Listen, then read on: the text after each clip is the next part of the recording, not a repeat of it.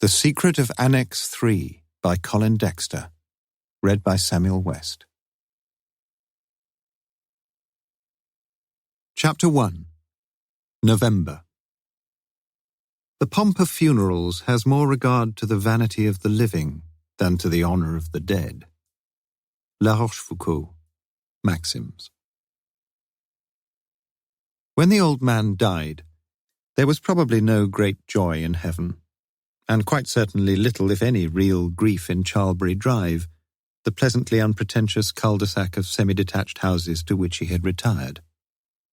Yet a few of the neighbours, especially the womenfolk, had struck up some sort of distanced acquaintance with him as they pushed prams or shopping trolleys past his neatly kept front lawn. And two of these women, on learning that things were fixed for a Saturday, had decided to be present at the statutory obsequies.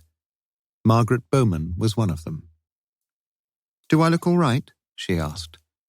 "Fine." His eyes had not left the racing page of the tabloid newspaper, but he knew well enough that his wife would always be an odds-on favourite for looking all right. A tall, smart woman upon whom clothes invariably hung well, whether for dances, weddings, dinners, or even funerals. "Well, have a look then, yes?" So he looked up at her and nodded vaguely as he surveyed the black ensemble. She did look fine. What else was there to say? "You look fine," he said. With a gaiety wholly inappropriate, she twirled round on the points of her newly purchased black leather court shoes, fully aware, just as he was, that she did look rather attractive. Her hips had filled out somewhat alarmingly since that disappointing day when, as a willowy lass of 20, a year before marrying Tom Bowman, her application to become an air hostess had proved unsuccessful. And now, 16 years later, she would have more than a little trouble, she knew it, in negotiating the central aisle of a Boeing 737. Yet her calves and ankles were almost as slender as when she had slipped her night-gowned body between the stiff white sheets of their honeymoon bed in a Torquay hotel. It was only her feet, with a line of whitish nodules across the middle joints of her slightly ugly toes, that now presaged the gradual approach of middle age. Well, no, it wasn't only that, if she were being really honest with herself. There was that hebdomadal visit to the expensive clinic in Oxford. But she cast that particular thought from her mind. Hebdomadal was a word she'd become rather proud of, having come across it so often in her job in Oxford with the University Examining Board. "Yes?" she repeated. He looked at her again more carefully this time. "You're going to change your shoes, aren't you?" "What?" Her hazel eyes, with their markedly flecked irises, took on a puzzled, appealingly vulnerable aspect. Involuntarily, her left hand went up to the back of her freshly brushed and recently dyed blonde hair, whilst the fingers of her right hand began to pluck fecklessly at some non-existent speck that threatened to jeopardize her immaculate, expensive nigritude. "It's bucketing down. Hadn't you noticed?" he said. Little rivulets were trickling down the outside of the lounge window, and even as he spoke, a few slanted splashes of rain re-emphasized the ugly temper of the wind-swept sky. She looked down at the specially purchased black leather shoes, so classy-looking, so beautifully comfortable. But before she could reply, he was reinforcing his line of argument. "They're going to inter the poor sod, didn't you say?" For a few moments the word inter failed to register adequately in her brain, sounding like one of those strangely unfamiliar words that had to be sought out in a dictionary. But then she remembered it meant they wouldn't be cremating the body. They would be digging a deep, vertically sided hole in the orange-coloured earth and lowering the body down on straps. She'd seen the sort of thing on TV and at the cinema, and usually it had been raining then too. She looked out of the window, frowning and disappointed. "You'll get your feet drenched. That's all I'm trying to say." He turned to the centre pages of his newspaper and began reading about the extraordinary sexual prowess of a world-famous snooker player. For a couple of minutes or so at that point, the course of events in the Bowman household could perhaps have continued to drift along in its normal, unremarkable, neutral gear. But it was not to be. The last thing Margaret wanted to do was ruin the lovely shoes she'd bought. All right, she'd bought them for the funeral, but it was ridiculous to go and waste more than £50. It wasn't necessary to go and trample all over the muddy churchyard, of course, but even going out in them in this weather was pretty foolish. She looked down again at her expensively sheathed feet and then at the clock on the mantelpiece. Not much time, but she would change them, she decided. Most things went reasonably well with black, and that pair of grey shoes with the cushioned soles would be a sensible choice. But if she was going to be all in black apart from just her shoes, wouldn't it be nicely fashionable to change her handbag as well? Yes, there was that grey leather handbag that would match the shoes almost perfectly. She tripped up the stairs hurriedly and fatefully. It was no more than a minute or so after this decision, not a decision that would strike anyone as being particularly momentous, that Thomas Bowman put down his newspaper and answered the confidently repeated stridencies at the front door, where in friendly fashion he nodded to a drably clad young woman standing at the porch in the pouring rain, under a garishly multicoloured golf umbrella, and wearing knee-length boots of bright yellow plastic that took his thoughts back to the Technicolor broadcasts of the first manned landing on the moon.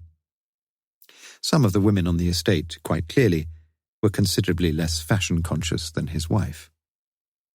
"She's nearly ready," he said. "Just putting on her ballet shoes for your conducted tour across the ploughed fields." "Sorry I'm a bit late." "You coming in?" "Better not, we're a bit pushed for time. Hello, Margaret." The chicly clad feet which moments ago had flitted lightly up the stairs were now descending more somberly in a pair of grey, thickish-soled walking shoes. A grey-gloved hand hurriedly pushed a white handkerchief into the grey handbag, and Margaret Bowman was ready, at last, for a funeral. Chapter 2. November. "Nobody ever notices postmen, somehow," said he thoughtfully. "Yet they have passions like other men." G.K. Chesterton, The Invisible Man. It was a little while after the front door had closed behind the two women that he allowed himself an oblique glance across the soggy lawn that stretched between the wide lounge window and the road. He had told Margaret that she could have the car if she wanted it, since he had no plans for going anywhere himself. But clearly they had gone off in the other woman's, since the maroon Metro still stood there on the steepish slope that led down to the garage. Charlbury Drive might just as well have been uninhabited, and the rain poured steadily down. He walked upstairs and went into the spare bedroom, where he opened the right-hand leaf of the cumbrous, dark mahogany wardrobe that served to store the overflow of his wife's and his own clothing. Behind this leaf, stacked up against the right-hand side of the wardrobe, stood 8 white shoeboxes, one atop the other, and from this stack he carefully withdrew the 3rd box from the bottom. Inside lay a bottle of malt whisky, about 2/3 empty, or about 1/3 full, as a man who is thirsting for a drink would probably have described it.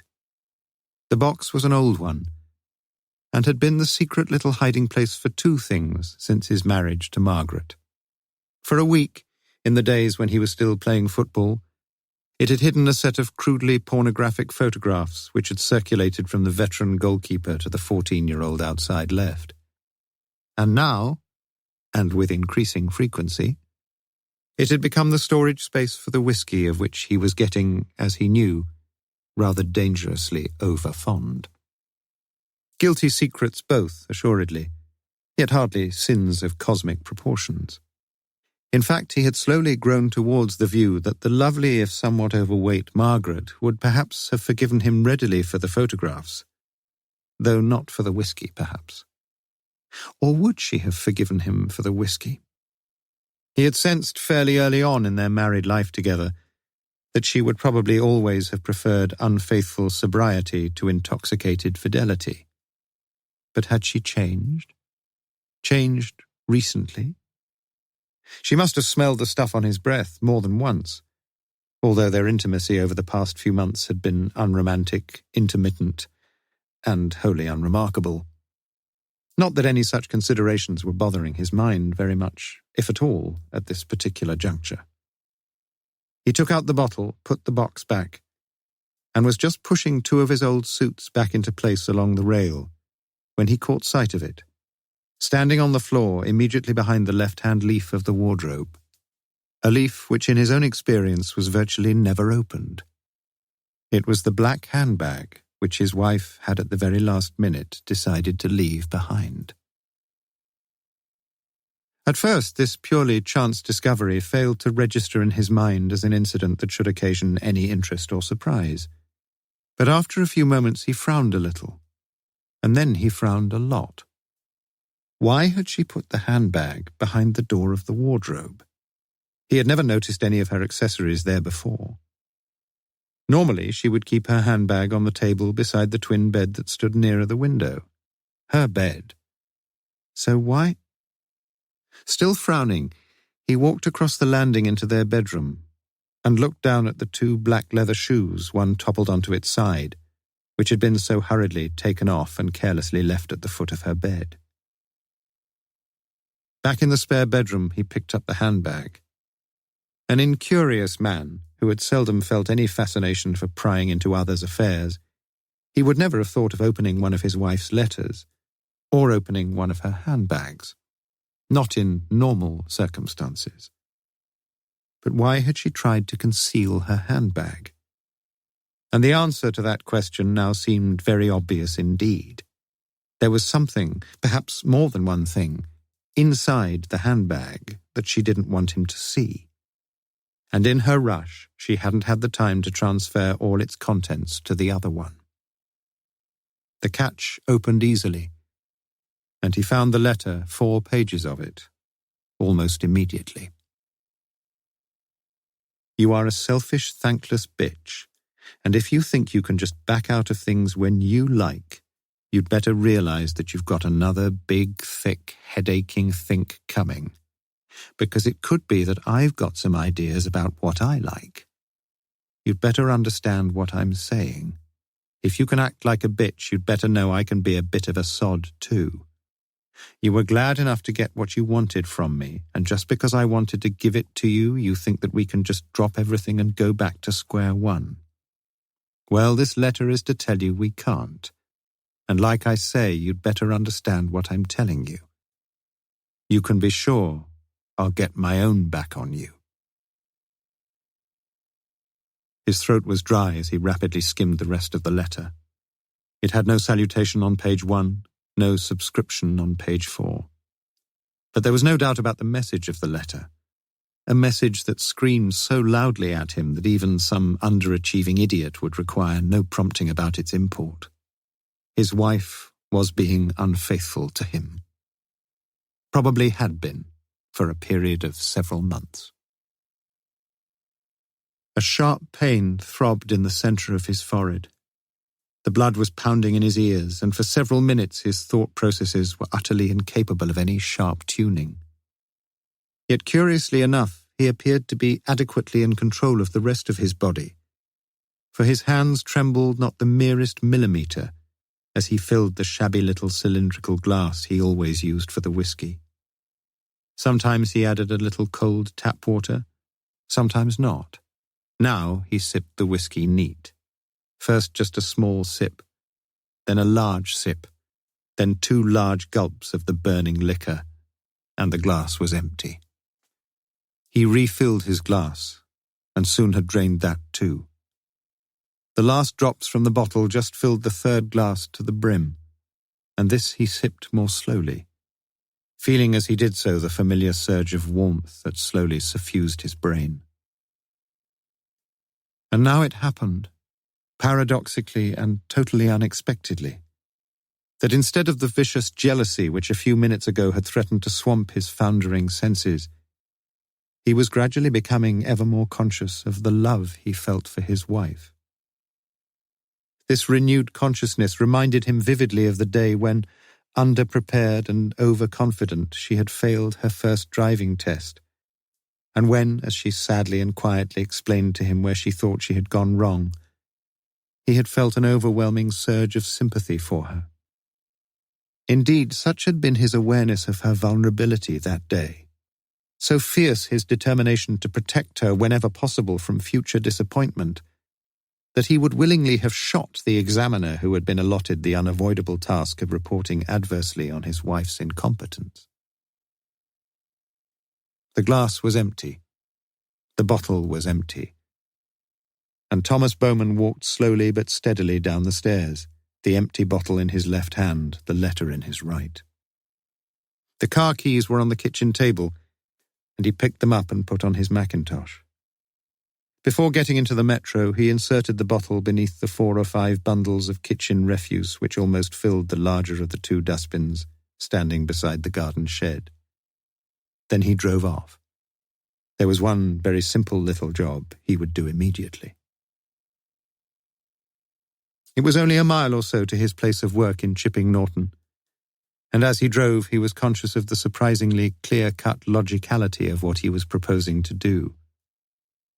It was only when he'd returned some 15 minutes later to Charlbury Drive and replaced the letter in the handbag that he became fully aware of the blazing hatred he was feeling against the man, whoever he was, who had robbed him of his wife's affection and fidelity. A man who hadn't even got the guts to sign his name. The woman with the grey handbag stood at the graveside, the purplish-yellow clay sucking and clinging to her sensible shoes. The rain had now almost stopped, and the fresh-faced young vicar intoned the interment rites with unrushed and edifying dignity. From the snatches of conversation she had heard, Margaret Bowman learned that the old fellow had been with the Allied spearhead on the Normandy beaches, and that he had fought right through to VE Day. And when one of his old colleagues from the British Legion had thrown a Remembrance Day poppy down onto the top of the coffin lid, she had felt the tears welling up at the back of her eyes, and before she could turn her head away, though no one noticed it, a great blobby tear had splashed down on her gloves. "That's it then," said the woman in the yellow boots. "No port and ham sandwiches today, I'm afraid." "Do they usually have that after funerals?" "Well, you need something to cheer you up, especially on a day like this." Margaret was silent and remained so until she got into the car. "Would you like to nip along to the pub?" asked her companion. "No, I'd better not. I'd better get home, I think." "You're not going to cook him a meal, are you?" "I said I'd get us a snack when I got in," she said rather weakly. The yellow-booted driver made no further attempt to influence the course of events. It would be sensible, she knew, to get her nervous-looking passenger home as quickly as possible, and then go and join some of the others at the local. Margaret Bowman wiped her shoes on the front doormat and slid her latchkey into the Yale lock. "I'm home," she called. But she received no reply. She looked quickly into the kitchen, the lounge, the bedroom, and then the spare room, but he wasn't there, and she was glad. The Metro hadn't been in the drive when she had come in, but he might, of course, have driven it into the garage out of the rain. More likely, though, he'd driven down to the local for a drink, and if he had, she was glad about that too. In the spare room, she opened the door of the wardrobe, picked up her handbag and looked inside it. Obviously, she needn't have worried at all, and she began to wish she'd agreed to join her fellow mourners for a consolatory gin at the Black Horse. But that didn't really matter. The pile of shoeboxes on the right looked rather precariously askew, and she squared them into a neater stack. In all, it was a great relief, and she promised herself that she would be far more careful in the future. She reheated the leftovers from the chicken risotto she'd cooked the previous evening, but the few mouthfuls she managed to swallow tasted like the Dead Sea apples. What a mess she was in. What an unholy, desperate mess she'd landed herself in. She sat in the lounge and listened to the 1 o'clock news, and learned that the pound had perked up a little overnight on the Tokyo Stock Exchange. Unlike her heart. She turned on the television and watched the first 2 races from Newbury without having any recollection whatsoever of which horses had been first past the post. It was only after the 3rd race had similarly bypassed her consciousness that she heard the squeak of the Metro's brakes on the drive. He kissed her lightly on the cheek, and his voice sounded surprisingly sober as he asked a few perfunctory questions about the funeral. But he had been drinking heavily, she could tell that. And she was not one whit surprised when he declared that he would have a lie down for the remainder of the afternoon. But Thomas Bowman rested little that Saturday afternoon, for a plan of action had already begun to form in his mind. The room at the post office housing the Xerox machine had been empty, and after copying the letter, he had stood there looking out at the fleet of postal vans in the rear park. A small post office van, he had never quite seen things this way before, was as anonymous as any vehicle could be. No passerby was interested in the identity of its driver, hemmed in as the latter was from all but a directly frontal encounter, by the closed side of the secretive little red van that could creep along unobtrusively from one parking point to the next, immune from the tickets of the predatory traffic wardens who prowled the busier streets of Oxford. In the letter, the man who was making such a misery of Margaret's life had begged her to meet him at 1:10 on Monday outside the Summertown Library in South Parade. And yes, he, Tom Bowman, would be there too. There would be no real problem about borrowing one of the vans. He could fix that. Furthermore, he had often picked up Margaret before she had passed her test, along exactly that same road, and he remembered perfectly clearly that there was a little post office right on the corner of South Parade and Middle Way, with a post box just outside. There could hardly have been a more suitable spot. Suddenly the thought struck him. How long had the letter been in her bag? There was no date on the letter, no way at all of telling which particular Monday was meant. Had it been last Monday? There was no way he could be certain about things, and yet he had the strong conviction that the letter, presumably addressed to her at work, had been received only a day or so previously. Equally, he felt almost certain that Margaret was going to do exactly what the man had asked her. On both counts, Thomas Bowman was correct. In the wing mirror at 1:10 the following Monday, he could see Margaret walking towards him, and he leaned backwards as she passed, no more than 2 or 3 yards away. A minute later, a maestro stopped very briefly just ahead of him, outside the Summertown Library, the driver leaning over to open the passenger door, and then to accelerate away with Margaret Bowman seated beside him. The post office van was 3 cars behind when the maestro came to the T-junction at the Woodstock Road. And at that moment a train of events was set in motion which would result in murder. A murder planned with slow subtlety and executed with swift ferocity. Chapter 3. December. I have finished another year, said God, in grey, green, white and brown. I have strewn the leaf upon the sod, sealed up the worm within the clod, and let the last sun down. Thomas Hardy, New Year's Eve. The tree-lined boulevard of St. Giles is marked at 3 or 4 points by heavy cast-iron street plaques, the latter painted white on a black background, that were wrought at Lucy's foundry in nearby Jericho. And Oxford being reckoned a scholarly city, the proper apostrophe appears after the final S. Indeed, if a majority vote were to be taken in the English faculty, future sign writers would be exhorted to go for an extra S and print St. Giles's. But few of the leading characters who figure in the following chronicle were familiar with Fowler's advice over the difficulty surrounding the possessive case, for they were people who, in the crude distinction so often drawn in the city, would be immediately and correctly designated as town rather than gown.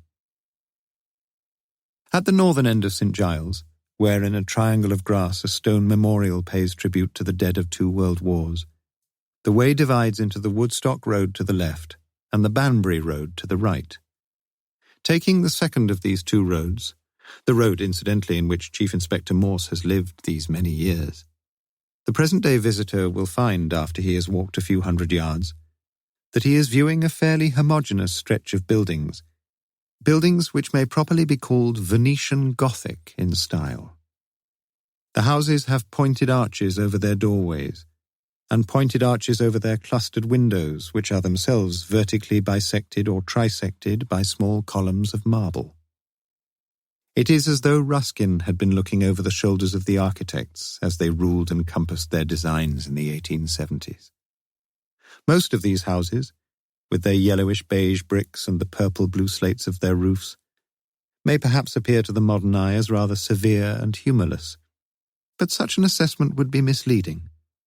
Attractive bands of orange brick serve to soften the ecclesiastical discipline of many of these great houses, and over the arches the pointed contours are re-emphasized by patterns of orange and purple, as though the old harlot of the Mediterranean had painted on her eyeshadow a little too thickly.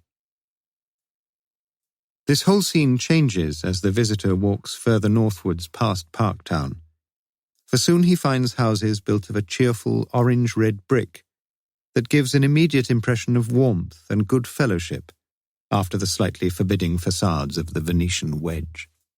Now the roofs are of red tile, and the paintwork around the stone-plinthed windows of an almost uniform white. The architects, some 15 years older now, and no longer haunted by the ghost of Ruskin, drew the tops of their windows sensibly and simply in a straight horizontal. And thus it is that the housing for about half a mile or so north of St. Giles exhibits the influence of its times.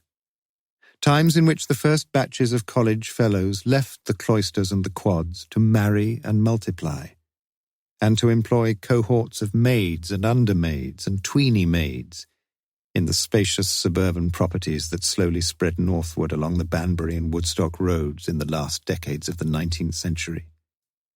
Their annual progress leaving its record no less surely than the annular tracings of a sawn-through tree of mighty girth.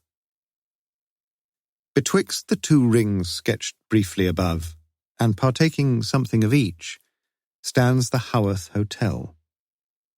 It will not be necessary to describe this building, or rather these buildings, in any great detail at this point, but a few things should be mentioned immediately. When, 10 years since, the house had been put on the market, a successful purchaser had been one John Binion, an erstwhile factory hand from Leeds, who had one day invested a £1 treble chance stake on the pools, and who, to the incredulity of the rest of the nation, had thought fit to presume in an early round of the FA Cup that the current leaders of the First Division would be unable to defeat a lowly bunch of non-league part-time no-hopers from the Potteries. Binion's reward for such effrontery being a jackpot prize of £450,000 from Littlewoods.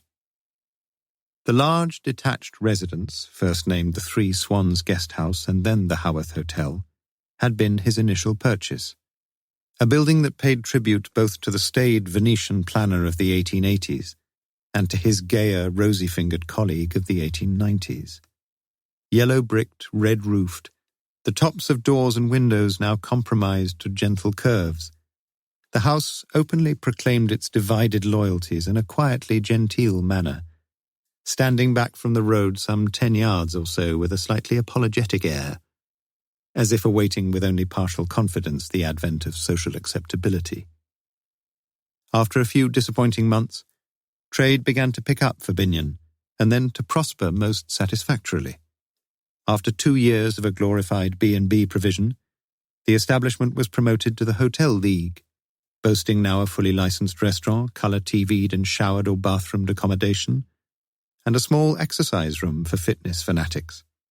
And 4 years after this, the proprietor had been able to stand under his own front porch and to look up with pride at the yellow sign which proclaimed that the AA had deemed it appropriate to award the Haworth Hotel one of its stars.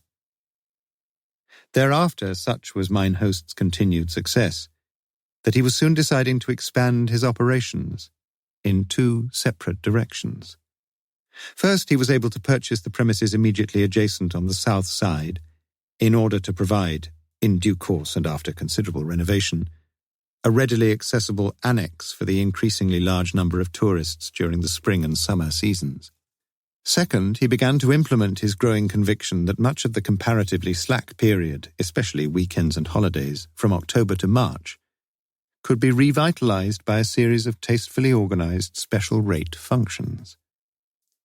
And it was for this reason that a half-page advertisement for the Haworth Hotel appeared, now for the 3rd year running, in the Winter Breaks with Christmas and New Year Bonanzas brochures, which were to be seen on the racks of many a travel agent in the autumn of the year in which our story begins. And in order that the reader may get the flavour of the special features which attracted those men and women we are to meet in the following pages, we reproduce below the prospectus in which the hotel was willing to offer, at prices decidedly too difficult to resist, for a 3-day break over the New Year. Tuesday, New Year's Eve, 12:30 p.m. Sherry reception. John and Catherine Binion extend a happy welcome to as many of their guests as can make this early get-together. 1 p.m. Buffet lunch, a good time for more introductions or reunions. The afternoon will give you the opportunity for strolling down, only 10 minutes' walk to Carfax, into the centre of our beautiful university city. For those who prefer a little lively competition to keep them busy and amused, tournaments are arranged for anyone fancying her skills at darts, snooker, table tennis, Scrabble and video games. Prizes? 5 p.m. Tea and biscuits, nothing else will be available. Please keep a keen edge on your appetite for 7:30 p.m., our grand fancy dress dinner party. It will be huge fun if everyone, yes, everyone, comes to the dinner in fancy dress. But please don't think that we shall be any less liberal with the pre-prandial cocktails if you can't. This year's theme is the mystery of the East. And for those who prefer to improvise their costumes, our own rag bag will be available in the games room throughout the afternoon. 10 p.m. Fancy dress judging. Prizes. Continuing with live cabaret and dancing to keep you in wonderful spirits until midnight to 1 a.m. Champagne, Auld Lang Syne, bed. Wednesday, New Year's Day, 8:30 to 10:30 a.m. Continental breakfast, quietly please, for the benefit of any of us, all of us, with a mild hangover. 10:45 a.m. Car treasure hunt with clues scattered round a carefree, car-free, as we hope, Oxford. There are plenty of simple instructions so you'll never get lost. Be adventurous and get out for a breath of fresh air. Approximately 1.5 hours to complete. Prizes. 1 p.m. English roast beef luncheon. 2 p.m. Tournaments, once more for those who have the stamina, and the chance of an afternoon nap for those who haven't. 4:30 p.m. Devonshire cream tea. 6:30 p.m. Your pantomime coach awaits to take you to Aladdin at the Apollo Theatre. There will be a full buffet awaiting you on your return, and you can dance away the rest of the evening at the disco, live music from Paper Lemon, until the energy, though not the bar, runs out. Thursday, 9 a.m. Full English breakfast available until 10:30 a.m. The last chance to say your farewells to your old friends and your new ones, and to promise to repeat the whole enjoyable process again next year. Of course, it is agreed, such a prospectus would not automatically appeal to every sort and condition of humankind.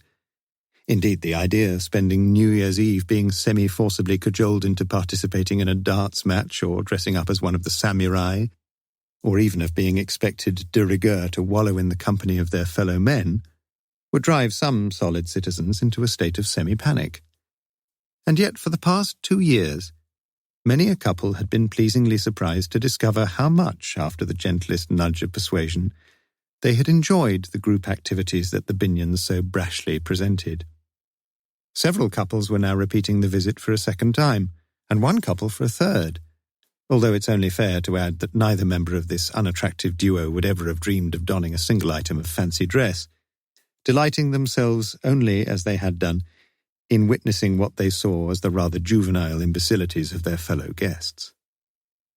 For the simple truth was that almost all the guests required surprisingly little, if any, persuasion to dress up for the New Year's Eve party, not a few of them with brilliant, if bizarre, effect.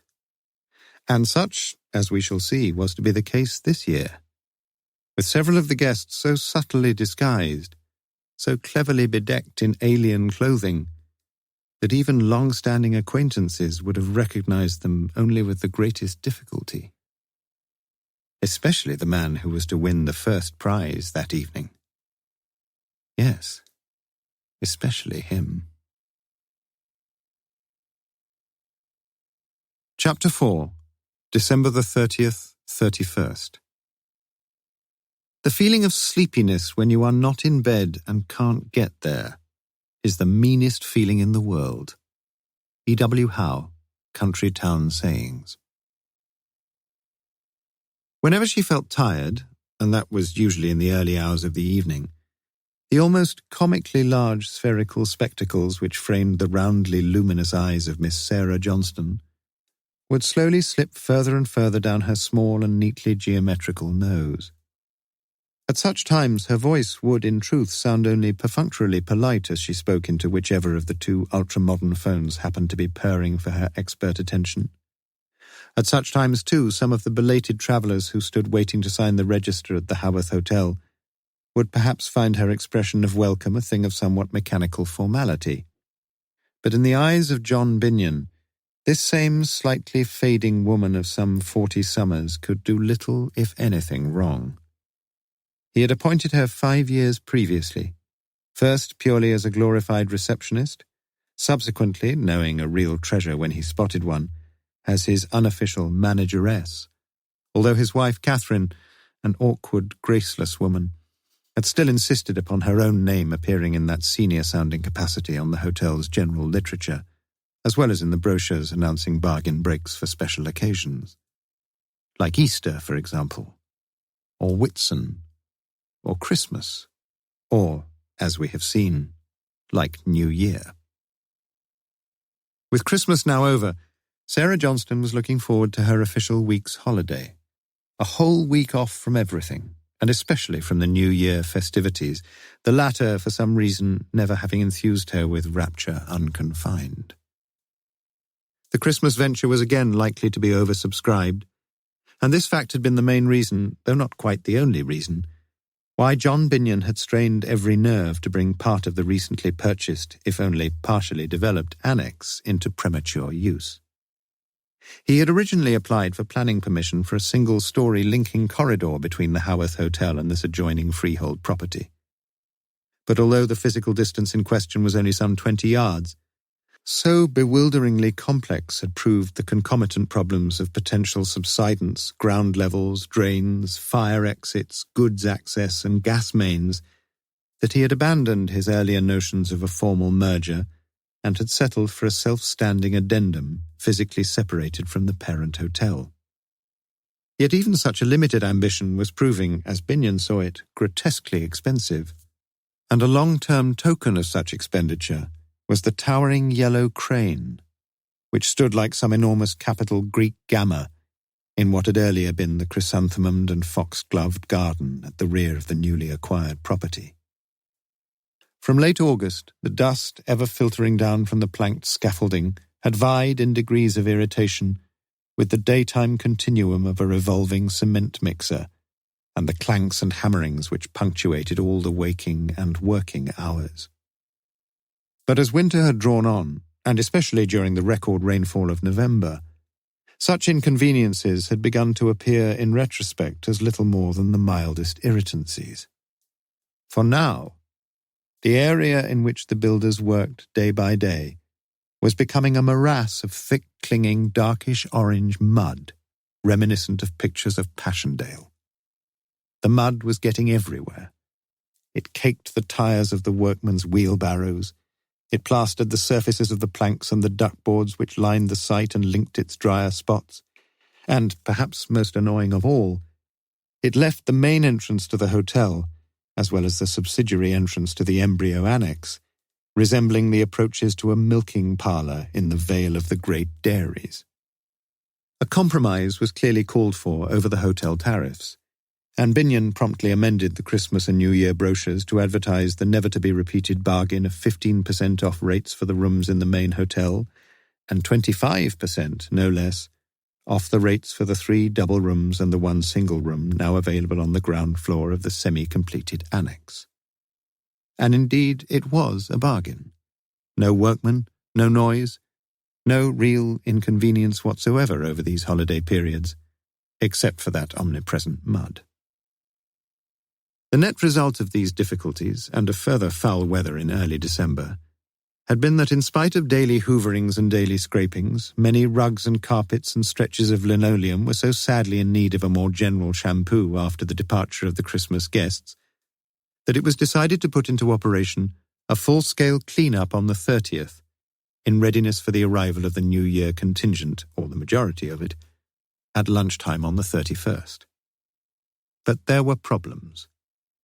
It was difficult enough at the best of times to hire waitresses and bedders and charladies. But when, as now, extra help was most urgently required, and when, as now, 2 of the regular cleaning women were stricken with influenza, there was only one thing for it. Binion himself, his reluctant spouse Catherine, Sarah Johnston, and Sarah's young assistant receptionist Caroline had been called to the colours early on the 30th, and armed with their dusters, brushes, squeegees, and hoovers, had mounted their attack upon the blighted premises to such good effect that by the mid-evening of the same day, all the rooms and the corridors in both the main body of the hotel and in the annexe were completely cleansed of the quaggy, mire-caked traces left behind by the Christmas revellers, and indeed by their predecessors. When all was done, Sarah herself had seldom felt so tired, although such unwonted physical labour had not, far from it, been wholly unpleasant for her. True, she ached in a great many areas of her body which she had forgotten were still potentially operative, especially the spaces below her ribs and the muscles just behind her knees. But such physical activity seemed to enhance the delightful prospect of her imminent holiday, and to show the world that she could live it up with the rest and the best of them, she had wallowed in a long fab foam bath, before ringing her only genuine friend, Jenny, to say that she had changed her mind, was feeling fine and raring to go, and would, after all, be delighted to come to the party that same evening at Jenny's North Oxford flat, only a stone's throw, as it happened, from Morse's own small bachelor property. Jenny's acquaintances, dubiously moral though they were also, almost invariably, quite undoubtedly, interesting. And it was at 1:20 a.m. precisely the following morning that a paunchy middle-aged German with a tediously repeated passion for the works of Thomas Mann had suddenly asked a semi-intoxicated Sarah, yes, just like that, if she would like to go to bed with him. And in spite of her very brief acquaintance with the man, it had been only semi-unwillingly that she had been dragged off to Jenny's spare room, where she had made equally brief love with the hirsute lawyer from Bergisch Gladbach. She could not remember too clearly how she had finally reached her own flat in Middle Way, a road, as the careful reader will remember, which stretches down into South Parade, and at the bottom of which stands a post office. At 9 o'clock the same morning, the morning of the 31st, she was awakened by the insistent ringing of her doorbell, and drawing her dressing gown round her hips, she opened the door to find John Binion on the doorstep.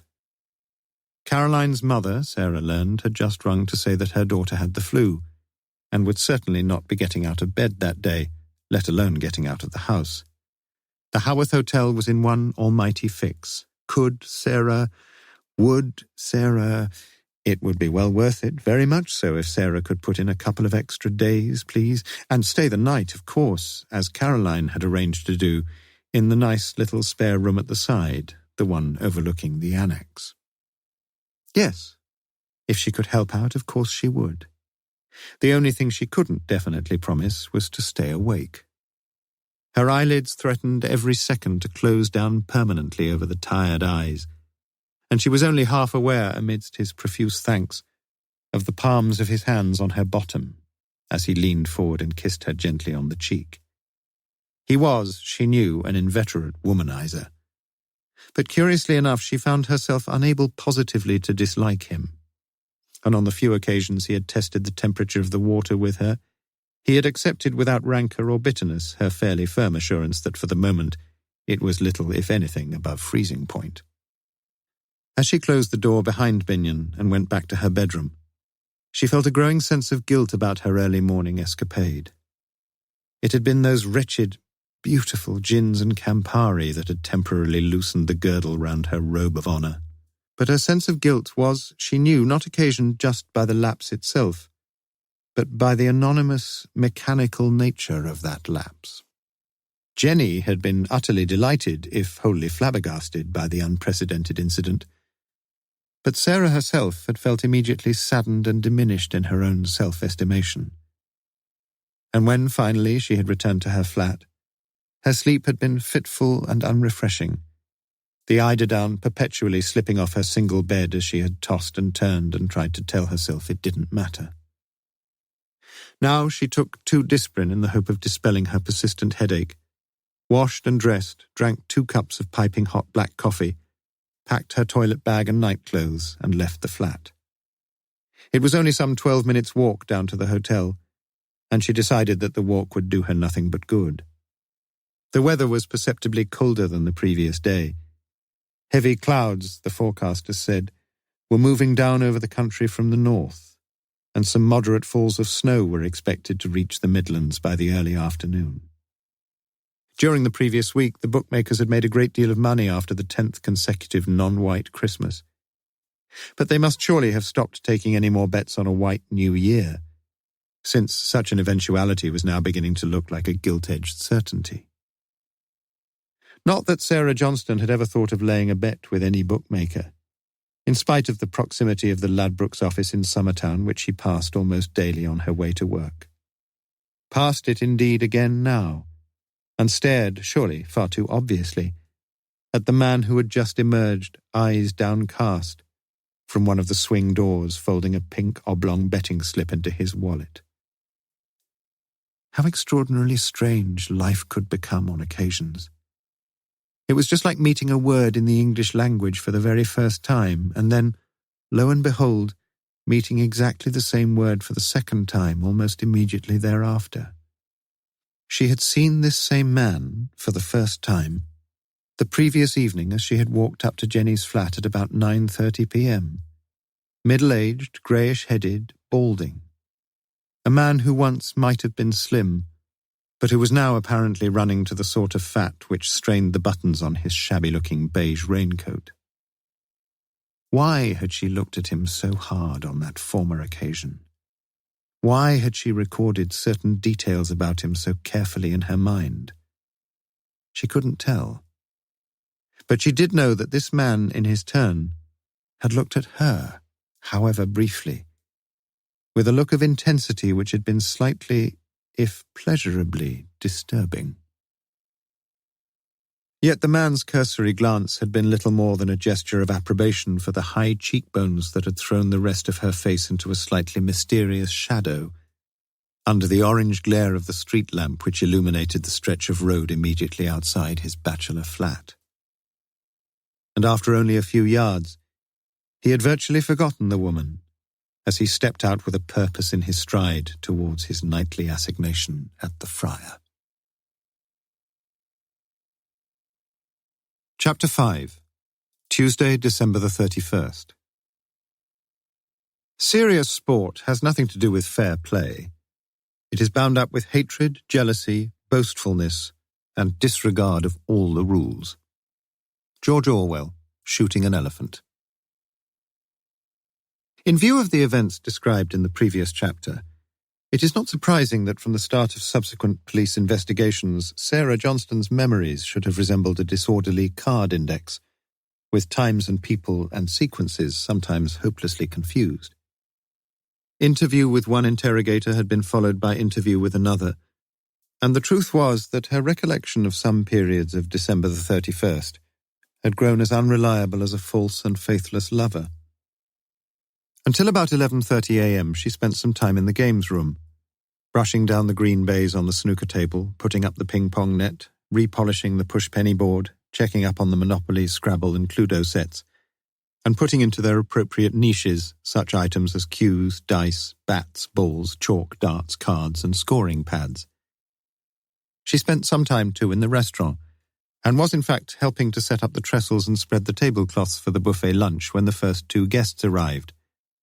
Guests signed in, as it happened, by a rather poorly and high-temperatured Mrs. Binion herself, in order to allow Sarah to nip upstairs to her temporary bedroom and change into regulation long-sleeved cream-coloured blouse, close buttoned to the chin, and regulation mid-calf tightly fitting black skirt, which, Sarah would have been the first to admit, considerably flattered waist, hips, thighs, and calves alike. From about noon onwards, guests began to arrive regularly, and there was little time and little inclination for needless pleasantries. The short-handed staff may have been a little short-tempered here and there, particularly with each other, but the frenetic toings and froings were strangely satisfying to Sarah Johnston that day. Mrs. Binion kept out of the way for the most part, confining her questionable skills to restaurant kitchen before finally retiring to bed, whilst Mr. Binion, in between lugging suitcases along corridors and upstairs, had already repaired one squirting radiator, one flickering TV, and one noisily dripping bath tap, before discovering in early afternoon that some of the disco equipment was malfunctioning, and spending the next hour seeking to beg, cajole and bribe anyone with the slightest knowledge of circuits and switches to save his hotel from imminent disaster. Such not uncommon crises meant that Sarah was called upon to divide her attention mainly between reception — a few guests had rung to say that the bad weather might delay their arrival — and the games room. Oh dear, the games room. The darts, Sarah soon saw, was not going to be one of the afternoon's greater successes. An ex-publican from East Croydon, a large man with the facility of lobbing his darts into the treble 20 with a sort of languid regularity, had only 2 potential challengers for the championship title, and one of these could hardly be said to pose a major threat.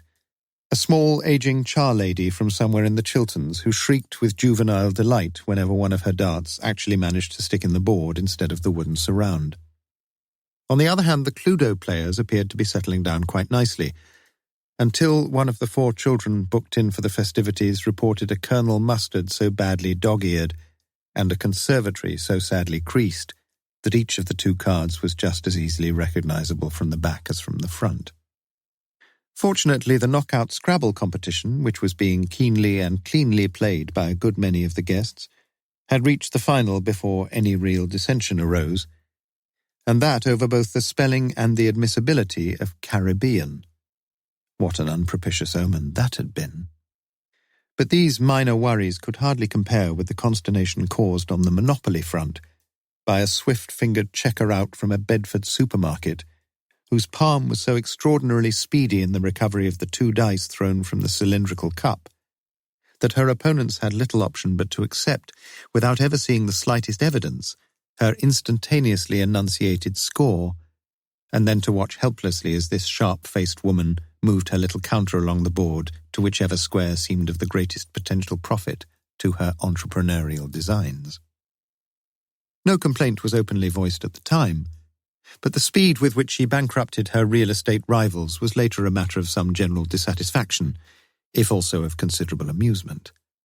Her prize, though, was to be only a bottle of cheap medium-sweet sherry, and since she did not look the sort of woman who would ever own a real-life hotel in Park Lane or Mayfair, Sarah had said nothing and done nothing about it.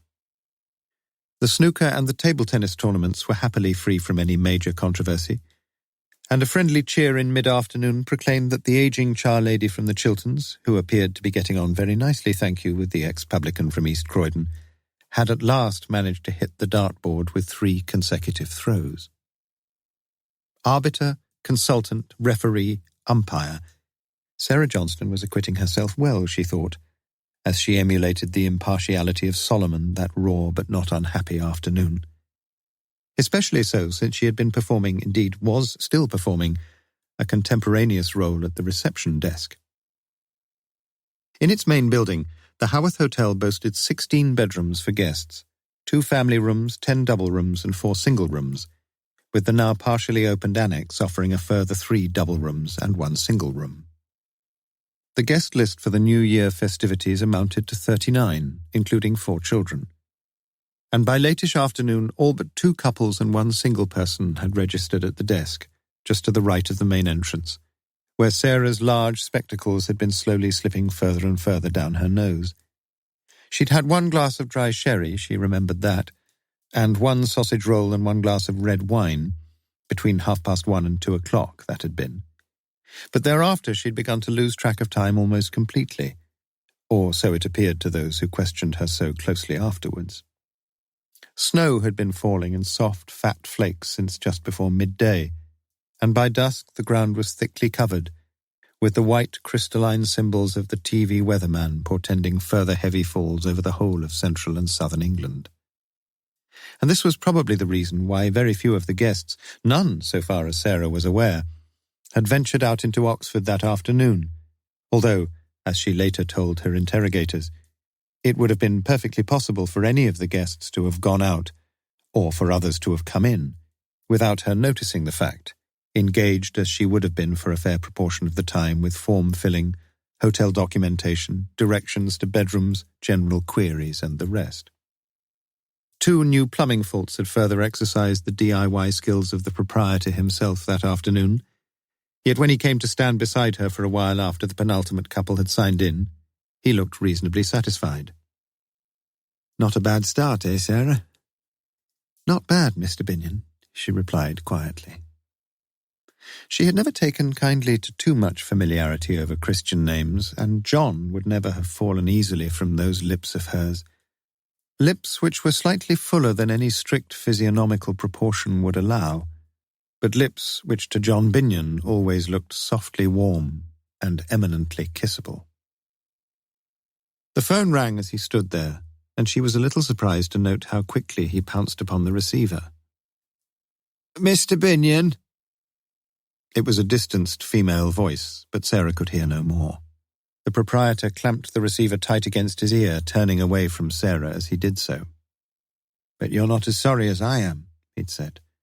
"No, no chance," he'd said. "Look, can I ring you back?" he'd said.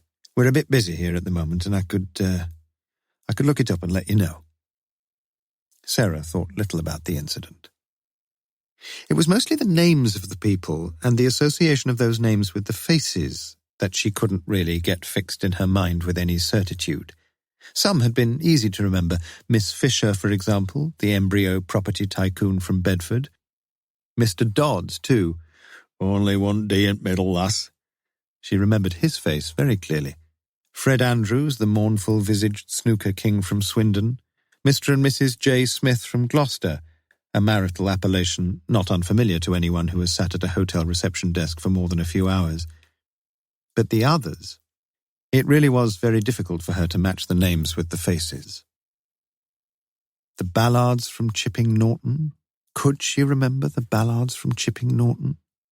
They must, judging from the register, have been the very last couple to sign in, and Sarah thought she could remember Mrs. Ballard shivering and stamping her snow-caked boots in front of reception, looking not unlike an Eskimo determined to ward off frostbite. Names and faces, faces and names. Names which were to echo again and again in her ears, as first Sergeant Phillips, then Sergeant Lewis, and finally a distinctly brusque and hostile Chief Inspector Morse had sought to reactivate a memory torpid with shock and far spent with weariness. Arkwright, Ballard, Palmer, Smith. Smith, Palmer, Ballard, Arkwright. It was funny about names, thought Sarah. You could often tell what a person was like from a name. Take the Arkwright woman, for instance, who had cancelled her room, Annex 4, the drifting snow south of Solihull making motoring a perilous folly, it appeared. Doris Arkwright. With a name like that, she just had to be a suspicious, carefully calculating old crab crumpet. And she wasn't coming. Binion had just brought the message to her. -1, and the number of guests was down to 38. Oddly enough, one of the things very much on Sarah Johnston's mind early that evening was the decision she had made, so authoritatively, to allow Caribbean in the Scrabble final. And she could hardly forget the matter in view of a most strange coincidence. Later on in the evening, the judge for the fancy dress competition would be asking whether another Caribbean should be allowed, since one of the male entrants had gaily bedecked himself in a finely authentic Rastafarian outfit. The mystery of the East, the judge suggested, could hardly accommodate such an obviously West Indian interpretation. Yet, as one of the guests quietly pointed out, it wasn't really West Indian at all. It was Ethiopian. And Ethiopia had to be East in anyone's atlas. Well, Middle East anyway. Didn't it all depend, too, as another of the guests argued with some force, on exactly what this East business meant, anyway? Didn't it depend on exactly whereabouts on the globe one happened to be standing at any particular time? The upshot of this difference of opinion was that Caribbean was accepted for a second time in the Haworth Hotel that New Year's Eve. It would be a good many hours into New Year's Day itself before anyone discovered that the number of guests was down to 37. Chapter 6. December the 31st, January the 1st. Beware of all enterprises that require fancy clothes. Thoreau. During the times in which these events are set, there occurred a quite spectacular renaissance in fancy dress occasions of all types. In pubs, in clubs, in ballrooms, at discos, at dinner parties. It was as if a collective mania would settle upon men and women wherever they congregated, demanding that at fairly regular intervals each of them should be given an opportunity to bedeck the body in borrowed plumes and for a few hours to assume an entirely alien personality. 2 years previously, the Haworth's first such venture, the New Year's party had taken "What We Were Wearing When the Ship Went Down" as its theme, with the emphasis very much upon the degree of imagination, humour and improvisation that could be achieved with a very minimum of props. The theme for the following New Year's Eve had been "This Sporting Life," and since this theme had been announced in the brochure, some of the guests had taken the challenge most seriously, had turned their backs on improvisation and had brought appropriate costumes with them. This year, in accord with the temper of the times, participants had been given even wider scope than before, with ample time and opportunity to hire their chosen outfits and to acquire suitable makeup and accessories. In short, to take the whole thing far too seriously. The hotel's rag bag still stood in the games room, but only one or two had rummaged through its contents that afternoon. After all, the current theme had been likewise pre-announced, and all the guests knew exactly what was coming. And to be fair, in many cases, the fancy dress evening was one of the chief reasons for them choosing the Haworth Hotel in the first place. On such occasions, the greatest triumph would be registered when a person went through the first part of the evening, sometimes a good deal longer, totally unrecognized even by close acquaintances, a feat which Binion himself had accomplished the previous year, when only by a process of elimination had even his hotel colleagues finally recognized the face of their proprietor, behind the bushy beard and beneath the Gloucestershire cricket cap of Dr. W. G. Grace. This year, the enthusiasm of the guests was such, all but 6 had presented themselves in various guises, that even Sarah, not by nature one of the world's obvious have-a-go extroverts, found herself wishing that she were one of the happy band drinking red or blue cocktails in the restaurant-cum-ballroom on the ground floor at the back of the hotel, where everything was now almost ready. The whole of the area was surprisingly warm. The radiators round the walls turned up to their maximum readings, and a log fire burning brightly in a large old grate that was simultaneously the delight of guests and the despair of management. But tonight the fire was dancing smokelessly and merrily, and the older folk there spoke of the times when their shadows had passed gigantic round the walls of their childhood, and when in the late hours of the night the logs had collapsed of a sudden in a firework of sparks. Abetting this fire, in a double illumination, were tall red candles, 2 on each of the tables, and all already lit, with the halos that formed around them creating little pools of warm light amid the darkling, twinkling dining room, and reflecting their elongated yellow flames in the gleaming cutlery. It would have been easiest to divide the original guest list into 3 tables of 13, but in deference to inevitable superstition, Binion had settled for 2 tables of 14 and 1 of 11, with each place set only for 2 courses. At each place, a small white card denoted the seating arrangements for these first 2 courses, spouse duly positioned next to spouse. But each of these cards also had 2 numbers printed on it, denoting a different table for the 3rd and 4th courses, and a different table again for the 5th and 6th. This system had been tried out the previous year, and although on that occasion 1 or 2 of the couples had failed to follow instructions too carefully, the social mix effected thereby had proved a huge success. The only real problem attendant upon such a system, was the awkwardness of transferring side plates from one seat to another, but this had been solved by the supremely simple expedient of dispensing with rolls and butter altogether. It was at about 7:45, eating would begin at 8:00, when the nasty little episode occurred. Sarah could vouch for the time with reasonable confidence.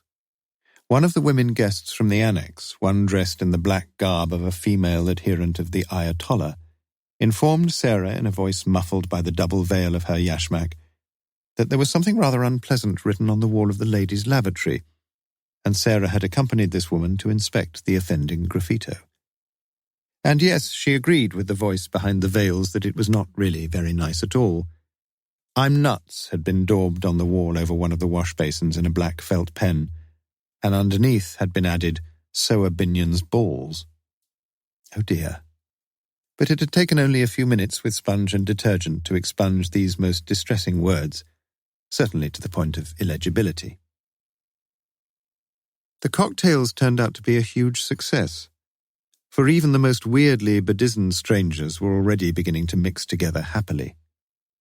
Binion himself, gaudily garbed as the Lord High Executioner, was making no attempt this year to cloak his identity, and in a kindly way, so Sarah thought as she looked in briefly, was making a successful fuss of one of the children, a small-boned, nervous little girl dressed up prettily in Japanese costume. The mystical lure of the Orient had clearly provoked a colourful response, and there were one or two immediate hits, the most stunning being a woman with a lissomely sinuous figure, whose Turkish belly dancer's outfit, what little there was of it, was causing several pairs of eyes, besides Binion's, to sparkle widely with fornicatory intent. There was, as far as Sarah could see, only one real embarrassment amongst the whole lot, and that in the form of the gaunt-faced snooker king from Swindon, who had turned up as a rather too convincing version of Gandhi. A Gandhi, moreover, clearly in the latter stages of one of his emaciating fasts. But even he appeared happy enough, holding a cocktail in one hand and ever hitching up his loincloth with the other. It would not be long now before the guests began to drift to their places, to start on the fresh grapefruit cerisette, already laid out, to be followed by the consommé au riz. And Sarah picked up a tequila sunrise and walked back through to reception, where she locked the front door of the hotel. Her head was aching slightly, and the last thing she wanted was a 6-course meal. An early night was all she really craved for, and that, she told herself, was what she would have, after giving a hand, as she'd promised, with the grilled trout with almonds, and then with the pork chop Normandy. The strawberry gatto, the cheese and biscuits, and the coffee, Binion had assured her, would be no problem.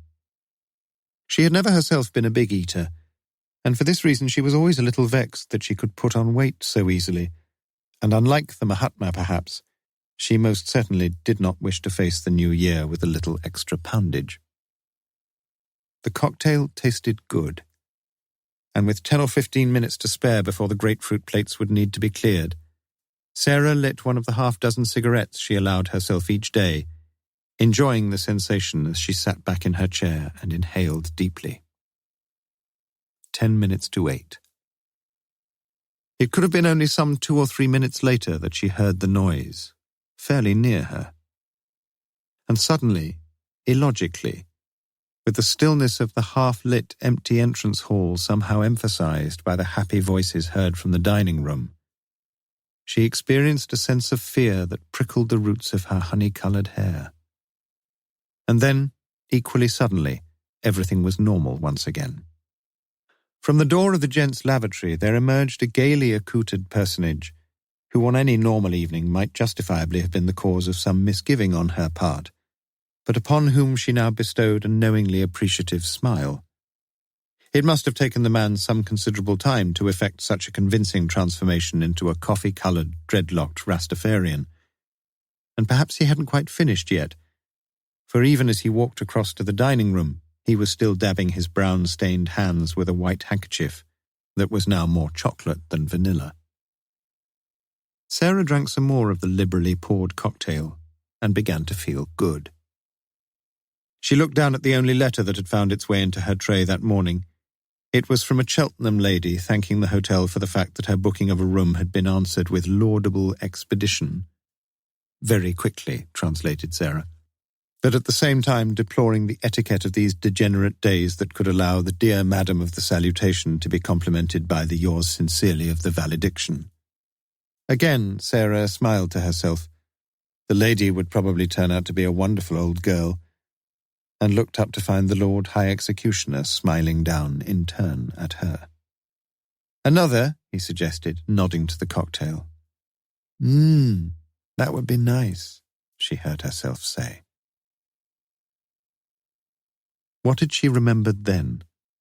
She could recall, quite certainly, clearing away after the soup course, picking up the supernumerary spoons and forks that marked the place of that pusillanimous spirit from Solihull, Doris Arkwright, standing by in the kitchen as a pork chop Normandy had slithered off its plate to the floor, to be replaced thither after a perfunctory wipe, drinking a third cocktail, dancing with the Lord High Executioner, eating 2 helpings of the gatto in the kitchen, dancing in the dim light of the ballroom a sort of chiaroscuro cha-cha-cha with the mysterious Rastafarian, the latter having been adjudged the winner of the men's fancy dress prize, telling Binion not to be so silly when he'd broached the proposition of a brief dive beneath the duvet in her temporary quarters, drinking a 4th cocktail, the colour of which she could no longer recall, feeling slightly sick, walking up the stairs to her bedroom before the singing of Auld Lang Syne, feeling very sick, and finally finding herself in bed.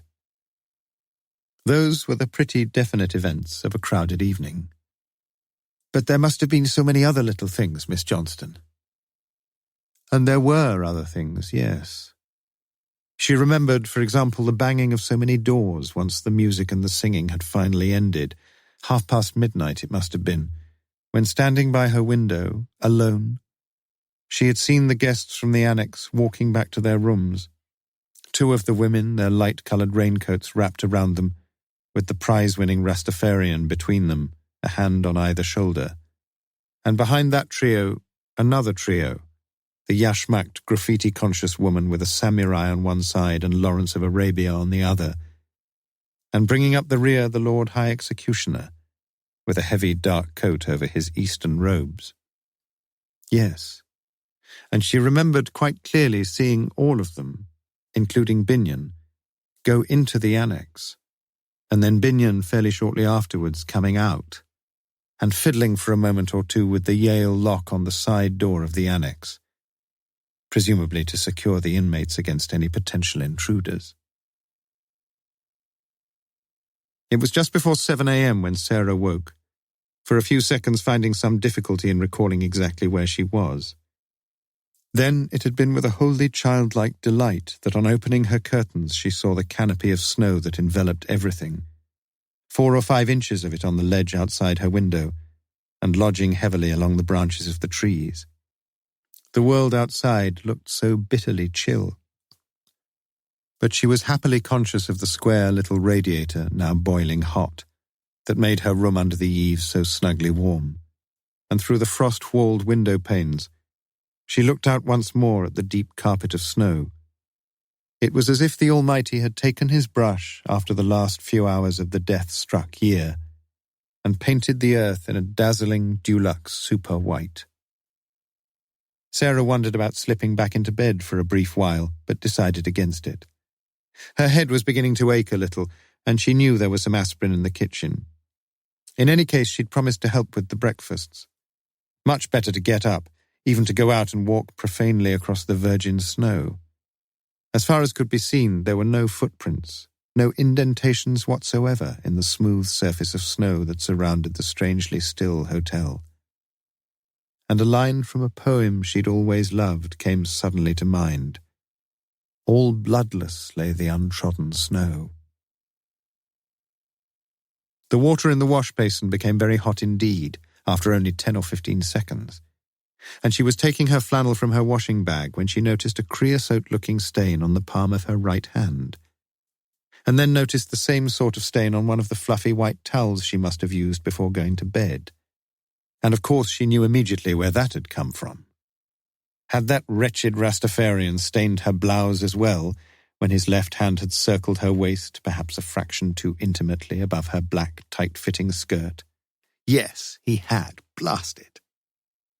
For a few minutes, as her headache became gradually worse, she moistened the offending patch on her cream blouse and cleaned off the stain as best she could. No one would notice it anyway. It was 7:45 when she walked into the kitchen. Seemingly, she was the only person staring in the whole hotel. And had Sarah Johnston known it at the time, there was a person in the same hotel who never would be seen to stir again. For in the room designated on the key hook board behind reception as Annex 3, a man lay stiffly dead. The window of his ground-floor room thrust open, the radiator switched completely off, and the temperature around the body as icily frigid as an igloo's. The end of the year had fallen cold, and the body that lay across the top of the coverlet on one of the twin beds in Annex 3 was very, very cold indeed. Chapter 7. Wednesday, January the 1st, p.m.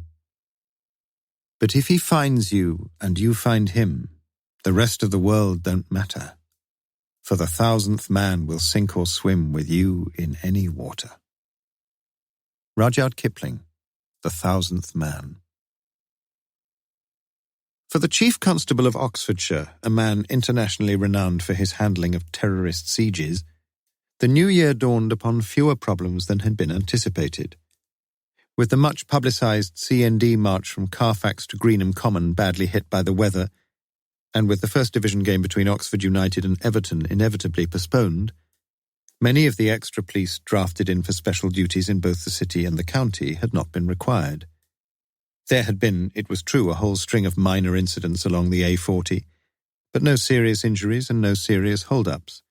Indeed, it had been a very gentle New Year's Day, and at 6:30 p.m. the Chief Constable was just about to leave his office on the second floor of the Kidlington Police HQ when Superintendent Bell rang from the City Police HQ in St Aldate's to ask whether among extra personnel available that day there happened to be any spare inspectors from the CID division.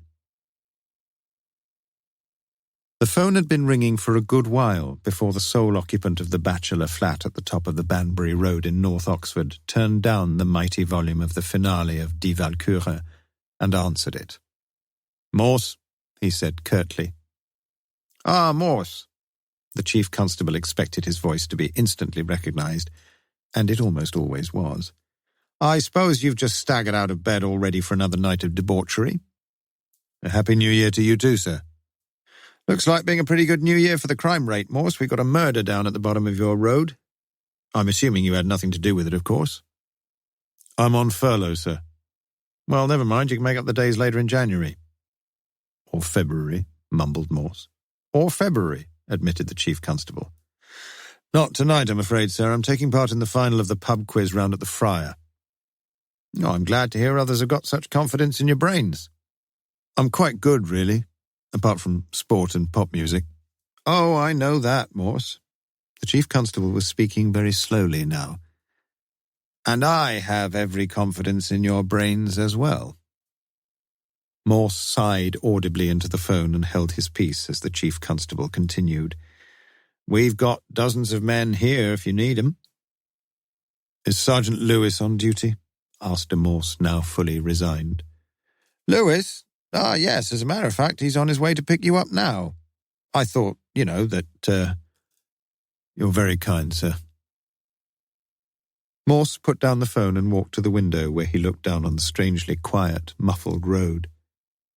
The corporation lorries had gritted for a second time late that afternoon, but only a few carefully driven cars were intermittently crawling past along the icy surfaces. Lewis wouldn't mind coming out, though. In fact, thought Morse, he'd probably be only too glad to escape the first night of the New Year television. And what of Morse himself? There was, perhaps, just a hint of grim delight to be observed on his features as he saw the police car pull into the gutter in a spurt of deep slush and waved to the man who got out of it, a thick-set, slightly awkward-looking man, for whom the only blemishes on a life of unexciting virtuousness were a gluttonous partiality for egg and chips and a passion for fast driving.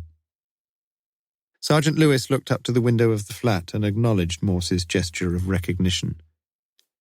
And had Lewis been able to observe more closely at that moment, he might have seen that in the deep shadows of Morse's rather cold blue eyes there floated some reminiscences of an almost joyful satisfaction. Chapter 8. Wednesday, January the 1st, p.m. I therefore come before you armed with the delusions of adequacy with which so many of us equip ourselves. Air Vice Marshal A.D. Button. Lewis pulled in behind the two other police cars outside the Haworth Hotel, where a uniformed constable in a black and white checkered hat stood outside the main entrance with one of his colleagues, similarly attired, guarding the front door of the adjacent property further down the Banbury Road. "Who's in charge?" asked Morse of the first constable as he passed through into the foyer, stamping the snow from his shoes on the doormat. "Inspector Morse, sir." "Know where he is?" asked Morse. "Not sure, sir. I've only just got here." "Know him by sight, do you?" "I don't know him at all." Morse went on in, but Lewis tapped the constable on the shoulder and whispered in his ear, "When you meet this Morse fellow, he's a chief inspector, all right? And a nasty one at that, so watch your step, lad." "Famous pair we are," murmured Morse as the two of them stood at reception, where in a small room at the back of the desk, Sergeant Phillips of the City CID, Morse recognized him, stood talking to a pale-faced, worried-looking man who was introduced as Mr. John Binion, the hotel proprietor. And very soon Morse and Lewis knew as much or as little as anyone about the tragedy so recently discovered in his own hotel by the proprietor himself. The two Anderson children had been putting the finishing touches to their snowman just as it was getting dark that afternoon, when they were joined by their father, Mr. Gerald Anderson. And it had been he who had observed that one of the rear windows on the ground floor of the annex was open, and who had been vaguely uneasy about this observation, since the weather was raw, with a cutting wind sweeping down from the north. He had finally walked closer and seen the half-drawn curtains flapping in the icy draught, although he had not gone all the way up to the window, under which, as he'd noticed, the snow was still completely undisturbed. He had mentioned this fact to his wife once he was back in the hotel, and it was at her instigation that he reported his disquiet to the proprietor himself, at about 5 p.m. that was, with the result that the pair of them, Anderson and Binion, had walked across to the annex and along the newly carpeted corridor to the second bedroom on the right, where over the doorknob was hooked a notice written in English, French, and German, instructing potential intruders that the incumbent was not to be disturbed. After repeated knockings, Binion had opened the door with his master key, and had immediately discovered why the man they found there had been incapable, for some considerable time it seemed, of responding to any knocking from within or to any icy blast from without. For the man on the bed was dead, and the room was cold as the grave. The news of the murder was known almost immediately to everyone in the hotel, and despite Binion's frenetic protestations, some few of the guests, including it appeared everyone from the annex, had taken the law into their own hands, packed their belongings, strapped up their cases, and in one case not paid any part of the bill, and disappeared from the Haworth Hotel before Sergeant Phillips from St. Aldate's had arrived at about 5:40 p.m. "You what?" bellowed Morse, as Phillips explained how he'd allowed 4 more of the guests to leave the hotel when full names and addresses had been checked. "Well, it was a very difficult situation, sir, and I thought, Christ, man, didn't someone ever tell you that if you've got a few suspicious circumstances, you're expected to hold on to a few of the suspects? And what do, Sergeant? You tell them all to bugger off." "I got all the details." "Bloody marvellous," snapped Morse. Binion, who had been standing by in some embarrassment as Morse, not it must be admitted without just cause, lashed the luckless Phillips, decided to come to the rescue. "It really was a very difficult situation, Inspector, and we thought—" "Thought?" Morse's instantaneous repetition of the monosyllable sounded like a whip-lashed retaliation for such impertinence, and it was becoming abundantly clear that he had taken an instant dislike to the hotel proprietor. "Mr. Binion, They don't pay you, do they, for having any thoughts about this case? No. But they do pay me. They even pay Sergeant Phillips here, and if I was angry with him just now, it was only because I basically respect what he thought and what he tried to do. But I shall be obliged if you will kindly keep your thoughts out of things until I ask for them.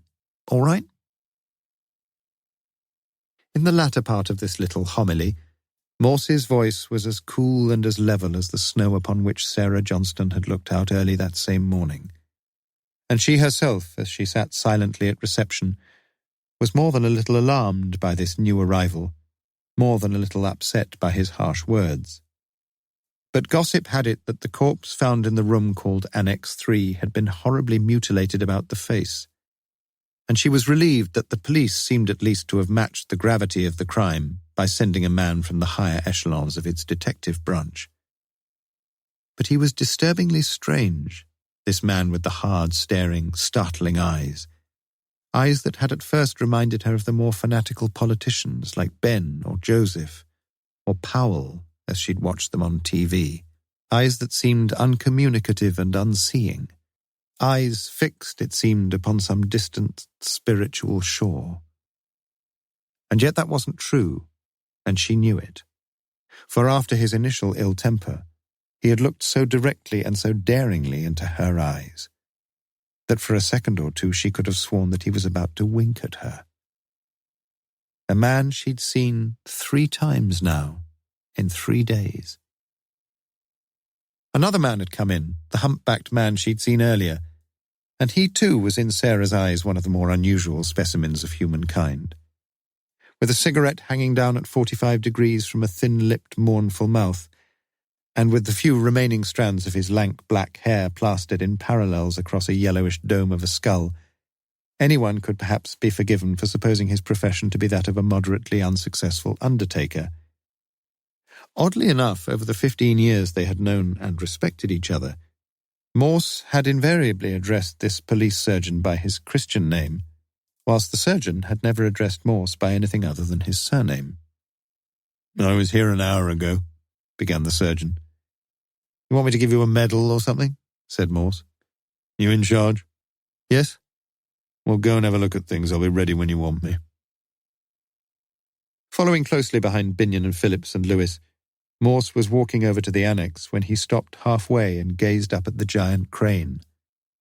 Its arm outstretched some 120 feet above the ground as if in benediction, or perhaps in bane, upon one or other of the 2 blocks of buildings between which it was positioned.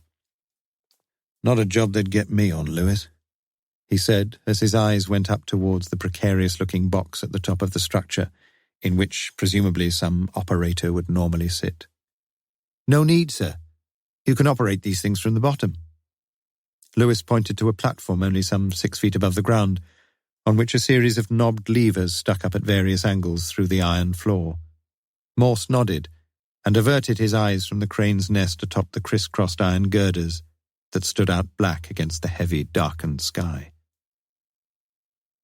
Through the side door of the annex they proceeded, where Morse looked along the newly carpeted passage that stretched some 10 to 12 yards in front of him, its terminus marked by pieces of boarding, nailed not too professionally across an aperture which would, in due course, lead through to the front entrance hall of the annex. Morse strode to the far end of the corridor and looked through the temporary slats to the foyer beyond, where rickety-looking planks resting on pairs of red bricks were set across the recently cemented floor. Dust from such activities had filtered through and was now lying, albeit lightly, on the surfaces just a few feet inside the completed section of the ground floor annex, and it seemed clear that there had been no recent entrance and no recent exit from that particular point. Morse turned, and for a few seconds looked back up the short corridor down which they had walked, looked at the marks of many muddy shoes, including their own, on the purple carpeting, the latter seeming to Morse almost as distasteful as the reproduction of the late Renoir, Les Nus dans l'Herbe, which hung on the wall to his right. As he stood there, still looking back up to the side entrance, he noted the simple geography of the annex. 4 doors led off the corridor. To his right were those numbered 2 and 1, Immediately opposite one was 4, and then, set back behind a narrow, uncarpeted flight of stairs, temporarily blocked off but doubtless leading to the hitherto undeveloped first floor, a door numbered 3. From what he had already learned, Morse could see little hope of lifting any incriminatory fingerprints from the doorknob of this last room, which had been twisted quite certainly by Binion and probably by others.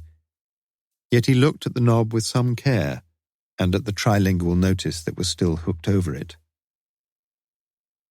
"There should be an umlaut over the O in Storen," said Morse.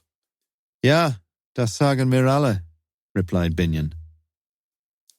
Morse, whose only knowledge of German stemmed from his addiction to the works of Richard Wagner and Richard Strauss, and who was therefore supremely unfitted to converse in the language, decided that it would be sensible to say no more on the point.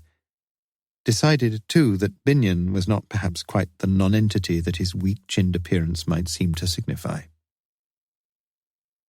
Inside Annex 3, a door immediately to the right gave access to a small, rather cramped toilet area, with a wash basin, a WC, and a small bath with shower attachment.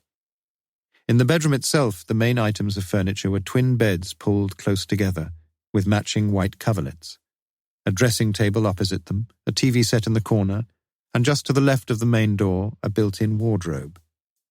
Yet it was not the furniture which riveted the attention of Morse and Lewis as they stood momentarily in the doorway.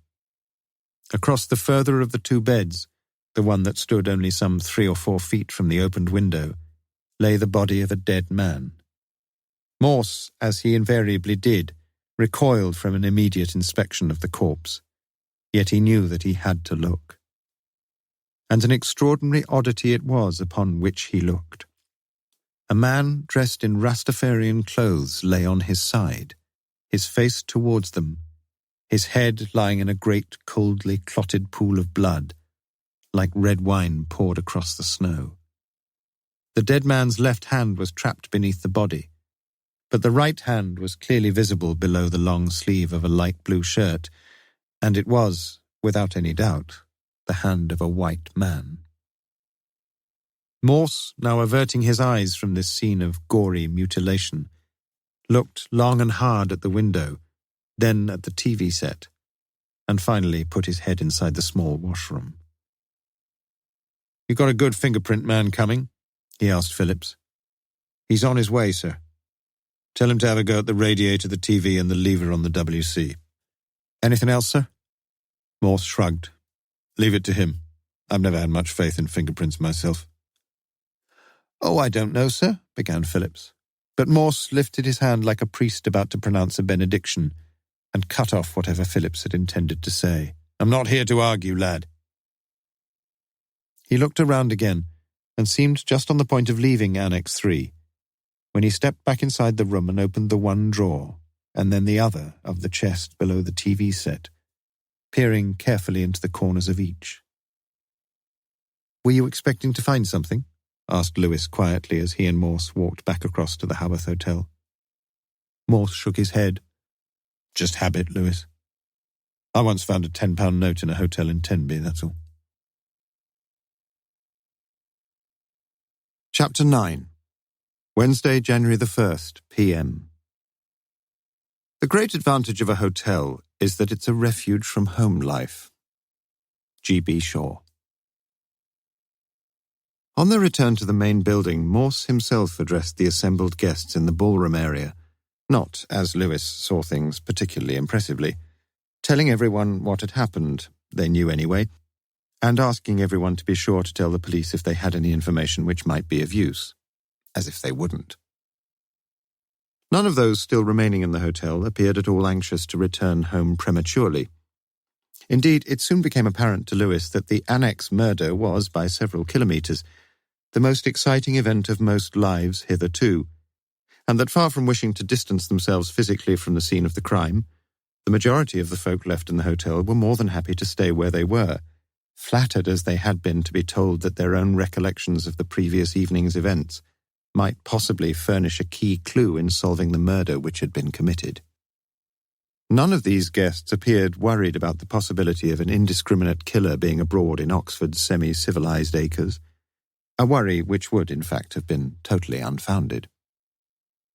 Whilst Lewis began the documentation of the hotel guests, Morse was to be seen sitting at the receipt of custom, with Sarah Johnston to his right, looking through the correspondence concerned with those annex guests whom the duly chastened Sergeant Phillips had earlier blessed or semi-blessed upon their homeward ways. A pale Sarah Johnston, a nerve visibly twitching at her left nostril, lit a cigarette, drew upon it deeply, and then exhaled the rarefied smoke. Morse, who the previous day for the 1000th time had rid himself of the odious habit, turned to her with distaste. "Your breath must smell like an old ashtray," he said. "Yes?" "Yes." "Who to?" "To whom, do you mean?" "Do you want me to help you or not?" said Sarah Johnston, the skin around her cheekbones burning. "Room 1?" asked Morse. Sarah handed over the 2 sheets of paper stapled together, the lower sheet reading as follows: 29A Chiswick Reach, London W4, 20th of December. Dear Sirs, my wife and I would like to book a double room, preferably with double bed, for the New Year offer your hotel is advertising. If a suitable room is available, we look forward to hearing from you. Yours faithfully, F. Palmer.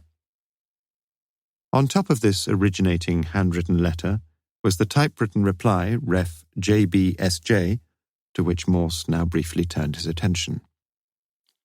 Dear Mr. Palmer, thank you for your letter of the 20th of December. Our New Year programme has been extremely popular, and we are now fully booked as far as the main hotel is concerned. But you may be interested in the special offer, please see last page of current brochure, of accommodation in one of the rooms of our newly equipped annex at 3/4 of the normal tariff. In spite of a few minor inconveniences, these rooms are, we believe, wonderfully good value, and we very much hope that you and your wife will be able to take advantage of this offer. Please be sure to let us know immediately, preferably by phone. The Christmas post is not likely to be 100% reliable. Yours sincerely. There was no further correspondence, but across the top letter was a large tick in blue biro with "Accepted 23rd Deck" written beneath it. You remember them? Asked Morse. Not very well, I'm afraid. She recalled, she thought, a darkly attractive woman of about 30 or so, and a smartly dressed, prosperous-looking man about 10 years her senior, perhaps, but little else. And soon she found herself wondering whether the people she was thinking of were, in fact, the Palmer pair at all. Room 2. Here the documentary evidence Sarah produced was at an irreducible minimum. One sheet of hotel paper recorded the bare facts that a Mr. Smith, a Mr. J. Smith, had rung on December the 23rd and been told that there had been a late cancellation in the annex, that a double room would now be available, and that written confirmation should be put in the post immediately. There's no confirmation here, complained Morse. No, it was probably held up in the Christmas post. But they came. Yes. Again, Sarah thought she remembered them. Certainly him, a rather distinguished-looking man, hair prematurely grey, perhaps, with a good-humoured, twinkling sort of look about him. You get quite a few John Smiths. Quite a few. Management's not worried? No, nor me. Or would you prefer nor I? That'd be a little bit pedantic, wouldn't it, miss? Sarah felt the keen glance of his eyes upon her face, and again, maddeningly, she knew that her cheeks were a burning red. Room 3. Sarah, fully aware that Morse already knew far more about the situation in Room 3 than she did, handed over the correspondence without comment. This time a typewritten originating letter stapled below a typewritten reply. 84 West Street, Chipping Norton, Oxon, 30th of November. Dear Proprietor, please book in my husband and myself for the Haworth Hotel's New Year package as advertised. We would particularly wish to take advantage of the rates offered for the annex rooms. As I read your brochure, it seems that each of these rooms is on the ground floor, and this is essential for our booking since my husband suffers from vertigo and is unable to climb stairs. We would prefer twin beds if possible, but this is not essential. Please answer as a matter of urgency by return, SAE enclosed, since we are most anxious to fix things up immediately and shall not be at our present address, see above, after the 7th of December, since we shall be moving to Cheltenham. Yours sincerely, Anne Ballard, Mrs. The prompt reply, dated 2nd of December, was as follows. Dear Mrs. Ballard, thank you for your letter of the 30th of November. We are glad to be able to offer you a double room on the ground floor annex with twin beds for our New Year package. We look forward to your confirmation either by letter or by phone. We very much look forward to meeting you and your husband, and we are confident that you will both greatly enjoy your stay with us. Yours sincerely. In biro across this letter too, the word accepted was written with the date 3rd Dec. Morse looked down again at the letter from Mrs. Ballard and seemed, at least to Sarah Johnston, to spend an inexplicably long time rereading its meagre content. Finally, he nodded very slowly to himself, put the 2 sheets of paper down, and looked up at her. What do you remember about that pair? It was the question Sarah had been afraid of, for her recollections were not so much vague as confused. She thought it had been Mrs. Ballard who had collected the key from reception, Mrs. Ballard who had been nodded in the direction of the annex at about 4 p.m. that New Year's afternoon, Mrs. Ballard who had appeared in her Iranian outfit just before the evening festivities were due to begin and pointed out the distasteful graffito in the ladies' loo. And it had been Mr. Ballard, dressed in his distinctively Rastafarian outfit of light blue shirt, white trousers, baggy checked cap and maroon knee boots, who had emerged from the gents' loo just before everyone was due to eat. Mr. Ballard, who in fact had eaten very little at all that evening. Indeed, Sarah herself had cleared away his first 2 courses virtually untouched. Mr. Ballard, who had kept very close to his wife throughout the evening, as if they were still in some lovey-dovey idyll of a recent infatuation. Mr. Ballard, who had asked her, Sarah, to dance in the latter part of an evening which was becoming less and less of a distinct sequence of events the more she tried to call it back to mind. All these things Sarah told a Morse intensely interested, it seemed, in the vaguest facts she was able to dredge up from the chaotic jumble of her memory. Was he drunk? No, I don't think he drank much at all. Did he try to kiss you? No. Sarah's face, she knew, was blushing again, and she cursed herself for such sensitivity, aware that Morse appeared amused by her discomfiture. No need to blush. Nobody'd blame a fellow for wanting to kiss someone like you after one of your boozy midnight parties, my love. I'm not your love. Her upper lip was trembling, and she felt the tears begin to brim behind her eyes. But Morse was looking at her no more. He picked up the phone and dialed directory inquiries on 192. There's no Ballard at 84 West Street, interrupted Sarah. Sergeant Phillips... No, I know that, said Morse quietly. But you don't mind if I just check up, do you? Sarah was silent as Morse spent a few minutes speaking to some supervisor somewhere, asking several questions about street names and street numbers. And whatever he'd learned, he registered no surprise, certainly no disappointment, as he put down the phone and grinned boyishly at her. Sergeant Phillips was right, Miss Johnston. There isn't a Mr. Ballard of 84 West Street, Chipping Norton. There isn't even a number 84. Which makes you think, doesn't it? He asked, tapping the letter that Sarah herself had written to precisely that non-existent address. I'm past thinking, said Sarah quietly. What about room 4?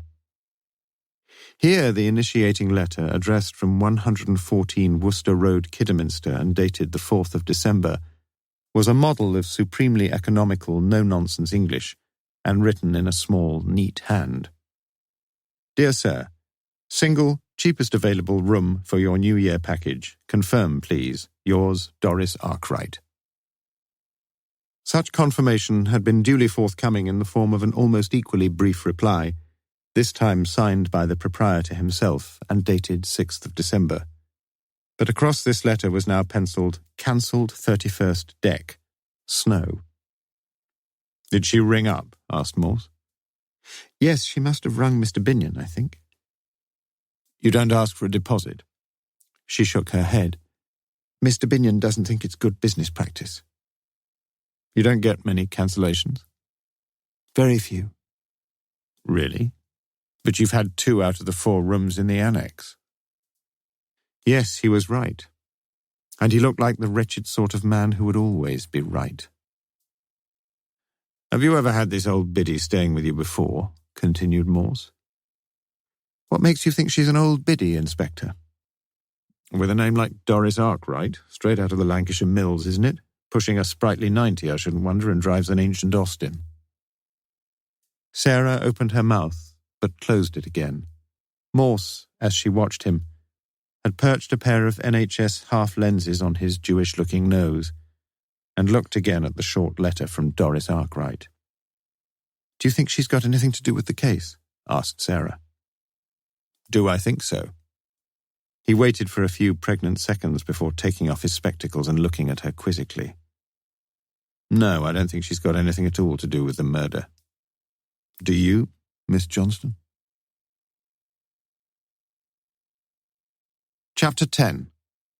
Wednesday, January the 1st, p.m. He was once a doctor, but is now an undertaker. And what he does as an undertaker, he used to do as a doctor. Marshall. For Lewis, the next 2 hours of the evening of New Year's Day were hardly memorable. A good deal of the earlier excitement had dissipated, with even the novelty of murder worn thin, and the Haworth Hotel now looked an uninviting place, its high-ceilinged rooms harshly lit by neon strips, its guests standing or sitting in small groups, quiet and unsmiling, and waiting. Morse had asked him to check, factually, with Phillips, all the names and addresses of those staying in the hotel, and briefly himself to interview as many vital witnesses as he could find, with Phillips to take on the rest, to try to form a picture, synoptically, of the scene at the hotel on the previous evening, and to keep his antennae attuned, almost metaphysically it appeared, for any signals from an unsuspected psychopath or any posthumous transmissions from the newly dead. Festivities, all of them including the pantomime, had been cancelled, and the hotel was now grimly still, with not even the quiet click of snooker balls from the games room to suggest that murder was anything but a deadly serious matter. Lewis himself had never spent a Christmas or a New Year away from home since his marriage, and although he knew that family life was hardly prize-winning roses all along the way, he had never felt the urge to get away from his own modest, semi-detached house up in Headington over such holiday periods. Yet now, most oddly considering the circumstances, he began to see for the first time some of the potential attractions. No frenetic last-minute purchases from supermarkets, no pre-feast day preparations of stuffings and sauces, no sticky saucepans to scour, no washing up of plates and cutlery. Yes, perhaps Lewis would mention the idea to the missus, for it seemed perfectly clear to him as he spoke to guest after guest that a wondrously good time was being had by all, until a man had been found murdered. Exactly where Morse had been during the whole of this period, Lewis had little idea, although Lewis had heard part of it. The chief inspector had interviewed the woman on reception at some considerable length, a woman, as Lewis saw her, most pleasingly attractive, with a quiet, rather upper-class manner of speaking that contrasted favourably with the somewhat abrasive questioning she was being subjected to, with Morse obviously still in a tetchy frame of mind after his altercations with the luckless Phillips, and apparently quite unconcerned about venting his temporary ill humour on anyone and everyone, including Sarah Johnston. It was just after 10 p.m. that the police surgeon came back into the main building again, the inevitable long-ashed cigarette dropping from his lips, his black bag in one hand, 2 sheets of A4 in the other. "My God, you do pick 'em, Morse," began the surgeon, as the 3 of them, Max, Morse and Lewis, sat down together in the deserted games room. "Get on with it, Max," said Morse. The surgeon looked quickly at his notes, then began. 1. He's a wasp, Morse. He's a what? He's a wasp. A white Anglo-Saxon Protestant, though he could well be a Catholic, of course. Of course. 2, his age is about 30 to 40, though he could be 29 or 41 for that matter. Or 42, said Morse. The surgeon nodded. Or 28. Get on with it. 3, his height's 5'7.5". You want that in meters, Morse? Not so long as it's accurate in inches. Can't promise that. Christ. 4, he's dressed up as a Rastafarian. Very perceptive. 5, he's got a wig on, black, curly-ish. Something several of us could do with. 6, he's got dreadlocks.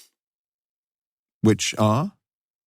Long, thin bits of hair plaited into strands with cylindrical beads at the end. I saw them, it's just that I didn't know. 7, these strands of hair are stapled to the inside of the hat he's wearing. Morse nodded. 8, this hat is a sort of baggy felt cap with a big peak, a black-grey-white check pattern filled out with folded toilet paper. You want to know which brand? No. 9, his face is darkened all over with what's known in theatrical circles as stage black. Again, Morse nodded. 10, this stage black stretches down to the top of the shirt level, just round his neck. The backs of the hands are similarly bedaubed, Morse, but not the palms. Is that important? 11, the surgeon ignored the question. His light blue shirt has got 6 buttons down the front, all but the top one done up, long-sleeved, obviously very new, and probably being worn for the first time. No comment from Morse. 12, his white trousers are made of some cheap summer-wear material, a bit worn here and there. And nothing in the pockets, said Morse, but it wasn't a question. 13, he's got 3 longish chains round his neck, junk stuff that you find in a cheap second-hand shop. Morse was beginning to show the first signs of restlessness. 14, there was a pair of sunglasses on the floor just between the 2 beds, the ear hooks quite shallowly slanted. As if they'd fall off his ears, you mean? They did fall off his ears. I see. 15, a false moustache affixed with strong adhesive still exactly in position across the upper lip. Why do you say affixed instead of just plain fixed? 16, a pair of high-heeled knee-level boots, highly polished light maroon plastic. You sure it's not a woman we've got there on the bed, Max? 17, time of death. Difficult to judge. As well we might have known. About 16 to 24 hours before the body was found, at a guess. But the room temperature is only just above freezing point, which could upset calculations either way. So? For the first time, the surgeon seemed slightly less than happy with himself. As I say, Morse, it's very difficult. But you never come up with a plain statement of what they pay me to report facts. And they pay me to find out who killed the poor sot, Max. But Morse, it seemed, was making little impression upon the mournful man who lit another cigarette before continuing. 18. Cause of death? A mighty whack, probably only one across the front of the skull, with the bone smashed in from the top of the right eye across the nasal bridge to the left cheekbone. Morse was silent. 19. He wasn't a navvy, judging from his fingernails. Now you're getting down to things. No, I'm not, Morse. I'm nearly finished. You're going to tell me who he is, you mean? 20. He had flat feet. You mean he has flat feet? The surgeon permitted himself a bleak smile. Yes, Morse. When he was alive, he had flat feet, and in death, those feet were not unflattened. What does that suggest, Max? Perhaps he's a policeman, Morse. The surgeon stood up, the cigarette ash dropping onto his black waistcoat. I'll let you have the written report as soon as I can. Not tonight, though. He looked at his watch. We've got half an hour if you want to nip up to the gardener's. I've got a car. For a moment or two, Lewis almost thought that Morse was going to resist the temptation. Chapter 11. Wednesday, January the 1st, p.m. When I drink, I think. And when I think, I drink. Rabelais. Gin and Campari for me, Morse, and buy yourself one as well. My GP keeps on telling me it's sensible to keep off the spirits. Soon the two old friends were seated facing each other in the lounge bar, the surgeon resting his heavy-looking dolichocephalic skull upon his left hand. "Time of death," said Morse. "Come on." "Nice drink this, Morse." "The science of thanatology hasn't advanced a millimetre in your time, has it?" "Ah, now you're taking advantage of my classical education." "But nowadays, Max, you can look down from one of those space satellite things and see a housefly rubbing its hands over a slice of black pudding in a Harlem delicatessen. You know that. And yet you can't—" "The room was as cold as a church, Morse. How do you expect—" "You don't know anything about churches." It's true enough." They sat silently for a while, Morse looking at the open fire where a log suddenly shifted on its foundations and sent a shower of red glowing sparks against the back of the old grate, beside which was a stack of wood chopped into quartered segments. "Did you notice they'd chopped down a couple of trees at the back of the annex, Max?" "No." Morse sipped his gin. "I could develop quite a taste for this." "You think it might have been the branch of a tree or something?" "Could have been, I suppose. About 2 feet long, nice easy grip, couple of inches in diameter." "You didn't see any wood splinters?" "No." "What about a bottle?" "No broken glass on his face either, as far as I could see."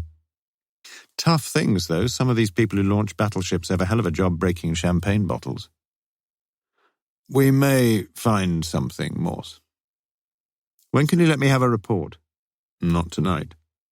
"Much blood would there have been?" "Enough. No spurting, though." "No good asking the guests if they saw a fellow walking around with blood all over his best shirt." "What about a woman, Morse, with blood all over her Liberty bodice?" "Perhaps, I suppose." The surgeon nodded non-committally and looked into the fire. "Poor sod. Do you ever think of death? Mors mortis feminine. Remember that?" "Not likely to forget a word like that, am I?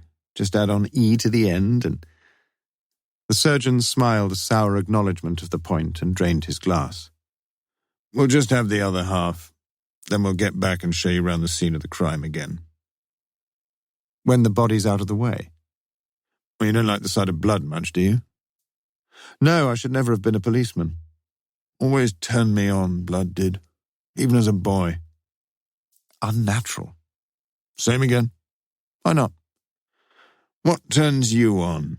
asked the surgeon as he picked up the 2 glasses. "Somebody from the Oxford Times asked me that last week, Max. Difficult, just being asked out of the blue like that." "What did you say?" "I said I was always turned on by the word unbuttoning." Clever." "Not really. It comes in one of Larkin's poems somewhere. It's just that you know nothing about the finer things in life." But the surgeon, apparently unhearing, was already standing at the bar and rattling an empty glass imperiously on the counter. Chapter 12. Wednesday, January the 1st, p.m. Close up the casement, draw the blind, shut out that stealing moon. Thomas Hardy. Under the surgeon's supervision, the frozen-footed ambulancemen had finally stretchered away the white-sheeted corpse to the morgue at the old Radcliffe at 11:30 p.m., and Lewis was glad that the preliminaries of the case were now almost over. The 2 fingerprint men had departed just after 11, followed 10 minutes later by the spiky-haired young photographer, clutching the neck of his flashbulb camera as if it were some poisonous serpent. The surgeon himself had driven off in his old black Ford at midnight, and the hotel seemed strangely still as Lewis followed Morse across the slush and blackened snow to the room called Annex 3, where the 2 men stood for the second time that evening, and where, each in his own way, they now took a more detailed mental inventory of what they saw. Immediately to the left in the spacious room, about 20 feet by 14 feet, stood a built-in wardrobe of white wood, in which 9 plastic coat hangers hung from the cross-rail. Beyond it stood a dressing table, its drawers, as we have seen, quite empty, with a brochure of the hotel lying on its top, next to a card with the handwritten message, "Welcome, your room has been personally prepared by Mandy." A colour TV set stood in the corner, and between it and the dressing table a ledge some 4 feet from the floor held a kettle, a small teapot, 2 cups and 2 saucers, and a rectangular plastic tray, on which, in separate compartments, were small cellophane packets of biscuits, sachets of Nescafé, sachets of sugar, tea bags, and little squat tubs of Edenvale milk. Along the far wall was a long, low radiator, and just above its top the sill of an equally long window, the latter a triptych of panes, the centre one fixed, but the left and right panes still opened outwards to the elements at an angle of 45 degrees, and the darkish green curtains drawn only half across. Liberally sprinkled fingerprint powder was observable all round the window, where a few daubs of unpromising-looking blotches had been circled with a black felt pen. "Perhaps," said Morse, a shiver running down his vertebrae, "we should take our first positive moves in this case, Lewis, eh? Let's close those bloody windows and turn on the radiator." "You're not worried about the prints, sir?" "It's not going to help us to arrest anybody if we land up in some intensive care unit with bronchial pneumonia." Lewis, at that moment, felt quite unconscionably happy.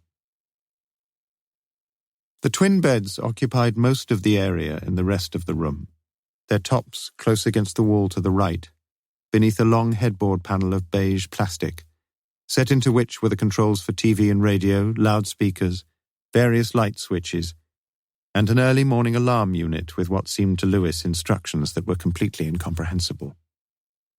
On a small table between the beds was a white digital telephone, and on a shelf beneath that the Holy Bible, as placed by the ever-persevering Gideons.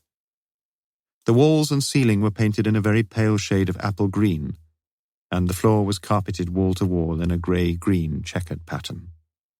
All very neat, very clean, and very tidy, apart from the obscene blotch of dried blood across the further bed. Completing the circuit of this accommodation, the 2 men came to the tiny bathroom, only some 7 feet by 5 feet, whose door stood a few feet inside and to the right of the main entrance to Annex 3. Immediately facing was the WC, a unit of the usual white enamel, the bowl a sparkling tribute to the ministrations of the conscientious Mandy. On the left was a wash basin by which stood 2 tumblers and a diminutive bar of soap, unopened, in a pink paper wrapping bearing the name Howarth. To the right was a bath, fairly small, with shower attachment, and a ledge let into the wall containing a second bar of soap, also unopened. Finally, on the wall opposite, to the left of the WC, were racks for a whole assortment of fluffy white towels, all seemingly unused, and fixtures for toilet paper and Kleenex tissues. The walls were tiled in a light olive green, with the vinyl flooring of a slightly darker matching green. "They don't look, whoever they were, as if they made much use of the facilities, sir." "No." Morse walked back into the main part of the room and stood there nodding to himself. "Good point. I wonder if—" He fiddled with some of the buttons and switches which appeared to determine the reception of a TV program, but with no effect. "Shall I plug it in, sir?" "You mean—" Again Morse appeared deep in thought as an indeterminate blur dramatically developed into a clearly delineated picture, and a late-night newsreader announced that in Beirut the Shiite and the Christian militias had begun the new year with exactly the same implacable hatred as they had finished the old one. "Funny, you know, Lewis, turn that thing off. You'd have thought they would have made some use of the facilities, wouldn't you?" Morse carefully drew back the coverings on the bed nearer the window, but the sheets appeared quite virgin, apart from the indentations caused by the superimposition of a corpse. With the other bed, too, the evidence seemed very much the same. Someone might well have sat on the side, perhaps, but it seemed reasonably clear that neither bed had been the scene of any frolicsome coition. It was Lewis emerging from the bathroom who had found the only tangible trace of the room's most recent tenants, a screwed-up brown-stained Kleenex tissue, which had been the only item in the waste bin. "Looks like this is the only thing they left behind, sir." "It's not blood, is it?" "It's the stage black for the makeup, I think." "Well, at least we got one clue, Lewis." Before leaving, Morse once more slid open the door of the wardrobe along its smooth runners and took another look inside. "Doesn't look as if your fingerprint lads did much dusting here." Lewis looked at the powder marks that covered several points on the white outer door. "I wouldn't say that, sir. It looks as if—" "I meant inside," said Morse quietly. It was midnight before Sarah Johnston got to bed that night, and way into the early hours before she finally dropped off into a restless slumber. Her mind was reverting continually to the strangely disturbing Chief Inspector, a man she was growing to dislike intensely, and to what he had asked and asked and asked her. Occasionally, as he had listened to her answers, he had seemed to promote a simple, honest confession of ignorance or forgetfulness on her part, to the status of an almost unforgivable sin. And above all, her mind reverted to his repeated insistence that she must try to recall anything unusual. Anything unusual. Anything unusual. The words had re-echoed round the walls of her brain, being all the more disturbing precisely because there had, she thought, been something unusual. Yet this something continued to elude her. Almost on several occasions she had it in her grasp, and then it had slithered away like a slippery bar of soap along the bottom of the bath. Chapter 13. Thursday, January the 2nd, a.m. Snow is all right while it is snowing. It is like inebriation because it is very pleasing when it is coming, but very unpleasing when it is going. Ogden Nash. Morse had decided that it was needful, at least for a couple of days, to set up a temporary murder HQ in situ, and from the comparatively early hours of the next morning, the room at the rear of the Annexe building, a broad windowed area that looked as if it would make an excellent classroom, was taken over by Lewis and Morse as an official operations room.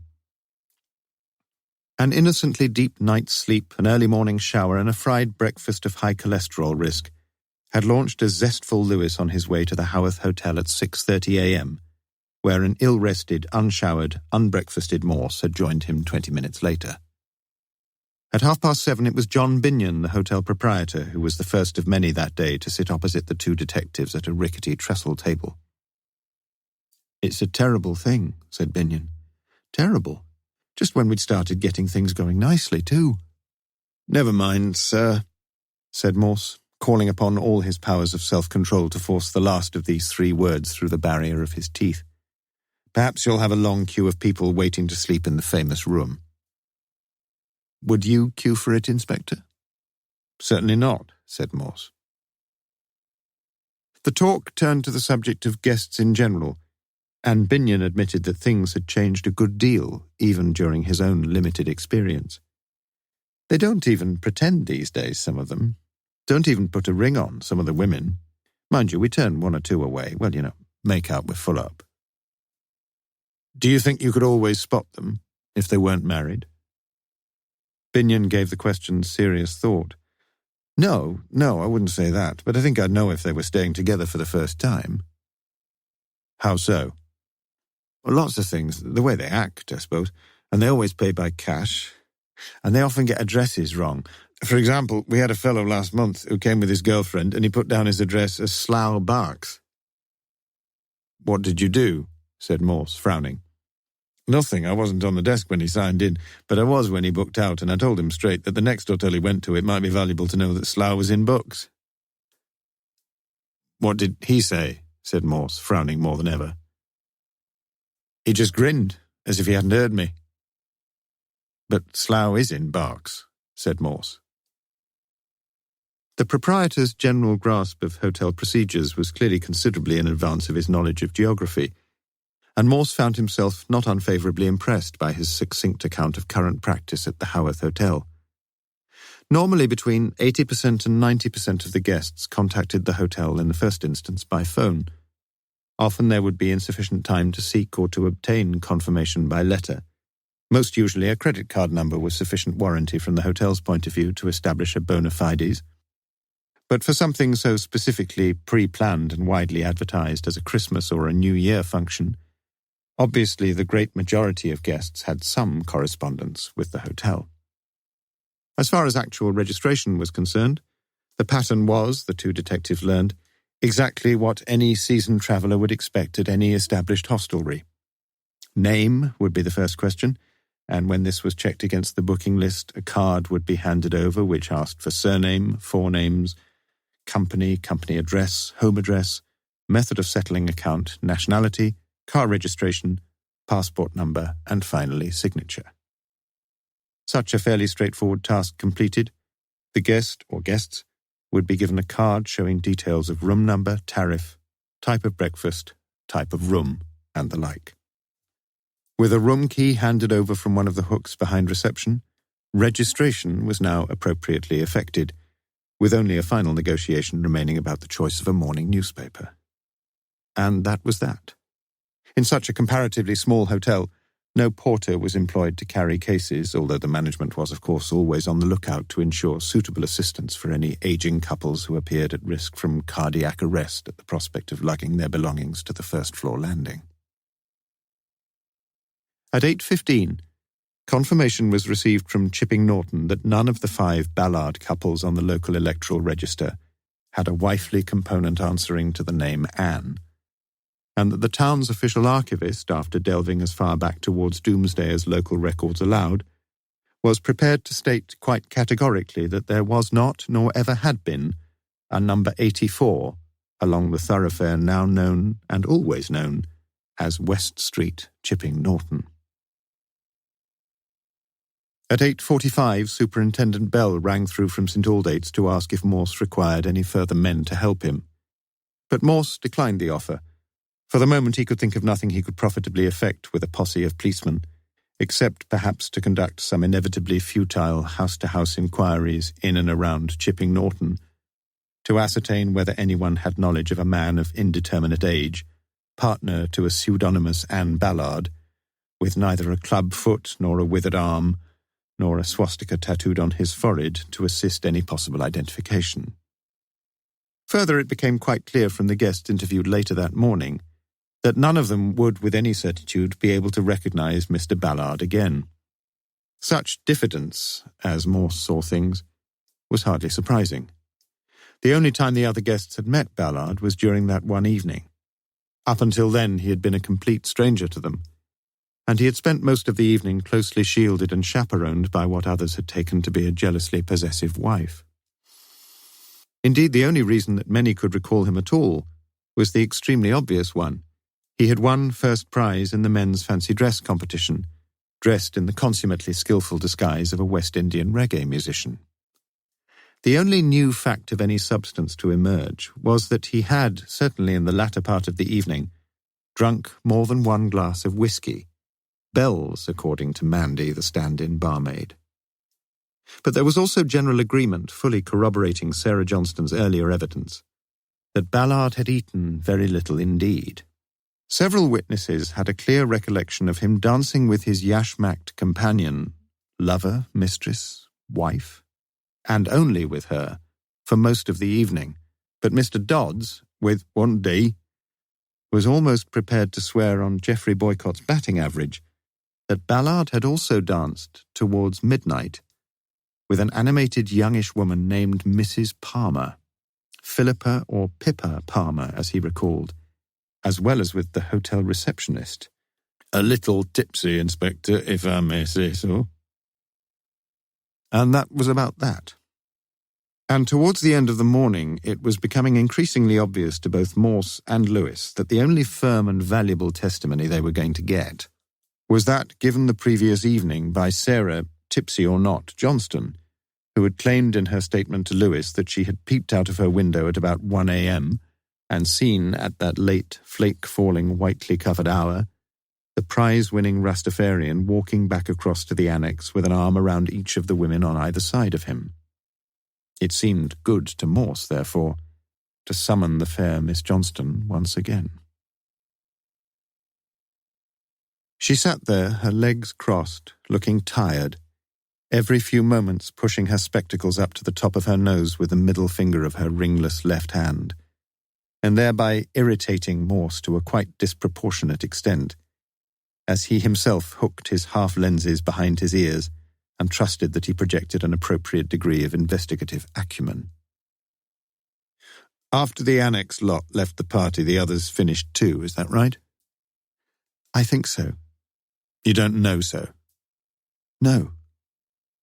You say Ballard had his arms round these two women? No, he had one arm round one woman and one... Which two women? Mrs. Palmer was one, I'm fairly sure of that. And the other one? I think it was Mrs. Smith. You'd had quite a lot to drink, hadn't you? Sarah Johnston's pale face coloured deeply, and yet perhaps it was that morning more from anger than from shame. Oh, yes, she said in a firm, quiet voice. I don't think you'll find a single person in the hotel who would disagree with that. But you saw the women fairly clearly. Morse was beginning to appreciate Miss Johnston more and more. I saw them clearly from the back, yes. It was snowing, wasn't it? Yes. So they had their coats on? Yes, both of them had light-coloured winter macks on. And you say, Morse referred to her statement, that the other three members of the Annexe sextet were just behind them? Sarah nodded. So if you're right about the first three, that leaves us with Mrs. Ballard, Mr. Palmer, and Mr. Smith, yes? Sarah hesitated and then said, yes, then pushed her spectacles up once more towards her luminous eyes. And behind them all came Mr. Binion? Yes, I think he was going to make sure that the side door to the Annexe was locked up after them. Well, that's what he says, too. So it might be true, Inspector. But Morse appeared not to have heard her. After Mr. Binion had locked up the Annexe, no one else could have got in there. Not unless he had a key. Or she had a key. Or she had a key, yes. But anyone could have got out of the Annexe later on. Again, Sarah hesitated before answering. Yes, I suppose so. I hadn't really thought of it, but yes, the lock's an ordinary Yale one, and any of the guests could have got out if they'd wanted to. It was Lewis who at this point made an unexpected intervention. Are you absolutely sure it was snowing then, Miss Johnston? Sarah turned towards the sergeant, feeling relieved to look into a pair of friendly eyes and to hear a friendly voice. And she wasn't quite sure, now she came to think of it. The wind had been blowing and lifting up the settled snow in a drifting whirl around her window, and whether it had been snowing at that particular moment, she wasn't really prepared to assert with any dogmatism. No, she said simply. I'm not absolutely sure. It's just, continued Lewis, that according to the weathermen on Radio Oxford, the snow in this area had virtually stopped falling just about midnight. There may have been the odd flurry or two, but it had pretty well finished by then, so they say. What are you trying to get at, Sergeant? I'm not quite sure. It's just that if it had stopped snowing, and if someone had left the Annexe that night, there would have been some footprints, wouldn't there? Wouldn't such a person have to make his way across to the main road? Sarah was thinking back so very hard. There had been no prints the next morning leading from the Annexe across to the Banbury Road. None. She could almost swear to that. But had it been snowing when she looked out that fateful evening? Yes, it had. Thus it was that she answered Lewis simply and quietly. No, there were no footprints from the Annexe to be seen that morning, yesterday morning. But yes, it was snowing when I looked out. I'm sure of it. You mean that the weatherman at Radio Oxford has got things all wrong, miss? Yes, I do, Sergeant. Lewis felt a little taken aback by such strong and such conflicting evidence, and he turned to Morse for some kind of arbitration. But as he did so, he noticed, as he had so often in the past, that the Chief Inspector's eyes were growing brighter and brighter by the second, in some sort of slow incandescence, as though a low-powered filament had been switched on somewhere at the back of his brain. But Morse said nothing for the moment, and Lewis tried to rediscover his bearings. "So, from what you say, you think that Mr. Ballard must have been murdered by one of those 5 other people there?" "Well, yes, don't you? I think he was murdered by Mr. or Mrs. Palmer, or by Mr. or Mrs. Smith, or by Mrs. Ballard, whoever she is." "I see." During these exchanges, Morse himself had been watching the unshadowed, unrouged, unlipsticked blonde with considerable interest, but no longer. He stood up and thanked her, and then seemed relieved that she had left them. "Some shrewd questioning there, Lewis." "You really think so, sir?" But Morse made no direct answer. "It's time we had some refreshment," he said. Lewis, who was well aware that Morse invariably took his lunchtime calories in liquid form, was himself perfectly ready for a pint and a sandwich, but he was a little displeased about Morse's apparently total lack of interest in the weather conditions at the time of the murder. "About the snow, sir," he began. "The snow? The snow, my old friend, is a complete white herring," said Morse, already pulling on his greatcoat. In the back bar of the Eagle and Child in St. Giles, the 2 men sat and drank their beer, and Lewis found himself reading and reading again the writing on the wooden plaque fixed to the wall behind Morse's head. C.S. Lewis, his brother W.H. Lewis, J.R.R. Tolkien, Charles Williams, and other friends met every Tuesday morning between the years 1939 to 1962 in the back room of this their favourite pub. These men, popularly known as the Inklings, met here to drink beer and to discuss, among other things, the books they were writing. And strangely enough, it was Sergeant Lewis's mind, after, for him, a rather liberal intake of alcohol, which was waxing the more imaginative as he pictured a series of fundamental emendations to this received text. Chief Inspector Morse, with his friend and colleague Sergeant Lewis, sat in this back room one Thursday in order to solve. Chapter 14. Thursday, January the 2nd, p.m. "Is there anybody there?" he said.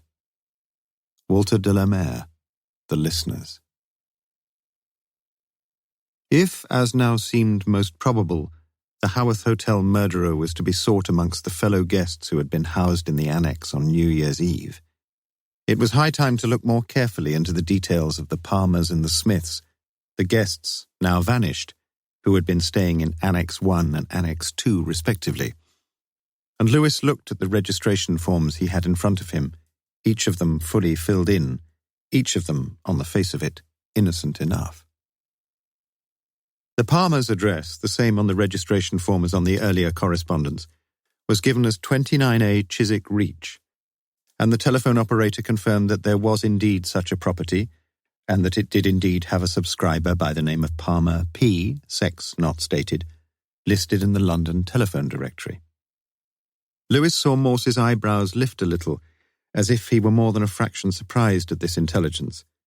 But for his own part he refused to assume that everyone who had congregated quite fortuitously in the Haworth Annex was therefore an automatic criminal.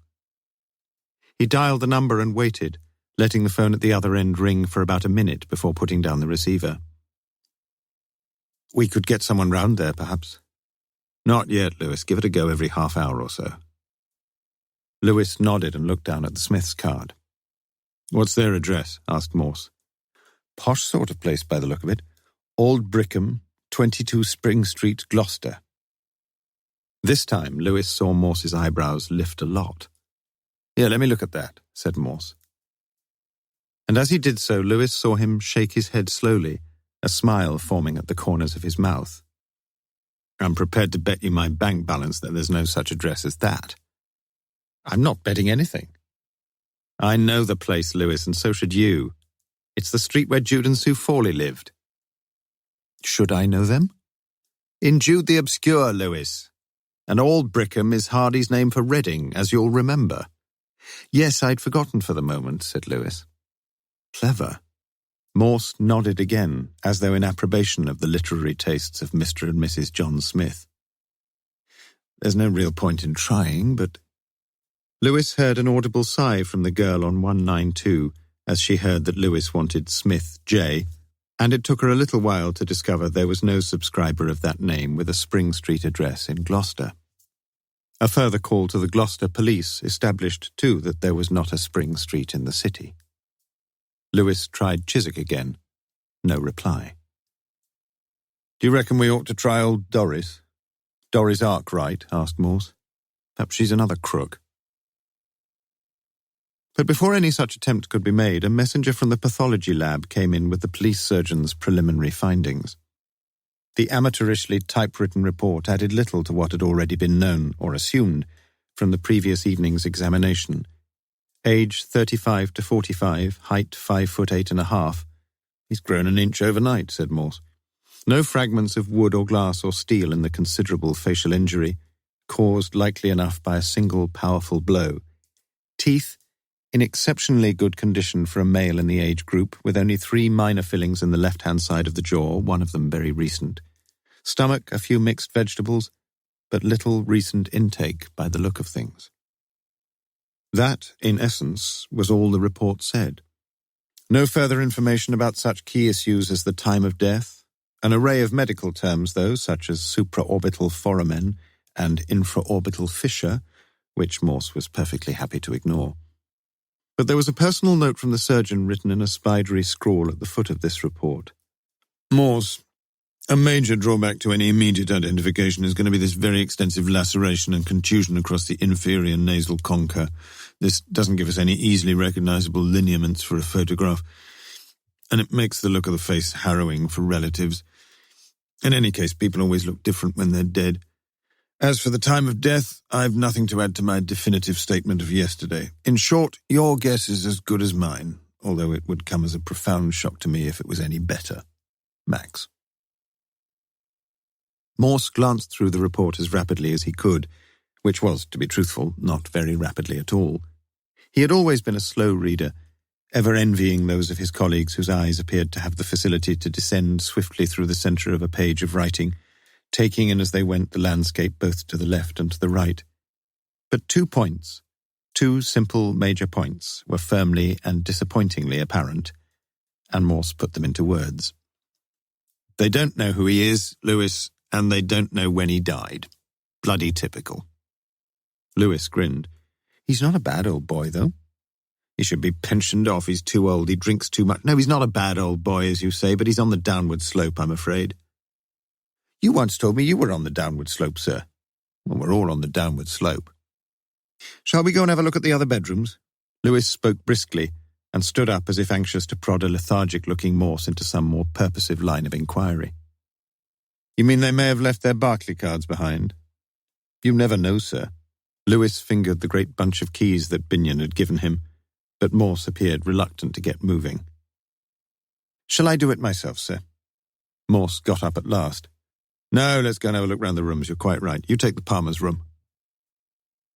In the Smith's room, Annex 2, Morse looked around him with little enthusiasm. Wouldn't the maid have tidied Annex 1 and Annex 2 during the day? Finally turning back the sheets on each of the twin beds, then opening the drawers of the dressing table, then looking inside the wardrobe. Nothing. In the bathroom it was clear that one or both of the Smiths had taken a shower or a bath fairly recently, for the 2 large white towels were still slightly damp, and the soap in the wall niche had been used, as had the 2 squat tumblers that stood on the surface behind the wash basin. But there was nothing to learn here, Morse felt sure of that. No items left behind, no torn letters thrown into the waste paper basket, only a few marks over the carpet, mostly just inside the door, left by shoes and boots that had tramped across the slush and snow.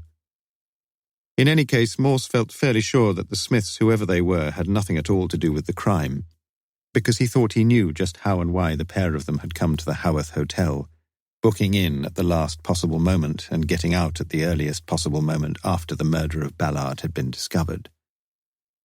Smith J., there was little doubt in Morse's mind, was an aging rogue in middle management, drooling with lust over a new young secretary, who told his long-suffering spouse that he had to go to a business conference in the Midlands over the new year. Such conduct was commonplace, Morse knew that. and perhaps there was little point in pursuing the matter further. Yet he would like to meet her, for she was, according to the other guests, a pleasingly attractive woman. He sat on one of the beds and picked up the phone. "Can I help you?" It was Sarah Johnston. "Do you know what's the first thing they tell you if you go on a course for receptionists?" "Oh, it's you." "They tell you never to say, 'Can I help you?'" "Can I hinder you, Inspector?" "Did the Smiths make any telephone calls while they were here?" "Not from the bedroom." "You'd have a record of it, on their bill, I mean, if they'd phoned anywhere." Yes, we would." Her voice sounded oddly hesitant, and Morse waited for her to continue. "Any phone call gets recorded automatically." "That's it, then." Inspector, we've just been going through accounts and we shall have to check again, but we're almost sure that Mr. and Mrs. Smith didn't square up their account before they left."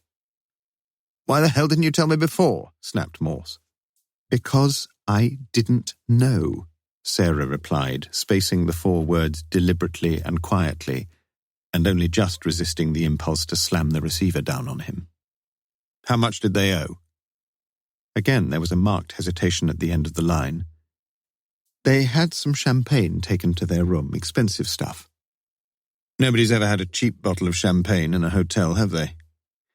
"And they had 4 bottles. 4? Morse whistled softly to himself. "What exactly was this irresistible vintage?" "It was Veuve Clicquot Ponsardin 1972. "Is it good stuff?" "As I say, it's expensive." "How expensive?" £29.75 a bottle." "It's what?" Again Morse whistled to himself, and his interest in the Smiths was obviously renascent. 4 29s a... Phew. "Do you think it's important?" she asked. "Who'd pick up the empties?" "Mandy would, the girl who did the rooms." "And where would she put them?" "We've got some crates at the back of the kitchen." "Did anyone else raid the champagne cellar?" "I don't think so." "So you ought to have 4 empty bottles of 72 whatever it is out there?" "Yes, I suppose so." "No suppose about it, is there?" "No." "Well, check up straight away, will you?" "All right." Morse walked back into the bathroom and without picking up the tumblers leaned over and sniffed them one by one. But he wasn't at all sure if either smelled of champagne, though one pretty certainly smelled of some peppermint-flavoured toothpaste. Back in the bedroom, he sat down once more on the bed, wondering if there was something in the room, or something about the room, that he had missed. Yet he could find nothing, not even the vaguest reason for his suspicions, and he was about to go when there was a soft knocking on the door, and Sarah Johnston came in. "Inspector, Her upper lip was shaking, and it was immediately clear that she was on the verge of tears. "I'm sorry, I was a bit short with you," began Morse. "It's not that, it's just..." He stood up and put his arm lightly round her shoulders. "No need to tell me. It's that penny-pinching Binion, isn't it? He's not only lost the Smiths' New Year contributions, he's an extra £119 short, yes?" She nodded, and as the eyes behind the large round lenses brimmed with glistening tears, Morse lightly lifted off her spectacles and she leaned against his shoulder, the tears coursing freely down her cheeks. And finally, when she lifted her head and smiled feebly and rubbed the backs of her hands against her tear-stained face, he took out his only handkerchief, originally white and now a dirty grey, and pushed it into her grateful hands. She was about to say something, but Morse spoke first. "Now, don't you worry, my girl, about Binion, all right? Or about these Smiths either. I'll make sure we catch up with him sooner or later." Sarah nodded. "I'm sorry I was so silly." "Forget it." "You know the champagne bottles?" "Well, there are only 3 of them in the crate. They must have taken one away with them. It's not here." "Perhaps they didn't quite finish it." "It's not very easy to carry a half-full bottle of bubbly around." "No, you can't get the cork back in, can you?" She smiled, feeling very much happier now, and found herself looking at Morse and wondering if he had a wife or a series of women friends, or whether he just wasn't interested. It was difficult to tell. She was conscious, too, that his mind hadn't seemed to be on her at all for the last few minutes. And indeed, this was true. "You feeling better?" she heard him say.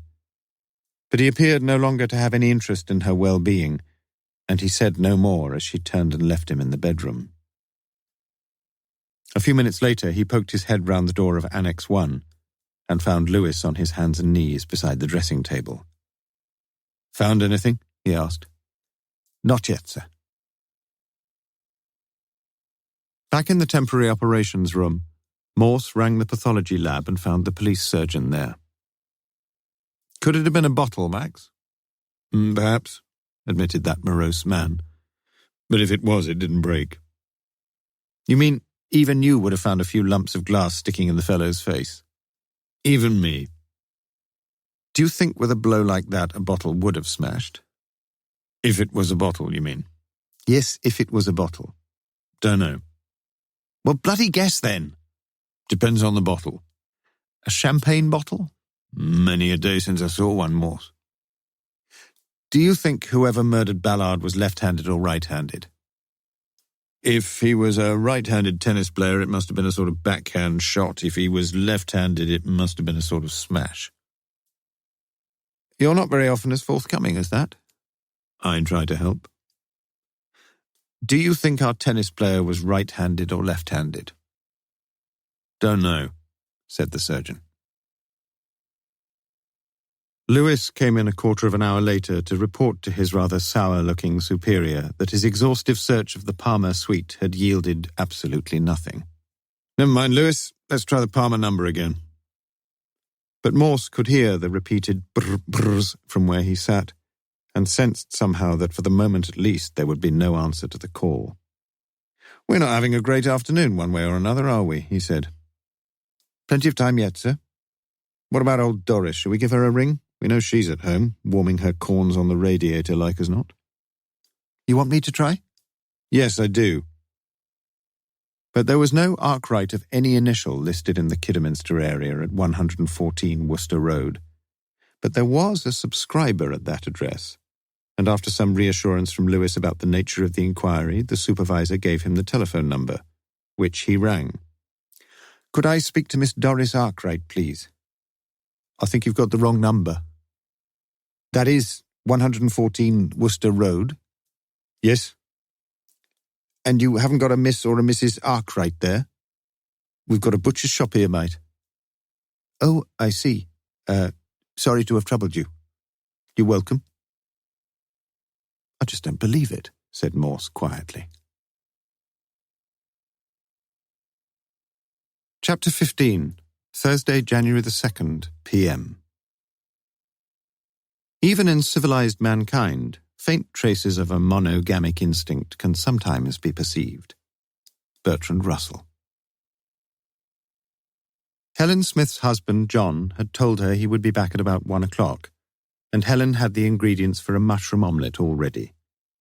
Nothing for herself, though. She would have found it very difficult to swallow anything that lunchtime, for she was sick with worry.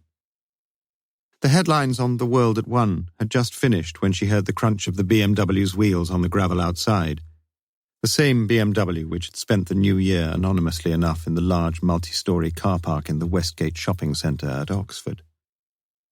She didn't turn as she felt his light kiss on the back of her hair, busying herself with excessive fussiness over the bowl as she whisked the eggs, and looking down at the nails of her broad, rather stumpy fingers, now so beautifully manicured, and so very different from the time 5 years ago when she had first met John, and when he had mildly criticised her irritating habit of biting them down to the quicks.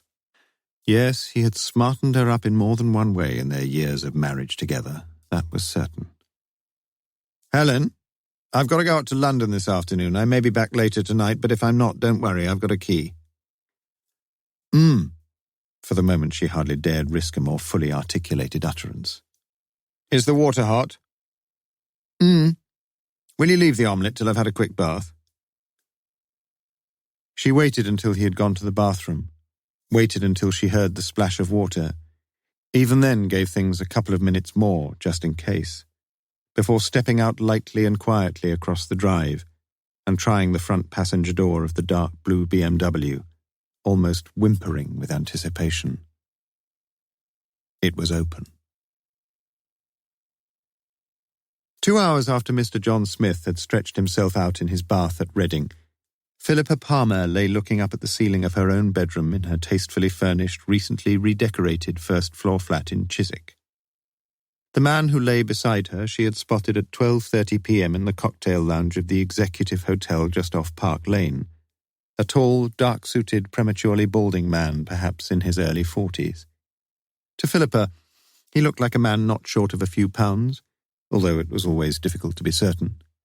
The exorbitant tariffs at the Executive, her favourite hunting ground, were almost invariably settled on business expense accounts and bore no necessary correlation with the apparent affluence of the hotel's largely male clientele.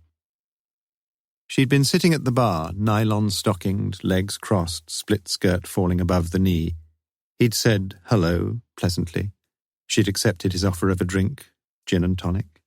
She'd asked him, wasting no time at all, whether he wanted to be naughty. An epithet which, in her wide experience, was wonderfully efficacious in beguiling the vast majority of men. He had demurred slightly. She had moved a little closer and shot a sensual thrill throughout his body, as momentarily she splayed a carmine-fingered hand along his thigh. The how much and the when and the where had been settled with a speed unknown in any other professional negotiating body, and now here she lay, a familiar occurrence, in her own room, in her own bed, waiting with ineffable boredom for the 2-hour contract at £60 per hour to run its seemingly interminable course. She'd gauged him pretty well correctly from the start, a man of rather passive, voyeuristic tendencies rather than one of the more thrusting operatives in the fornication field. Indeed, the aggregate time of his 2 hitherto perfunctory penetrations could hardly have exceeded a couple of minutes, and of that Philippa had been duly glad. He might, of course, after a few minutes' rest, as the man had put it, rise to more sustained feats of copulatory stamina, but blessedly, from Philippa's point of view, the few minutes' rest had extended itself to a prolonged period of stertorous slumber.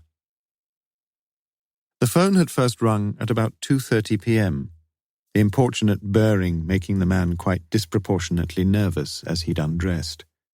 But she had told him that it would only be her sister, and he had appeared to believe her and to relax. And as she herself had begun unzipping her skirt, he had asked if she would wear a pair of pyjamas while they were in bed together, a request with which she was not unfamiliar, knowing as she did that more than a few of her clients were less obsessed with nudity than with semi-nudity, and that the slow unbuttoning of a blouse-type top with its tantalizing lateral revelations was a far more erotic experience for almost all men than the vertically functional hitch of a nightdress up and over the thighs. It was 3:15 p.m. when the phone rang again, and Philippa felt the man's eyes feasting on her body as she leaned forward and picked up the receiver. "Mrs. Palmer? Mrs. Philippa Palmer?" The voice was loud and clear, and she knew that the man at her side would be able to hear every word. "Yes? This is Sergeant Lewis here, Thames Valley Police. I'd like to have a word with you about... Look, Sergeant, can you ring me back in 10 minutes? I'm just having a shower and... All right. You'll make sure you're there, Mrs. Palmer." "Of course, why shouldn't I be?" The man had been sitting on the edge of the bed pulling on his socks with precipitate haste from the words Sergeant Lewis onwards, and Philippa was relieved that, as always, pecuniary matters had been fully settled before the start of the performance. Seldom had Philippa seen a man dress himself so quickly, and his hurried goodbye and immediate departure were a relief to her, although she knew he was probably quite a nice sort of man, really. She admitted to herself that his underclothes had been the cleanest she had seen in weeks, and he hadn't mentioned his wife, if he had one, once. It was a different voice at the end of the line when the telephone rang again 10 minutes later, an interesting, educated sort of voice that she told herself she rather liked the sound of, announcing itself as Chief Inspector Morse. Morse insisted that it would be far more sensible for himself, not Lewis, to go to interview the woman finally found at the other end of a telephone line in Chiswick. He fully appreciated Lewis's offer to go, but he also emphasized the importance of someone, Lewis, staying at the hotel and continuing to sniff around.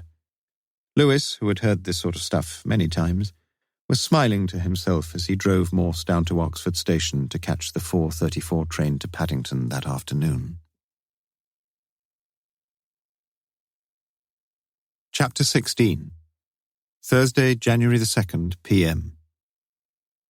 And he that seeketh, findeth. Matthew chapter 7, verse 8.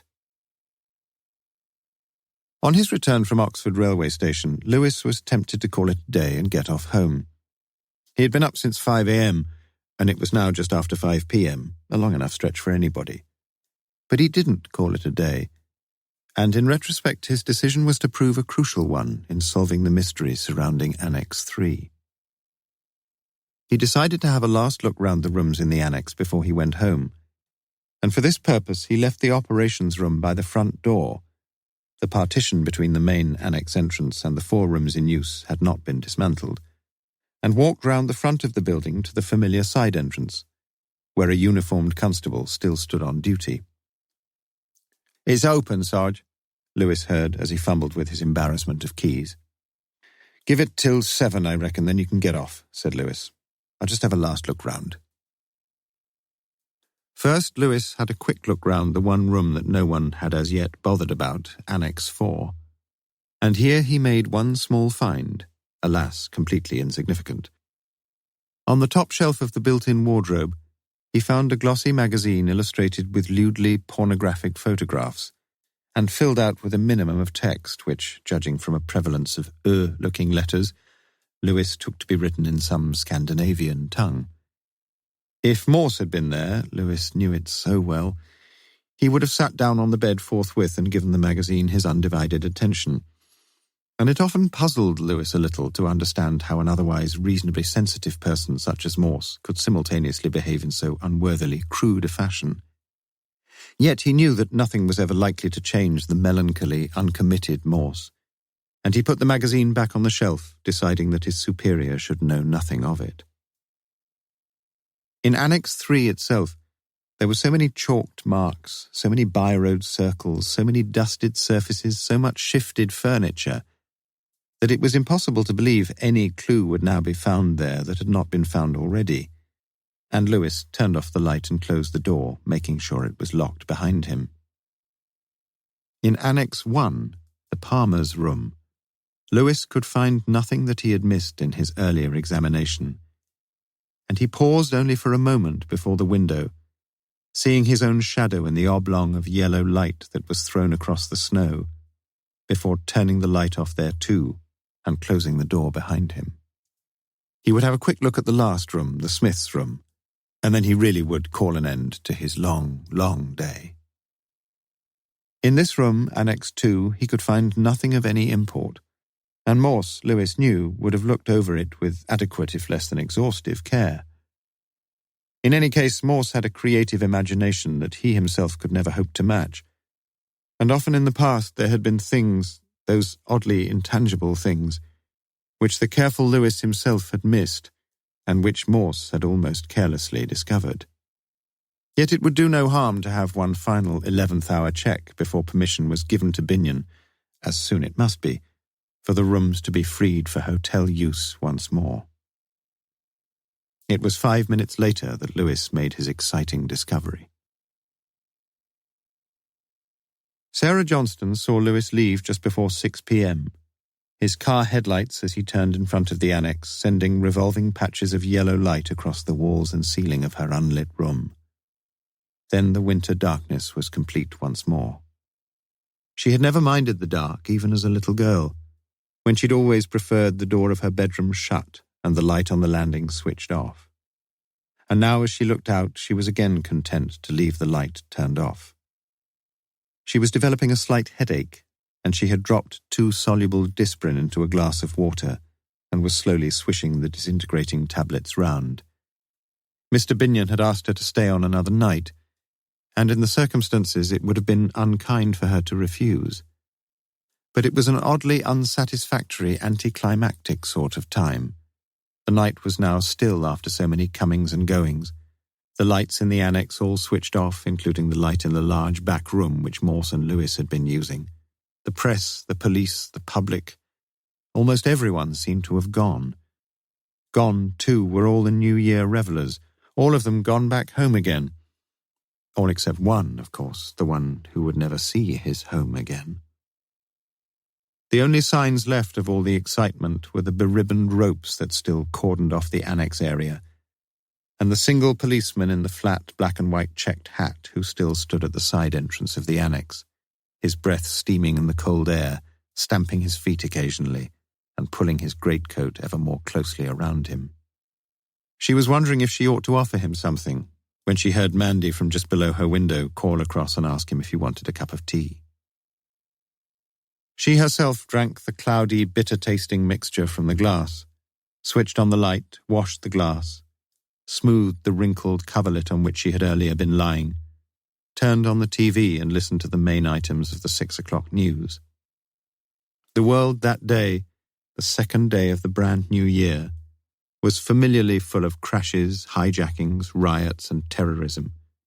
Yet somehow such cataclysmic collective disasters seemed far less disturbing to her than the murder of that one man only some 20-odd yards from where she stood. She turned off the TV and went over to the window to pull the curtains across.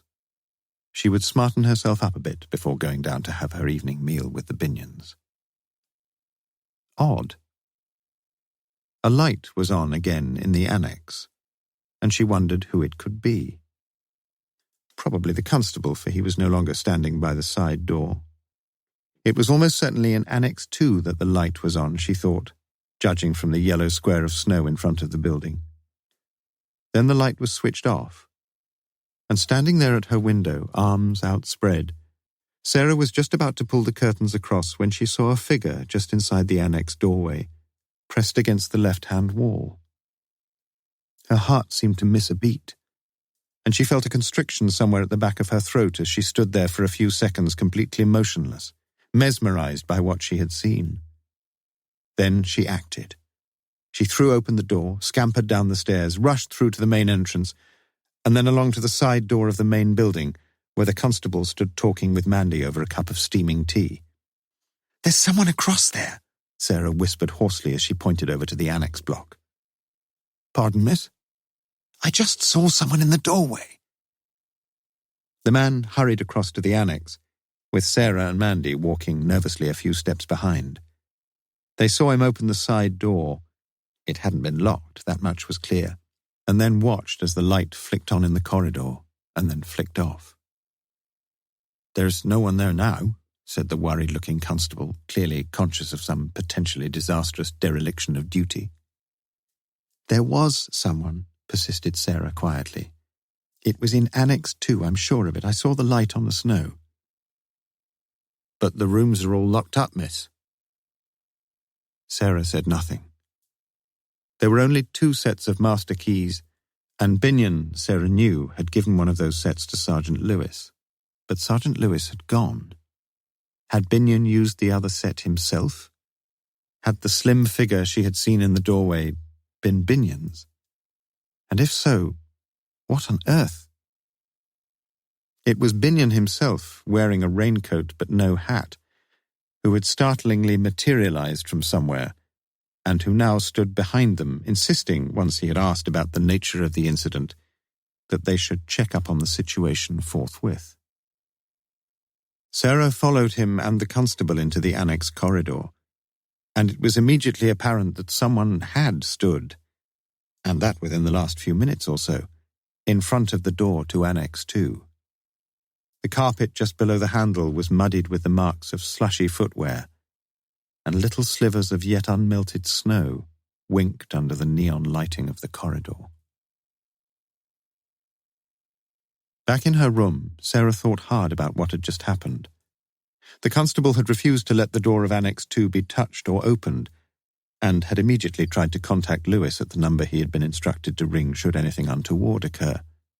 But Lewis had not yet arrived home, and this fact tended to bolster the belief expressed by both Binion and the constable that it had probably been Lewis who had called back for some unexpected, though probably quite simple reason.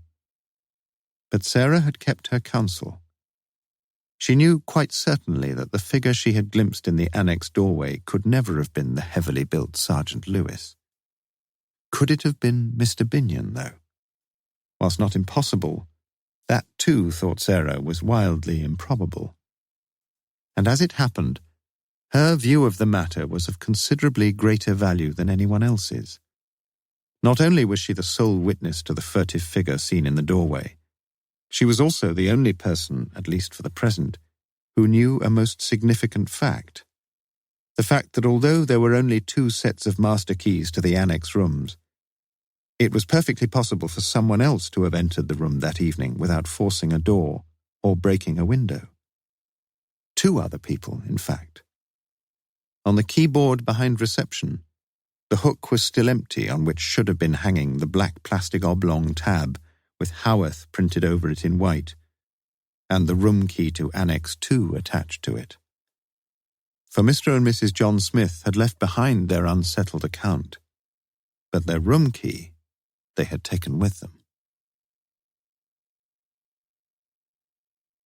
Chapter 17, Thursday, January the 2nd, p.m. Aspen Williams wanted to touch the skin of the daughter, thinking her beautiful, by which I mean separate and to be joined. Peter Champkin, The Waking Life of Aspen Williams.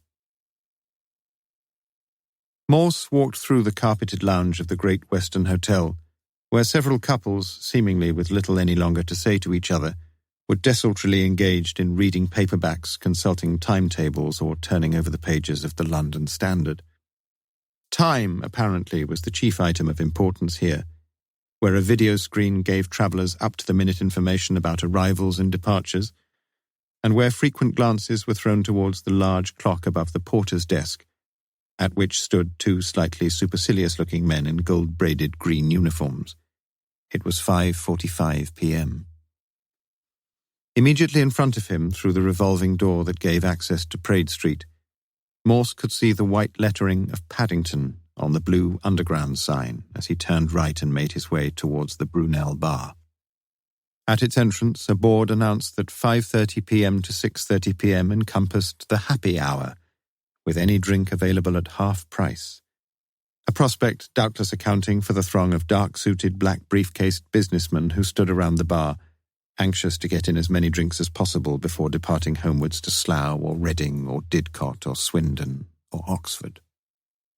Wall seats, all in a deep maroon shade of velveteen nylon, lined the rectangular bar, and after finally managing to purchase his half-priced pint of beer, Morse sat down near the main entrance behind one of the freestanding mahogany veneered tables. The tripartite glass dish in front of him offered nuts, crisps, and cheese biscuits, into which he found himself dipping more and more nervously as the hands of the clock crept towards 6 p.m. Almost, he knew it, he felt as excited as if he were a callow youth once more. It was exactly 6 p.m. when Philippa Palmer walked into the bar. For purposes of recognition, it had been agreed that she should carry her handbag in her left hand and a copy of the London Standard in her right. But the fact that she had got things the wrong way round was of little consequence to Morse. He himself was quite incapable of any instant and instinctive knowledge of East and West, and he would have spotted her immediately. Or so he told himself. He stood up, and she walked over to him. "Chief Inspector Morse?" Her face betrayed no emotion whatsoever, no signs of nervousness, embarrassment, cooperation, affability, humour, nothing.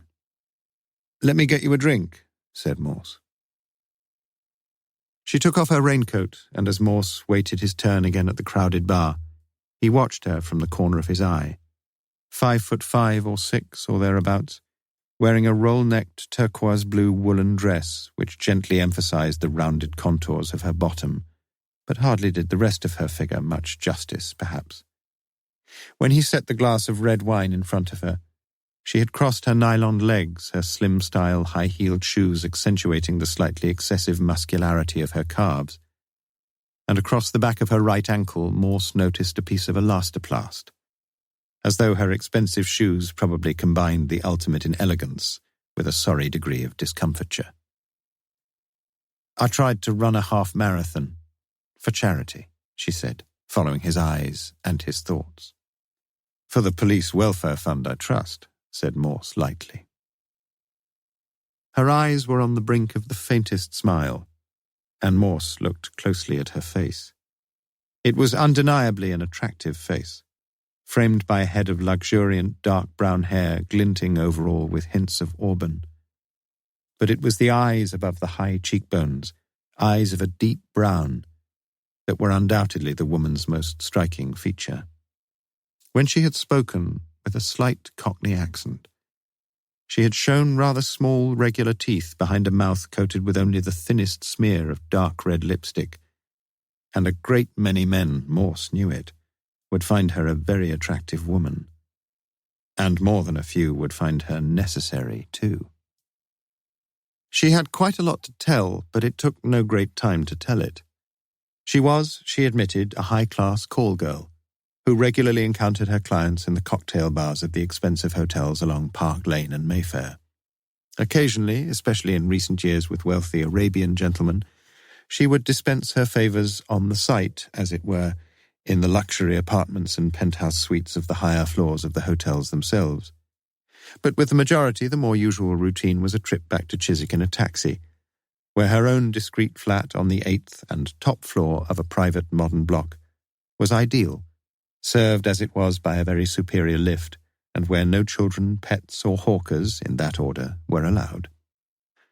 This flat she shared with a happy-souled, feckless, mightily bosomed blonde dancer who performed in the Stripperama Review Club off Great Windmill Street. But the two of them had agreed from the start that no men visitors should ever be invited to stay overnight, and the agreement had as yet remained unbreached. So that was her CV. Not much else to say, really.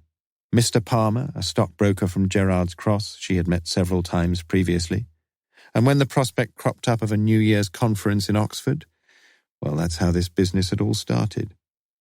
They needed an address for correspondence, and she, Philippa, had written and booked the room from her Chiswick flat, perfectly above board. An address was needed, she insisted, and Morse refrained from arguing the dubious point. She herself had completed the documentation for both of them at lunchtime on the 31st, though not filling in the registration number of the Porsche which they had left in the British Rail car park. He'd had a good time, her client, she was quite sure of that, until... And then, of course, there was every chance of him being found out, just like being caught by the police in a raid on a Soho sex joint. And he'd asked her to settle up immediately in cash, and then he'd got the pair of them out of there in double-quick time, taking her with him to the station in a taxi and leaving her on the platform. From what he'd told her, he was going to book in at the Moat Hotel at the top of the Woodstock Road for the rest of the conference, and keep as big a distance as he possibly could between himself and the ill-fated annex at the Haworth. Did the inspector really have to have his name? And in any case, she hadn't the faintest idea of his address in Gerrard's Cross. Quite certainly, in her view, he could have had nothing whatsoever to do with the killing of Ballard, because when she'd gone back to her room after the party, she'd actually walked across to the annex with Ballard, and then gone immediately into her own room with her sleeping companion, and she could vouch for the fact that he hadn't left the room that night, or left the bed, for that matter. Assuredly not. Morse nodded, a little enviously perhaps. He was a pretty rich man, then. Rich enough, but not rich enough to afford a room in the main hotel. There weren't any rooms left. We had to take what was going. I know, yes. I'm glad you're telling me the truth, Miss Palmer. I've seen your correspondence with the hotel. For a few seconds, her dark eyes held his, eyes that seemed momentarily to have grown hard and calculating, and she continued in a somewhat casual tone. He gave me the cash, in £20 notes. He was happy for me to make all the arrangements. You made a bit on the side, then? Christ! It seemed as if she were about to explode at such a banal accusation, and her eyes flashed darkly with anger. You think I have to rely on fiddling a few quid like that to make a living? But Morse couldn't answer. He was furious with himself for his stupid, naive, condescending question. and he was relieved when she agreed to a second glass of red wine. The happy hour was over. The New Year party itself? It had been good fun, really, and the food had been surprisingly good. She herself had dressed up, maybe the inspector preferred dressed down, as a Turkish belly dancer, with her companion, to her surprise, entering into the party spirit with considerable zest and ingenuity, and fashioning for himself from the rag bag provided by the hotel an outfit not unworthy of an Arabian sheikh. Quite a success, too. Not half as good as Ballard's, of course, but then some people took these things too seriously, as he had done, coming along all prepared with the necessary gear and grease and everything. As far as Philippa could remember, the Ballards had come in a few minutes later than all the rest, but she wasn't really very clear about the point, or about a lot of the other things that went on during that evening. There had been eating and drinking and dancing, and no doubt a little bit of semi-licit smooching, yes, on her part too, just a little, in the candle-lit ballroom, and perhaps later on still a bit of... Philippa appeared to have difficulty in finding the right words for what Morse took to be some incidents of sub-mensa gropings. Ballard, she thought, hadn't really come to life until after the judging of the fancy dress, spending much of the earlier part of the evening looking into the eyes, about the only feature he could look into, of his yashmaked wife, or whatever was another word for wife. For it had seemed pretty clear to Philippa that she was not the only one involved that evening in extraconjugal infidelity. Anything else? She didn't think so. She'd already mentioned that Ballard had walked back to the annex with her. Yes, of course she had. One arm round her and one arm round Helen Smith. Yes, she remembered Helen Smith and liked her. Liked her husband John, too, if he was her... what was the point? She didn't know what their relationship was, and she wasn't in the slightest degree concerned. The next day, New Year's Day, she'd had a terrible head, which only served her right, had nothing but coffee at breakfast, had missed the treasure hunt, had spent the hour pre-lunch in bed, had enjoyed the roast beef, had spent the hour post-lunch in bed, and had only begun to take any interest in hotel activities during the late afternoon when she'd played ping-pong with one of the young lads. Oddly enough, she had been looking forward a good deal to going to the pantomime, until... No, she hadn't seen anything at all of Mrs. Ballard all that day, not so far as she could remember, and of course, quite certainly nothing of Mr. Ballard either. Morse got another drink for each of them, conscious that he was beginning to make up questions just for the sake of things. But why not? She couldn't tell him anything of importance, he was almost sure of that, but she was a lovely girl to be with, he was absolutely sure of that. They were sitting close together now, and gently she moved her left leg against the roughish tweed of his trousers. And just as gently he responded, saying nothing and yet saying everything. "Would you like to treat me to a night in the Great Western Hotel?" She had asked the question confidently, and yet there had been, had Morse but known it, a vibrancy and gentleness in her voice that had seldom been heard by any other man. Morse semi-shook his head, but she knew from the slow, sad smile that played about his lips that such an immediate reaction was more the mark of sad bewilderment than of considered refusal. "I don't snore," said Philippa softly against his ear. "I don't know whether I do or not," replied Morse. He was suddenly desperately aware that the time for a decision had come, but he was conscious too of the need, he had drunk 4 pints of beer already, to relieve himself, and he left her for a while. On his return from the ground floor gents, he walked over to reception and asked the girl there whether there was a room available for the night. "Just for yourself, is it, sir?" No, a double room for myself and my wife." "Just a second. No, I'm awfully sorry, sir. We've no rooms left at all this evening, but we may get a cancellation. We often get 1 or 2 about this time. Will you be in the hotel for a while, sir?" "Yes, just for a while. I'll be in the bar." "Well, I'll let you know if I hear of anything. Your name, sir?" Palmer. Mr. Palmer." "All right, Mr. Palmer." It was 10 minutes later that the Muzak was switched off, and a pleasantly clear female voice made the announcement to everyone in the Great Western Hotel, in the lounge, in the restaurant, and in the bar. Would Chief Inspector Morse please come to reception immediately? Chief Inspector Morse to reception, please. He helped her on with her mackintosh, an off-white expensive creation that would have made almost any woman look adequately glamorous, and he watched her as she pulled the belt tight and evened out the folds around her slim waist. Been nice meeting you, Inspector. Morse nodded.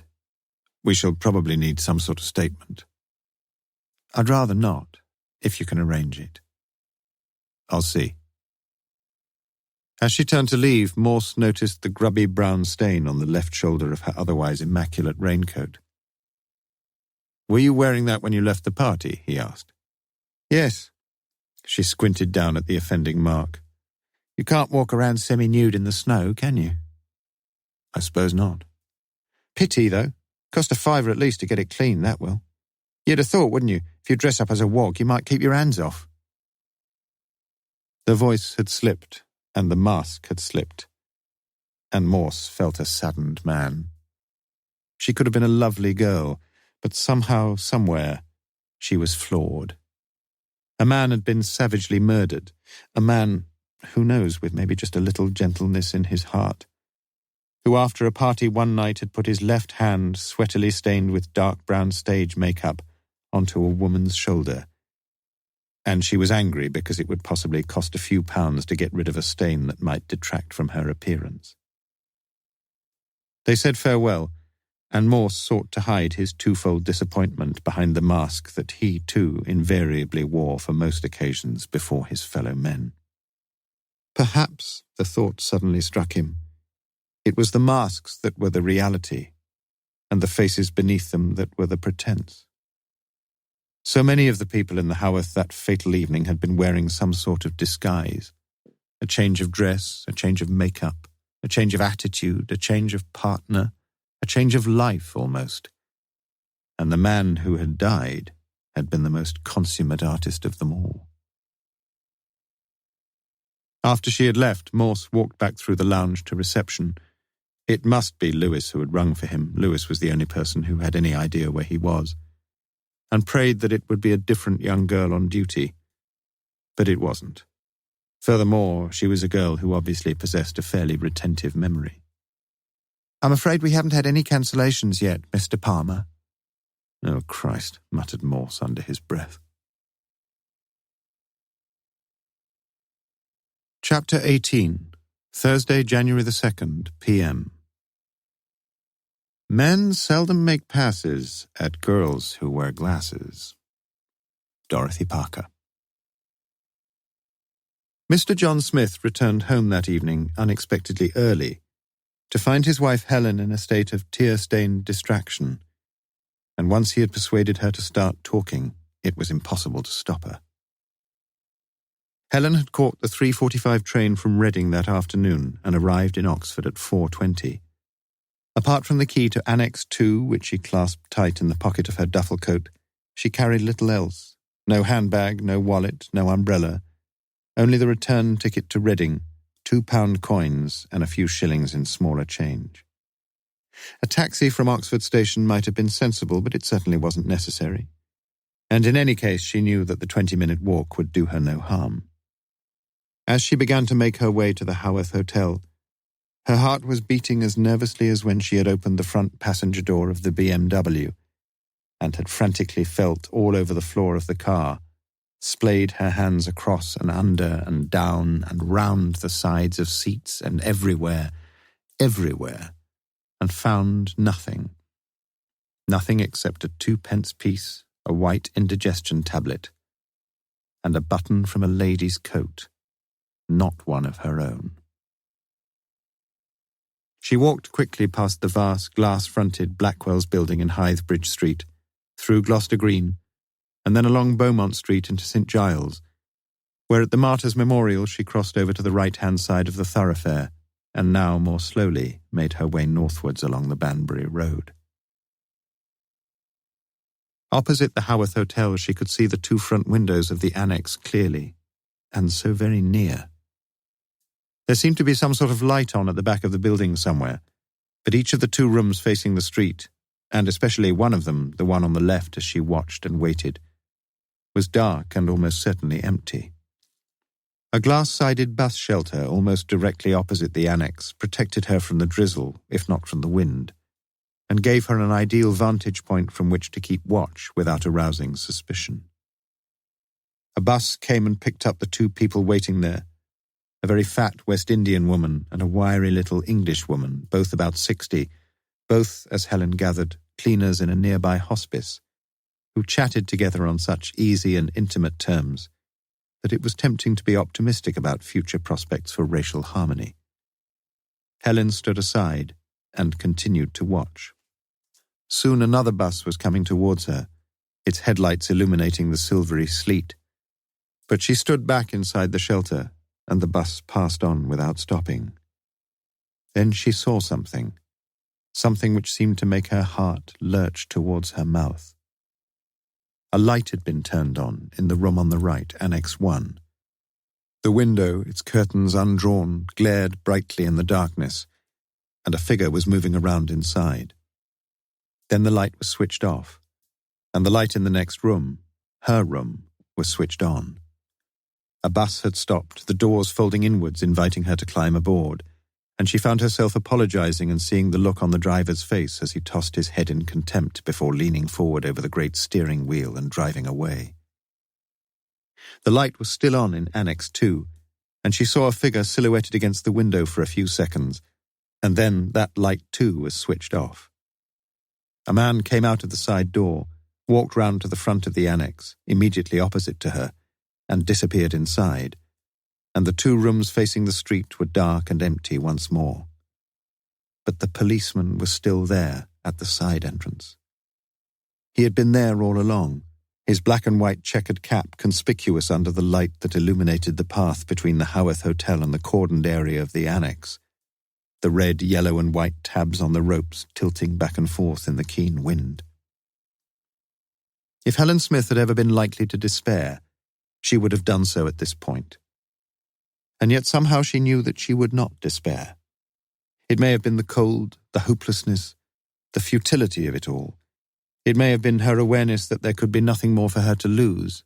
She didn't know. She didn't want to know. But she sensed within herself a feeling of wild determination that she had never known before. Her whole being seemed polarized between the black and white hat across the road and the key still clutched so tightly and warmly in her right hand. There had to be some way of diverting the man's attention so that she would have the chance to slip swiftly and silently through the side door. But it had been so much easier than that.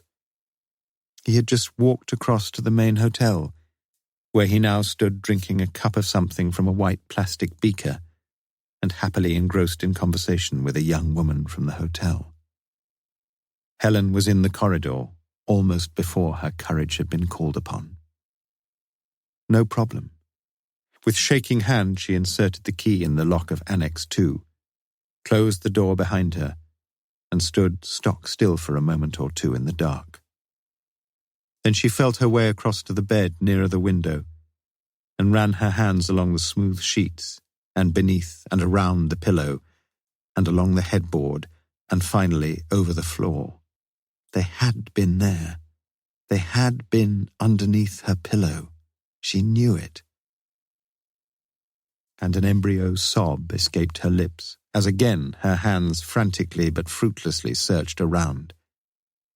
There were two switches on the headboard, and she turned on the one above the bed she had slept in. She had to make sure. For half a minute she searched again desperately in the lighted room, but to no avail. And now, for the first time, it was fear that clutched her heart, as she switched off the light, left the room, and edged her way noiselessly through the side door. Then she froze where she stood against the wall. Immediately opposite, at one of the windows on the first floor of the main hotel, a woman stood watching her, and then was gone. Helen felt quite certain that the woman had seen her, and an icy panic seized her. She could remember little of how she left the hotel, but fear had given its own winged sandals to her feet. The next thing she knew, she was walking along the Banbury Road, a good way down from the Haworth Hotel, her heart thumping like a trip hammer in an ironmaster's yard. She walked without looking back for a single second. She walked and walked like some revenant zombie, oblivious to her surroundings, still panic-stricken and trembling, yet safe, blessedly safe. At the railway station, with only 10 minutes to wait, she bought herself a scotch and felt fractionally better. But as she sat in a deserted compartment in the slow train back to Reading, she knew that each of the wearisome stops, like the stations of the cross, was bringing her nearer and nearer to a final reckoning. Morse had made no secret of the fact that he would be meeting Philippa Palmer at the Great Western Hotel, and had agreed that should Lewis think it necessary, he might be reached there. The news could wait until the morning, of course, Lewis knew that, and it probably wasn't crucially important in any case. Yet everyone is anxious to parade a success, and for Lewis it had been a successful evening. In Annexe 2, the room in which Mr. and Mrs. John Smith had spent the night of December the 31st, he had found, beneath the pillow of the bed nearer the window, in a brown imitation leather case, a pair of spectacles, small, feminine, rather fussy little things. At first he had been disappointed, since the case bore no optician's name, no address, no signification of town or county, nothing. But inside the case, squashed down at the very bottom, he had found a small oblong of yellow material for use, as Lewis knew, in the cleaning of lenses, and printed on this material were the words G.W. Lloyd, Opticians, High Street, Reading. Fortunately, Mr. Lloyd, a garrulous Welshman hailing from Mountain Ash, had still been on the premises when Lewis rang him, and had willingly agreed to remain so until Lewis arrived. If it had taken Lewis only 40 minutes to reach Reading, it had taken Lloyd only 4 or 5 to discover the owner of the lost spectacles. In his neat records, the resourceful Lloyd kept full information about all his clients. This defect, that defect, long sight, short sight, degrees of astigmatism, types of spectacle frames, private or NHS. And tracing the spectacles had been almost childishly easy. Quite an able fellow, Lewis decided, this little Welshman who had opted for ophthalmology. "I found them under the pillow, sir," said Lewis when he finally got through to Morse at Paddington. "Did you? I thought it wouldn't perhaps do any harm just to check up on things a bit." "Check up on me, you mean?" "Well, we can all miss things." "You mean to say they were there when I looked over that room?" "Come off it, Lewis. You don't honestly think I'd have missed something like that, do you?"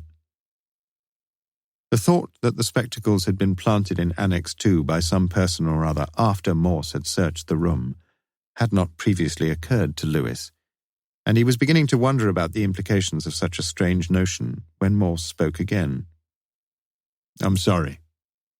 "Pardon, sir?" "I said I'm sorry, that's all. I must have missed the bloody things. And there's something else I want to say. Well done. No wonder I sometimes find it useful having you around, my old friend." Lewis was looking very happy when, after giving Morse the Smith's address, he put down the phone, thanked the optician, and drove straight back to Oxford. He and Morse had agreed not to try to see either of the mysterious Smith couple until the following day, and Lewis was glad of that, since he was feeling very tired indeed. Mrs. Lewis could see that her husband was happy when he finally returned home just before 9 p.m. She cooked him egg and chips, and once again marvelled at the way in which Chief Inspector Morse could on occasions have such a beneficent effect upon the man she'd married. But she was very happy herself, too. She was always happy when he was. Deciding after he'd finished his telephone conversation with Lewis that he might just as well stay on in London and then stop off at Reading the following morning on his return to Oxford, Morse approached the receptionist, the same one, for the 3rd time, and asked her sweetly whether she could offer him a single room for the night, which she could, for there had been a cancellation. The card which she gave him Morse completed in the name of Mr. Philip Palmer, of Irish nationality, and handed it back to her. As she gave him his room key, the girl looked at him with puzzlement in her eyes, and Morse leaned over and spoke quietly to her. Just one little thing, miss. If Chief Inspector Morse happens to call, Please send him up to see me immediately, will you?" The receptionist, now utterly bewildered, looked at him with eyes that suggested that either he was quite mad or she was. And when he walked off towards the main staircase, she wondered whether she should ring the duty manager and acquaint him with her growing suspicion that she might just have booked an IRA terrorist into the hotel. But she decided against it. If he had a bomb with him, it was quite certainly not in his suitcase, for he had no suitcase. Had no luggage at all, in fact. Not even a toothbrush, by the look of things. Chapter 19. January the 2nd, 3rd. Love is strong as death. Jealousy is cruel as the grave. Song of Solomon, chapter 8, verse 6. The whole desperate business had acquired a gathering momentum born of its own progress. It was, for Margaret Bowman, like driving a car whose brakes had failed down an ever more steeply inclined gradient, where the only thing to do was to try to steer the accelerating vehicle with the split-second reactions of a racing driver, and to pray that it would reach the bottom without a fatal collision. To stop was utterly impossible. It had been about a year ago when she had first become aware that her husband was showing unmistakable signs of becoming a semi-drunkard. There would be days when he would not touch a drop of alcohol, but there were other periods when 2 or 3 times a week she would return from work to find him in a sort of slow-thinking half-daze, after what must clearly have been fairly prolonged bouts of drinking, about which her own occasional criticism had served merely to trigger off an underlying crude and cruel streak in his nature which had greatly frightened her. Had it been because of his drinking that, for the first time in their marriage, she had been unfaithful to him? She wasn't sure. Possibly, probably even, she might in any case have drifted into some sort of illicit liaison with 1 or 2 of the men she had recently got to know at work. Everyone changed as the years went by, she knew that. But Tom, her husband, seemed to have undergone a fundamental change of character, and she had become increasingly terrified of him finding out about her affair, and deeply worried about what dreadful things he would do to her, and to him, and perhaps to himself, if he ever did find out. Her infidelity had spanned the late summer and most of the autumn before she began to realize that any affair was just as fraught with risk as marriage was. For the first few weeks, a single afternoon a week had sufficed. He, by regulating his varied weekend workings, was able to take a day off every week, and this was easily synchronized with her own afternoon off on Thursdays, when the pair of them made love in the bedroom of an erstwhile council house in North Oxford, which he now owned himself. That had been the early pattern, and for the first 2 or 3 months he had been interesting to be with, considerate, anxious to please. But as time went on, he too, just like her husband, had appeared to change. He became somewhat crude in 1 or 2 respects, more demanding, less talkative, with, quite clearly to Margaret Bowman, his own craving for sexual gratification dominating their post-meridian copulations. Progressively, he'd wished to see her more often, ever badgering her to fabricate for her employers a series of visits to dentists, doctors, and terminally ill relatives, or to take home to her husband tales of overtime workings necessitated by imaginary backlogs. And while she despised the man to some degree for so obviously allowing all his professed love for her to degenerate into an undisguised lust, yet there was a physical side to her own nature, at once as crude and selfish and demanding as his, which welded them into an almost perfect partnership between the sheets. The simple truth was that the more he used and abused her, the more sexual satisfaction he managed to wring from her, and the more she was conscious of her pride in being the physical object of his apparently insatiable appetite for her body. Indeed, as the year moved into its last quarter, she began to suspect that she needed him almost as much as he needed her, although for a long time she refused to countenance, even to herself, the full implications of such a suspicion. But then she was forced to face them. He was soon making too many demands upon her, begging her to be with him even for an odd half-hour at lunchtimes when, Truth to tell, she would more often than not have preferred a glass of red wine and a ham sandwich with her friend and colleague Gladys Taylor in the Dewdrop. And then had come the showdown, as perhaps she'd known would be inevitable. He'd asked her to leave her husband and come to live with him. It was about time, surely, that she left the man she didn't love and moved in with the one she did. And although coming within an ace of saying yes, she'd finally said no. Why Margaret Bowman had thus refused, she would herself have found difficult to explain. Perhaps it was because, for the present at least, it was all far too much bother. The rather dull, the slightly overweight, the only semi-successful man who was her husband, was the man with whom she had shared so much for so many years now. And there were far too many other shared things to think of packing everything up just like that. Payments on the car, life insurances, the house mortgage, family, friends and relations, neighbours, even the disappointments and the quarrels and the boredoms, which all seemed to form a strangely binding sort of tie between them. Yet there was perhaps, too, one quite specific reason why she had refused. Gladys, Margaret had come to work in the same section as Gladys in the spring, had become a genuine friend. And one day in the Dewdrop she had told Margaret how she had been temporarily jilted by her husband, and how for many months after that she had felt so hurt and so belittled that she'd wondered whether she would ever be able to lift up her head in life again. Having had it done to me, she'd confided, I couldn't ever think of doing it to anyone else. It had been a simple little thing to say, and it had not been said with any great moral fervour, yet it had made its point with memorable effect. That particular Thursday afternoon when she had finally said no, they'd had their first blazing row, and she had been alarmed by the look of potential violence in his eyes.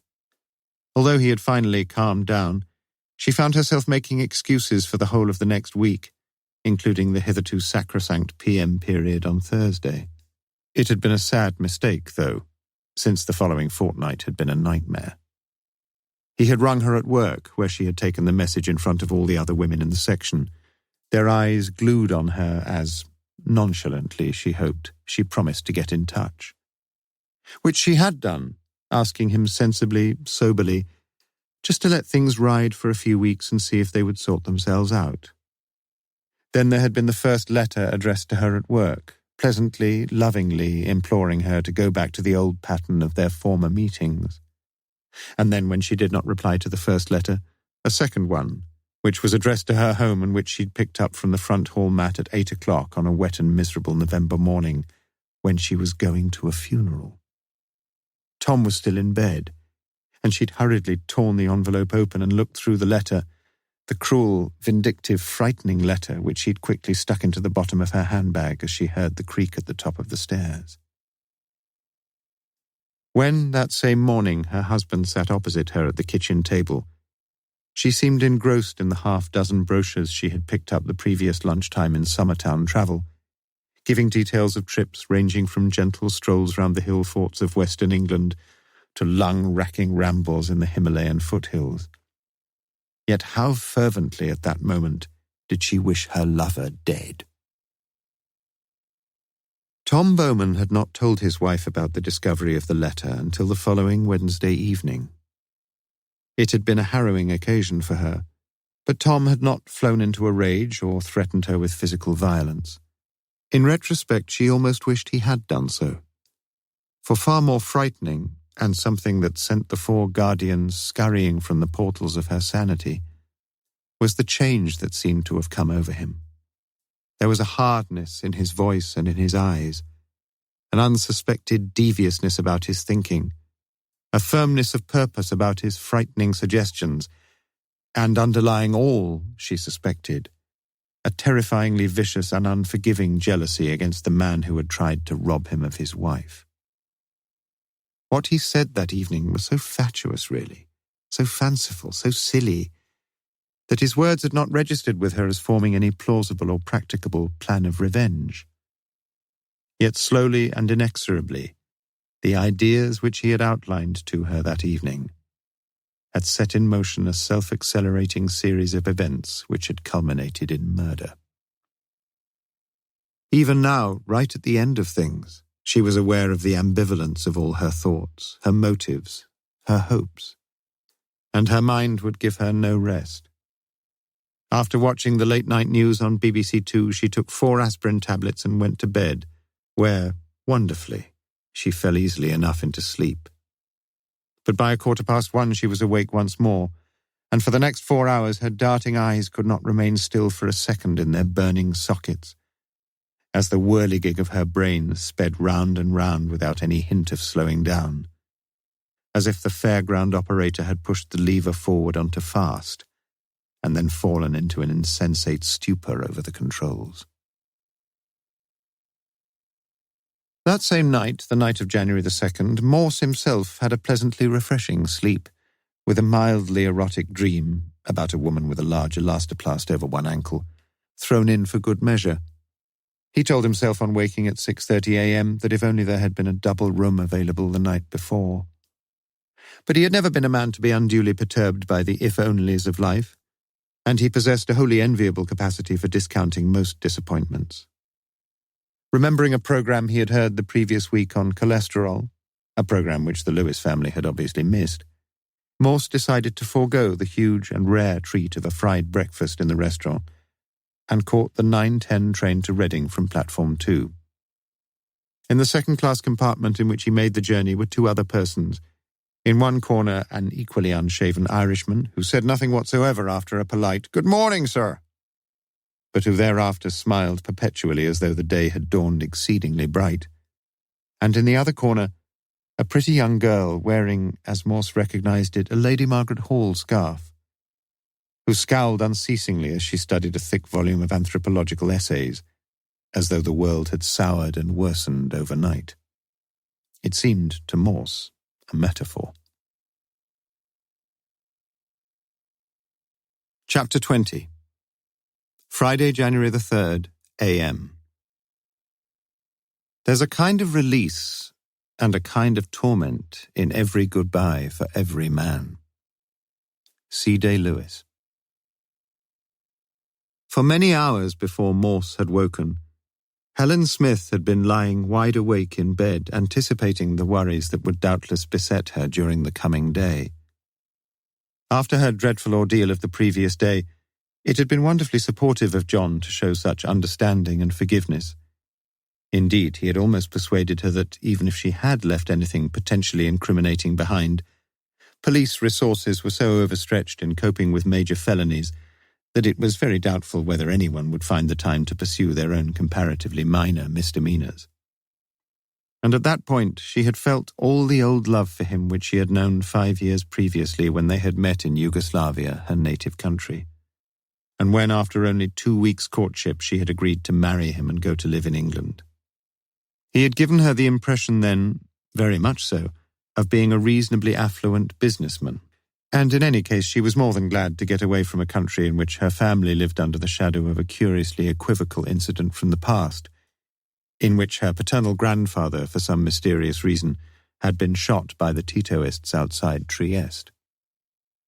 But from the earliest days in England, she had become aware of her husband's strange lifestyle, of his dubious background, of his shady present, and of his far from glittering prospects for the future.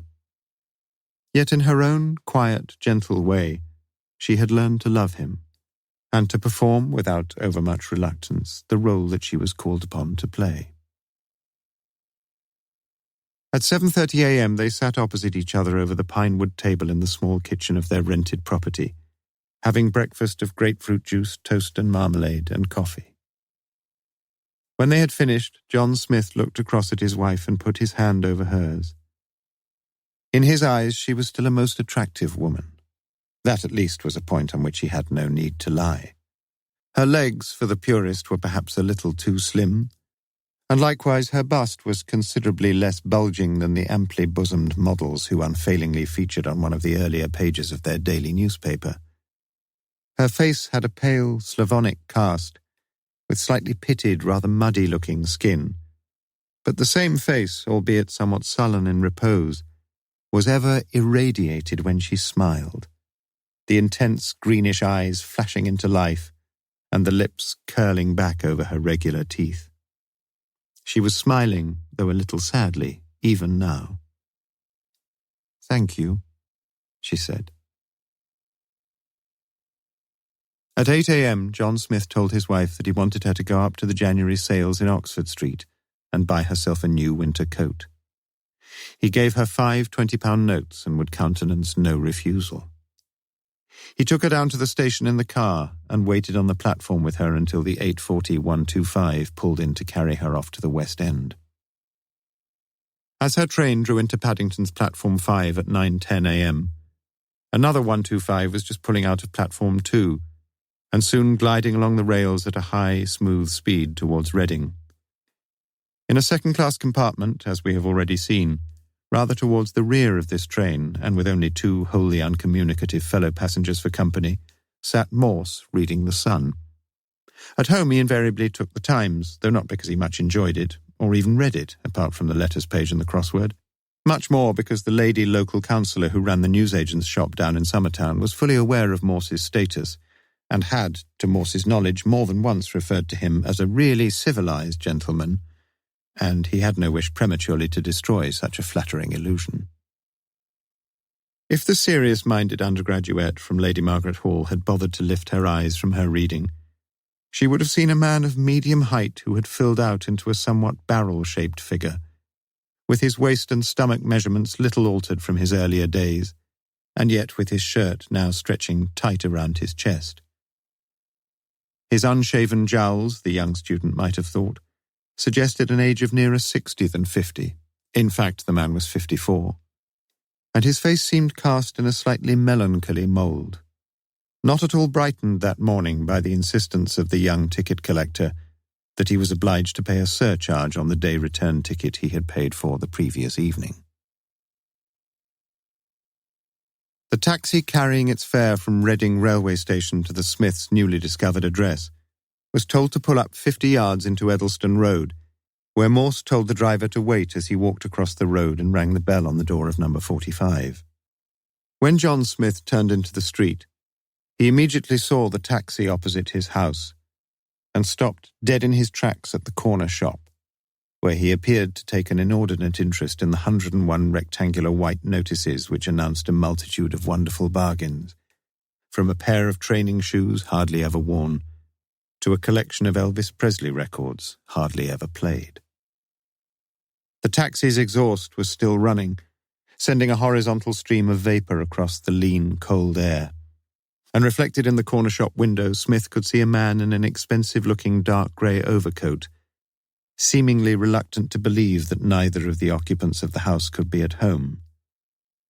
Finally, slowly, the importunate caller walked away from the house, stood back to take a last look at the property, and then got back into the taxi, which was off immediately in a spurt of dirty slush. John Smith entered the shop, purchased a packet of 20 silk cut, and stood for 3 or 4 minutes at the magazine rack leafing through Wireless Weekly, Amateur Photographer, and the Angling Times. But apparently he had decided that none of these periodicals was exactly indispensable, and he walked out empty-handed into the street. He had always prided himself on being able to sniff out danger a mile away, but he sensed there was none now, and he strolled down the street with exaggerated unconcern and let himself into number 45.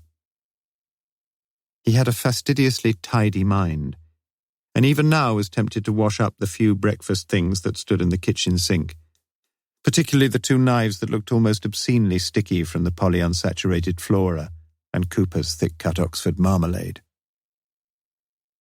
But the walls were closing in. He knew it. The BMW would have been the riskiest thing, and half an hour ago he had sold the 3-year-old beauty at Reading Motors for a ridiculously low-pitched £6,000 in cash. Then he had gone along to the town centre branch of Lloyd's Bank, where he had withdrawn, again in cash, the £1,200 which had stood in the joint account of John and Helen Smith. Helen had spent a brief but successful time in Selfridges. She had bought herself a new white Macintosh, and was back in the house just after noon, when she immediately saw the note beside the telephone. Helen, my love, they are on to us, and there's little option for me but to get away.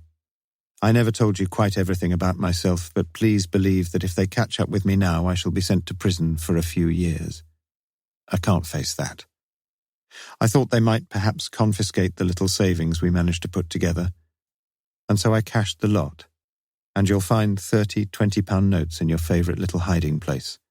That's a precaution just in case the police get here before you find this. If I ever loved anyone in the world, I loved you. Remember that. I'm sorry it's got to be like this.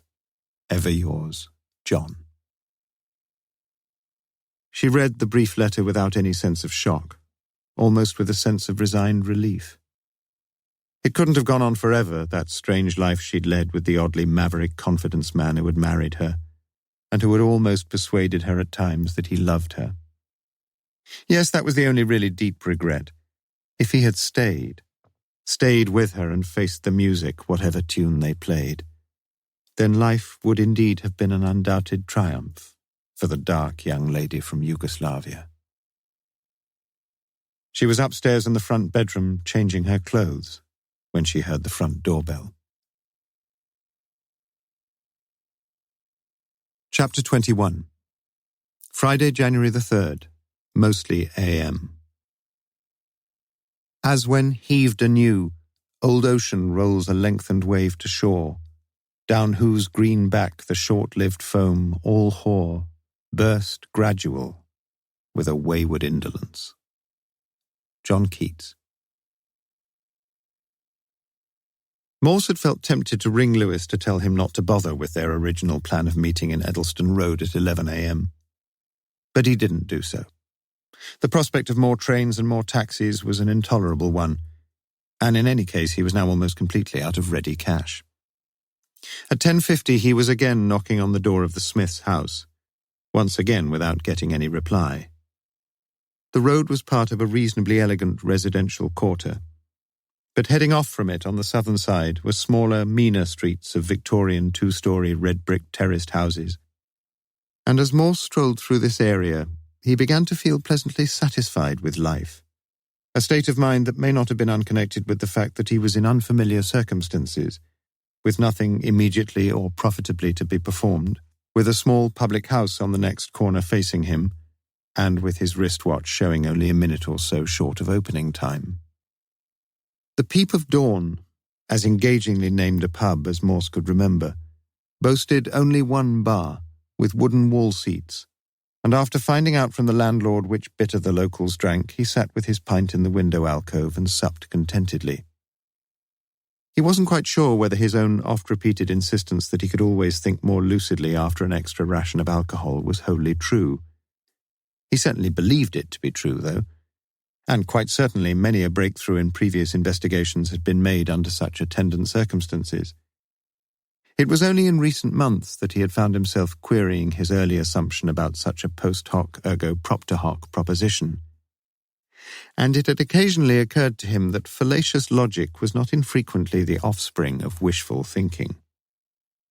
Yet for Morse, and he quite simply accepted the fact, the world did invariably seem a much warmer, more manageable place after a few pints of beer.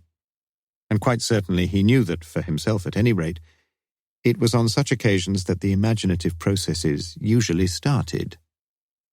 It may have been something to do with the very liquidity of alcohol, for he had often seen these processes in terms of just such a metaphor. It was as if he were lulled and sitting idly on the seafront, and watching, almost entranced, as some great master of the tides drew in the foam-fringed curtains of the waters towards his feet, and then pulled them back in slow retreat to the creative sea.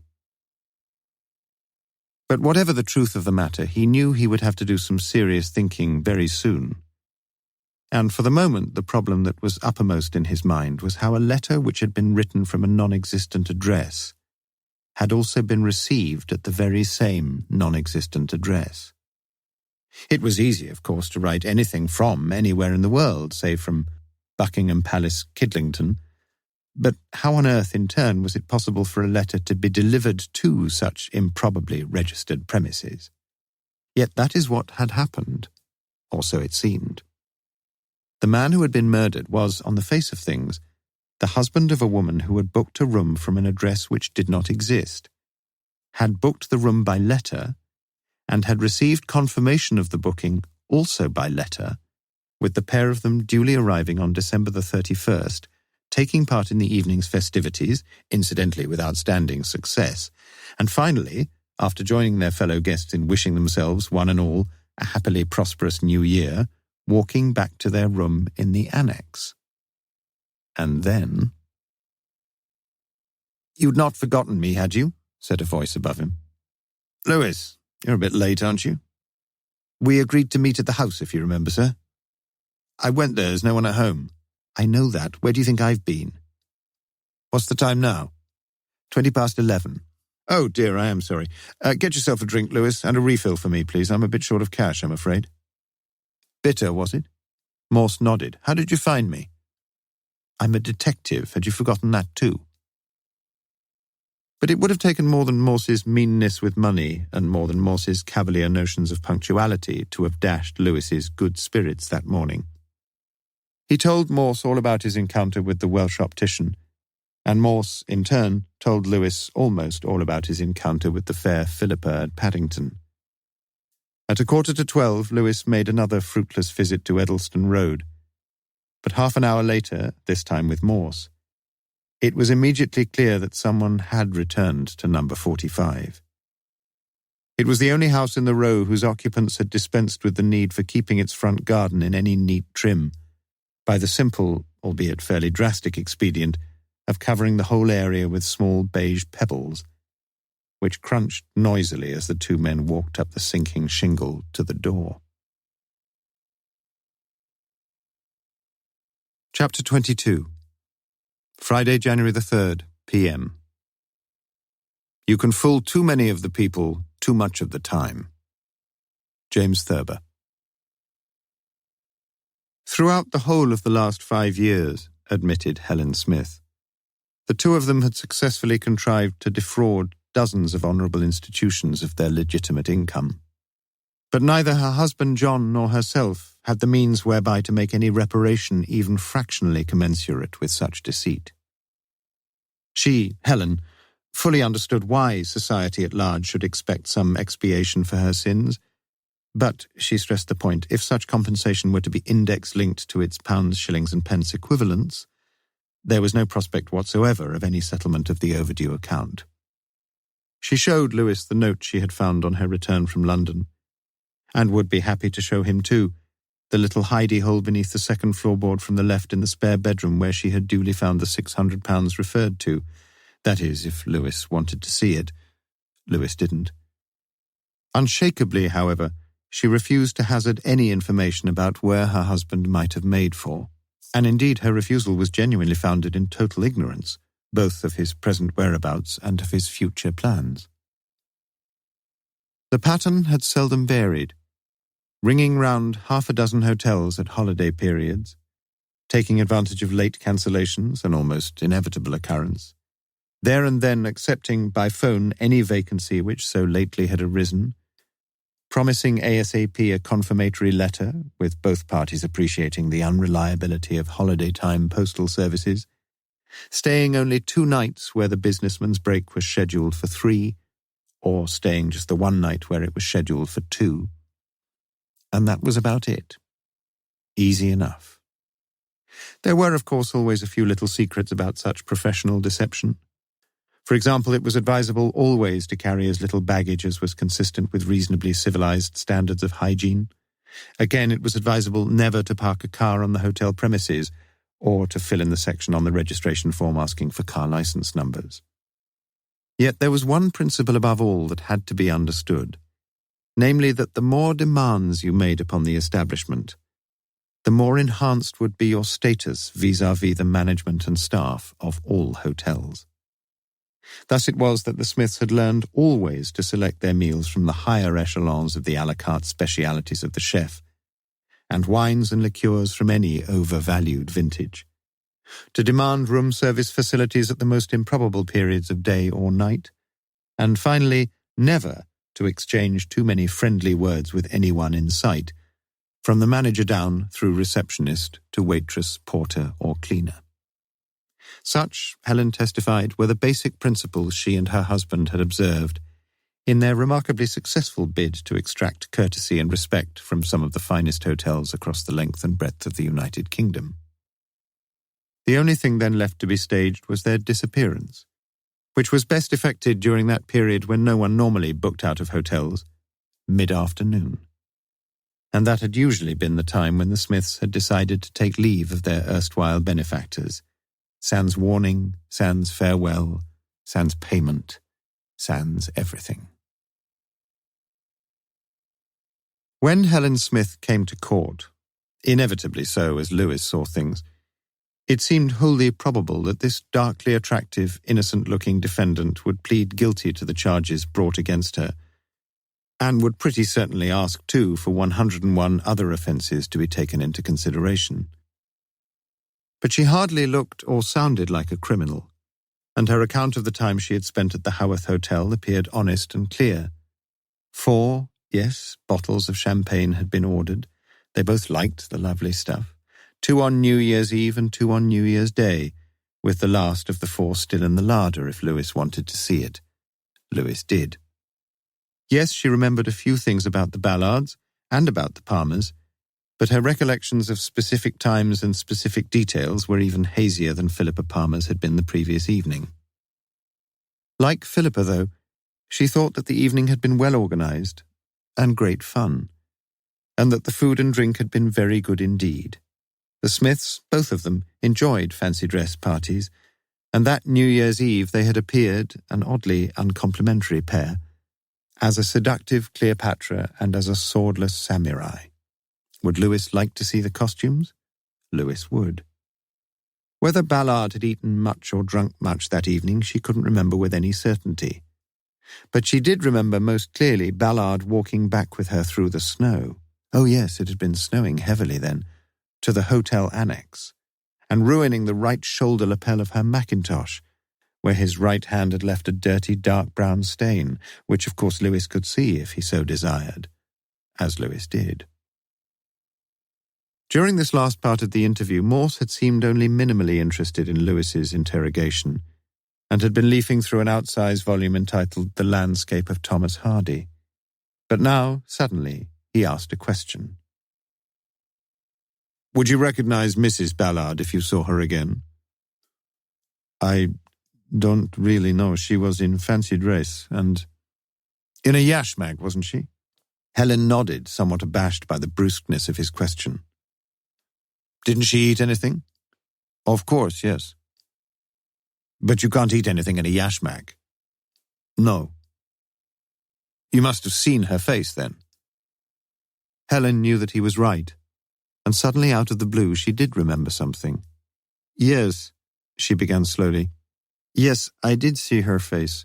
Her top lip was a bit red, and there were red sort of pinpricks, sort of little red spots." But even as Helen spoke these words, her own upper lip was trembling uncontrollably, and it was clear that the hour of questioning had left her spirits very low indeed. The tears were suddenly springing copiously, and she turned her head sharply away from the 2 policemen in total discomfiture. In the car, Lewis ventured to ask whether it might not have been wiser to take Helen Smith back to Oxford there and then for further questioning. But Morse appeared unenthusiastic about any such immediate move, asserting that compared with the likes of Marcinkus and Co. in the Vatican Bank, John and Helen Smith were sainted folk in white array. It was just after they turned onto the A34 that Morse mentioned the strange affair of the yashmak lady's upper lip.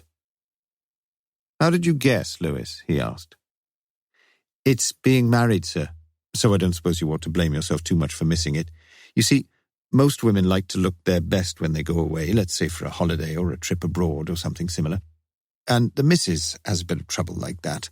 A few unsightly hairs growing just under the chin or a little fringe of hairs on the top lip.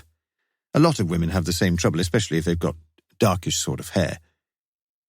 But your missus has got fair hair. All right, but it happens to everybody a bit as they get older.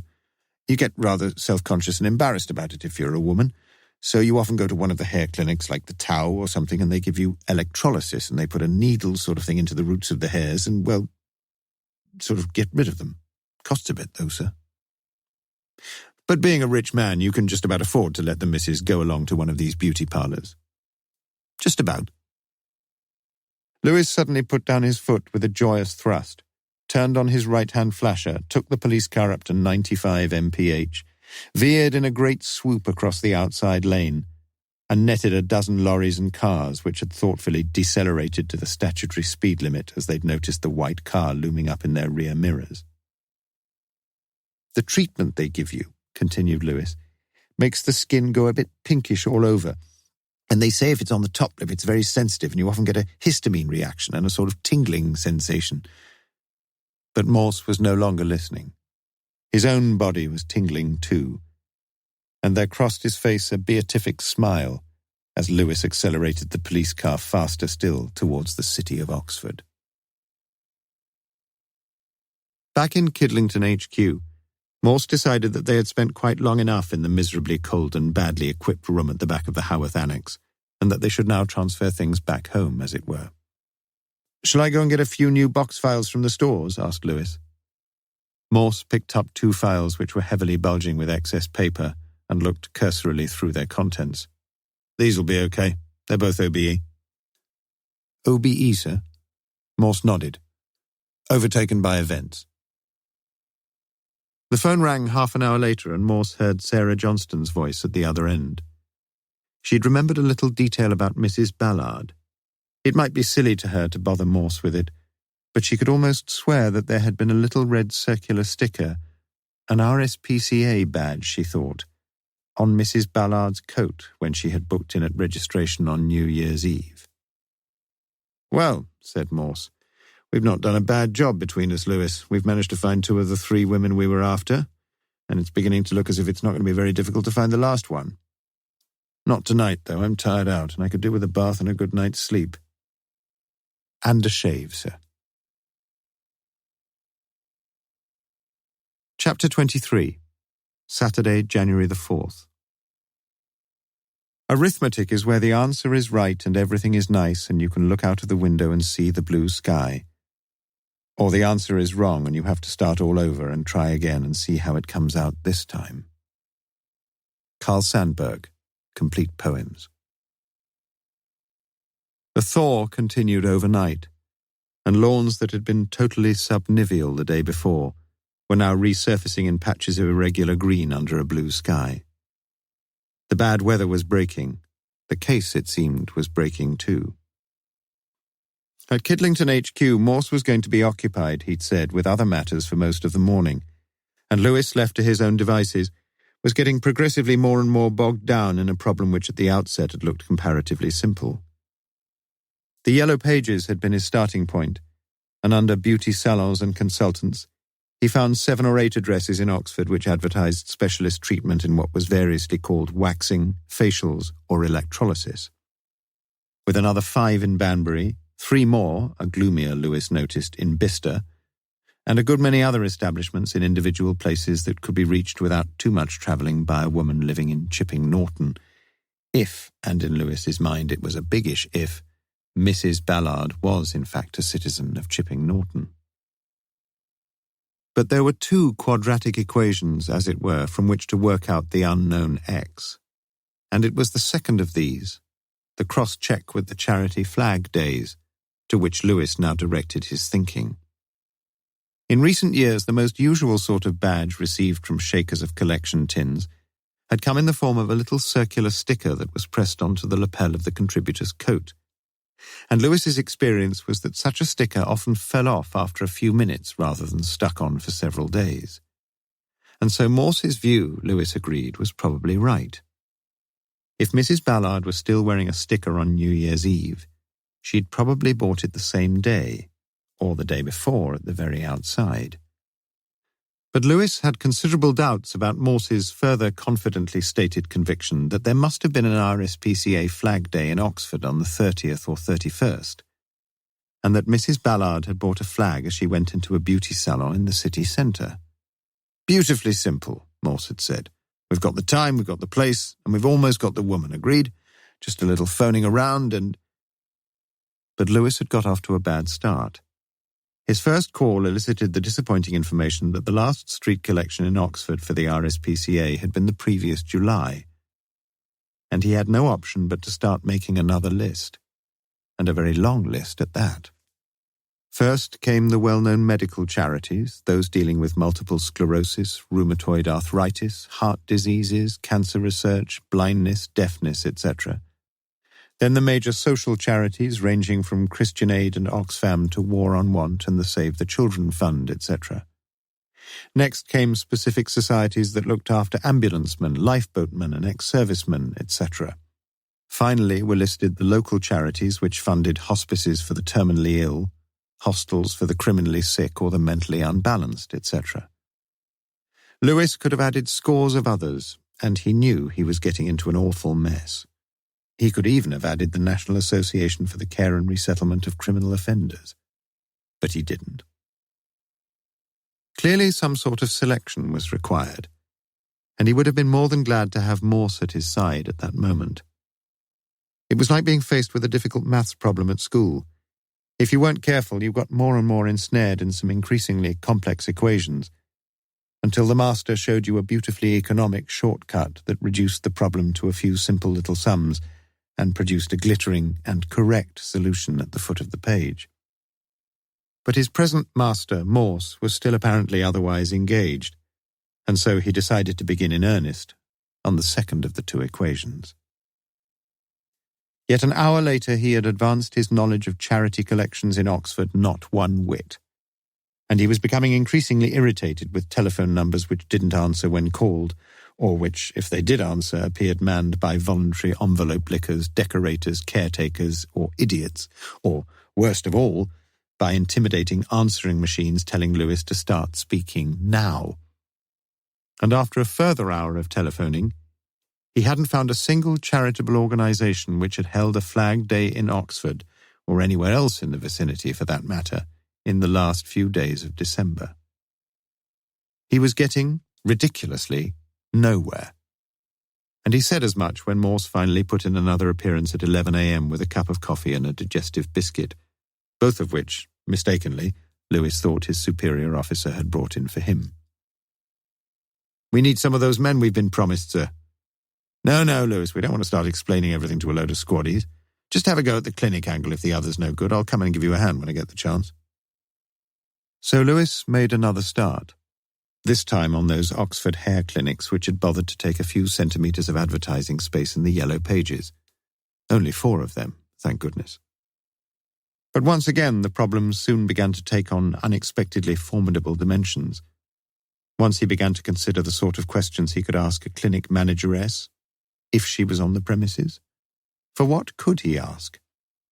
He wanted to find out if a woman whose name he didn't know, whose appearance he could only very imperfectly describe, and of whose address he hadn't the faintest notion, except perhaps that it might just be in Chipping Norton, whether such a woman had been in for some unspecified treatment, but probably upper lip depilation, at some unspecified time, though most probably on the morning of, let him say, any of the last few days of December. What a farce, thought Lewis, and what a fruitless farce it did in fact become. The first of the clinics firmly refused to answer questions, even to the police, about such strictly confidential matters. The second was quite happy to inform him that it had no customers whatsoever on its books with an address in Chipping Norton.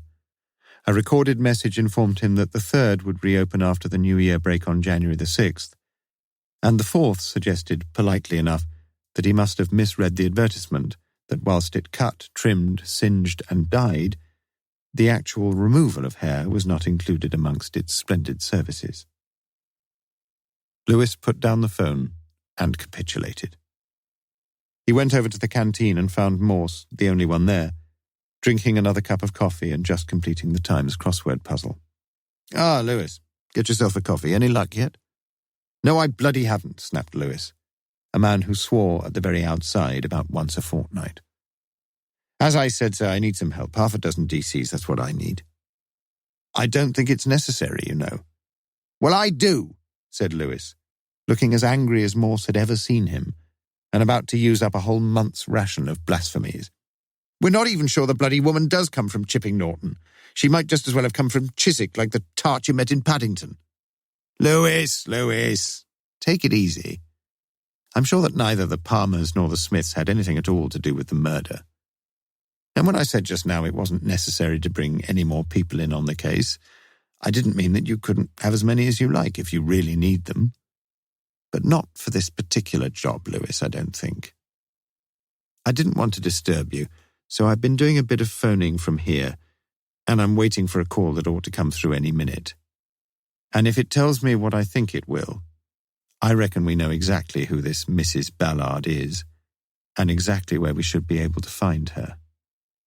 Her name's Mrs. Bowman, Mrs. Margaret Bowman. And do you know where she lives? Chipping Norton, suggested Lewis, in a rather wearily defeated tone. Chapter 24. Sunday, January the 5th. A man is in general better pleased when he has a good dinner upon his table than when his wife talks Greek. Samuel Johnson.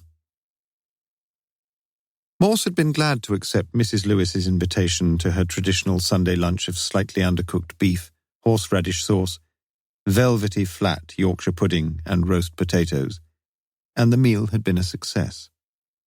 In deference to the great man's presence, Lewis had bought a bottle of Beaujolais Nouveau, and as Morse leaned back in a deep-cushioned armchair and drank his coffee, he felt very much at his ease. I sometimes wish I'd taken a gentle little job in the Egyptian civil service, Lewis. You fancy a drop of brandy, sir? Why not? From the rattle and clatter coming from the kitchen, it was clear that Mrs. Lewis had launched herself into the washing up, but Morse kept his voice down as he spoke again. I know that a dirty weekend away with some wonderful woman sounds just like the thing for some jaded fellow getting on in age a bit like you, Lewis, but you'd be an idiot to leave that lovely cook you married. I've never given it a thought, sir. There are one or two people in this case, though, aren't there, who seem to have been doing a bit of double-dealing one way or another? Lewis nodded as he too leaned back in his armchair sipping his coffee and letting his mind go back to the previous day's startling new development and to Morse's explanation of how it had occurred. If you ever decide to kick over the traces, Morse had said, you've got to have an accommodation address. That's the vital point to bear in mind. All right, there are a few people like the Smiths who can get away without one, but don't forget they're professional swindlers and they know all the rules of the game backwards. In the normal course of events, though, you've got to get involved in some sort of correspondence. Now, if the princess you're going away with isn't married, or if she's a divorcee, or if she's just living on her own anyway, then there's no problem, is there? She can be your mistress and your missus for the weekend, and she can deal with all the booking, just like Philippa Palmer did. She must use her own address, and as I say, there are no problems.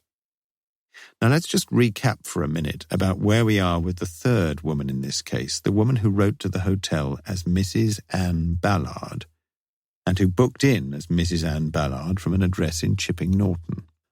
Obviously, if we can find her and find out from her what went on in Annex 3 on New Year's Eve or New Year's morning, well, we shall be home and dry, shan't we? And in fact, we know a good deal about her. The key thing, or what I thought was the key thing, was that she'd probably gone to a hair clinic a day or so before turning up at the Haworth Hotel. I'm sorry, Lewis, that you've had such a disappointing time with that side of things.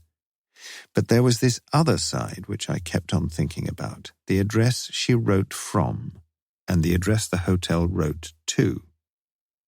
Now, you can't exchange correspondence with a phony address, obviously you can't. And yet, you know, you can. You must be able to, because it happened, Lewis. And when you think about it, you can do it pretty easily if you've got one particular advantage in life. Just the one. And you know what that advantage is? It's being a postman. Now let's just take an example. Let's take the Banbury Road. The house numbers go up a long, long way, don't they? I'm not sure, but certainly to about 480 or so. Now, if the last house is, say, number 478, what exactly happens to a letter addressed to a non-existent 480? The sorters in the main post office are not going to be much concerned, are they? It's only just above the last house number, and as likely as not, even if someone did spot it, he'd probably think a new house was being built there.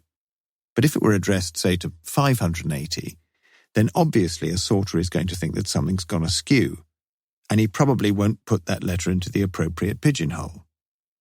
In cases like that, Lewis, there's a tray for problem letters, and one of the higher echelon post office staff will try to sort them all out later. But whichever way things go, whether the letter would get into the postman's bag or whether it would get put into the problem tray, it wouldn't matter.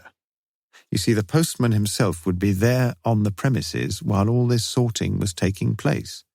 I know. I've had a long talk on the phone with the chief postmaster from Chipping Norton, splendid fellow, and he said that the letter we saw from the Haworth Hotel, the one addressed to 84 West Street, would pretty certainly have gone straight into the West Street pigeonhole, because it's only a couple over the last street number, and even if it had been put in the problem tray, the postman waiting to get his sack over his shoulder would have every opportunity of seeing it and taking it. And there were only 2 postmen who delivered to West Street in December. One was a youngish fellow who's spending the New Year with his girlfriend in the Canary Islands, and the other is this fellow called Tom Bowman, who lives at Charlbury Drive in Chipping Norton. But there's nobody there, neither him nor his wife, and none of the neighbours knows where they've gone. Although Margaret Bowman was at her work in Summertown on Thursday and Friday last week. I've checked that. Anyway, there's not much more we can do this weekend. Max says he'll have the body all sewn up and presentable again by Monday, and so we ought to know who he is pretty soon. It had been after Morse had finished that Lewis ventured the most important question of all. "Do you think the murdered man is Tom Bowman, sir?" And Morse had hesitated before replying, "Do you know, Lewis, I've got a strange sort of feeling that it isn't." Morse had nodded off in his chair, and Lewis quietly left the room to help with the drying up. That same Sunday afternoon, Sarah Johnston at last got back to her flat. She knew that she would almost certainly never have such an amazing experience again in her life, and she had been reluctant to leave the hotel whilst police activity was continuously centred upon it.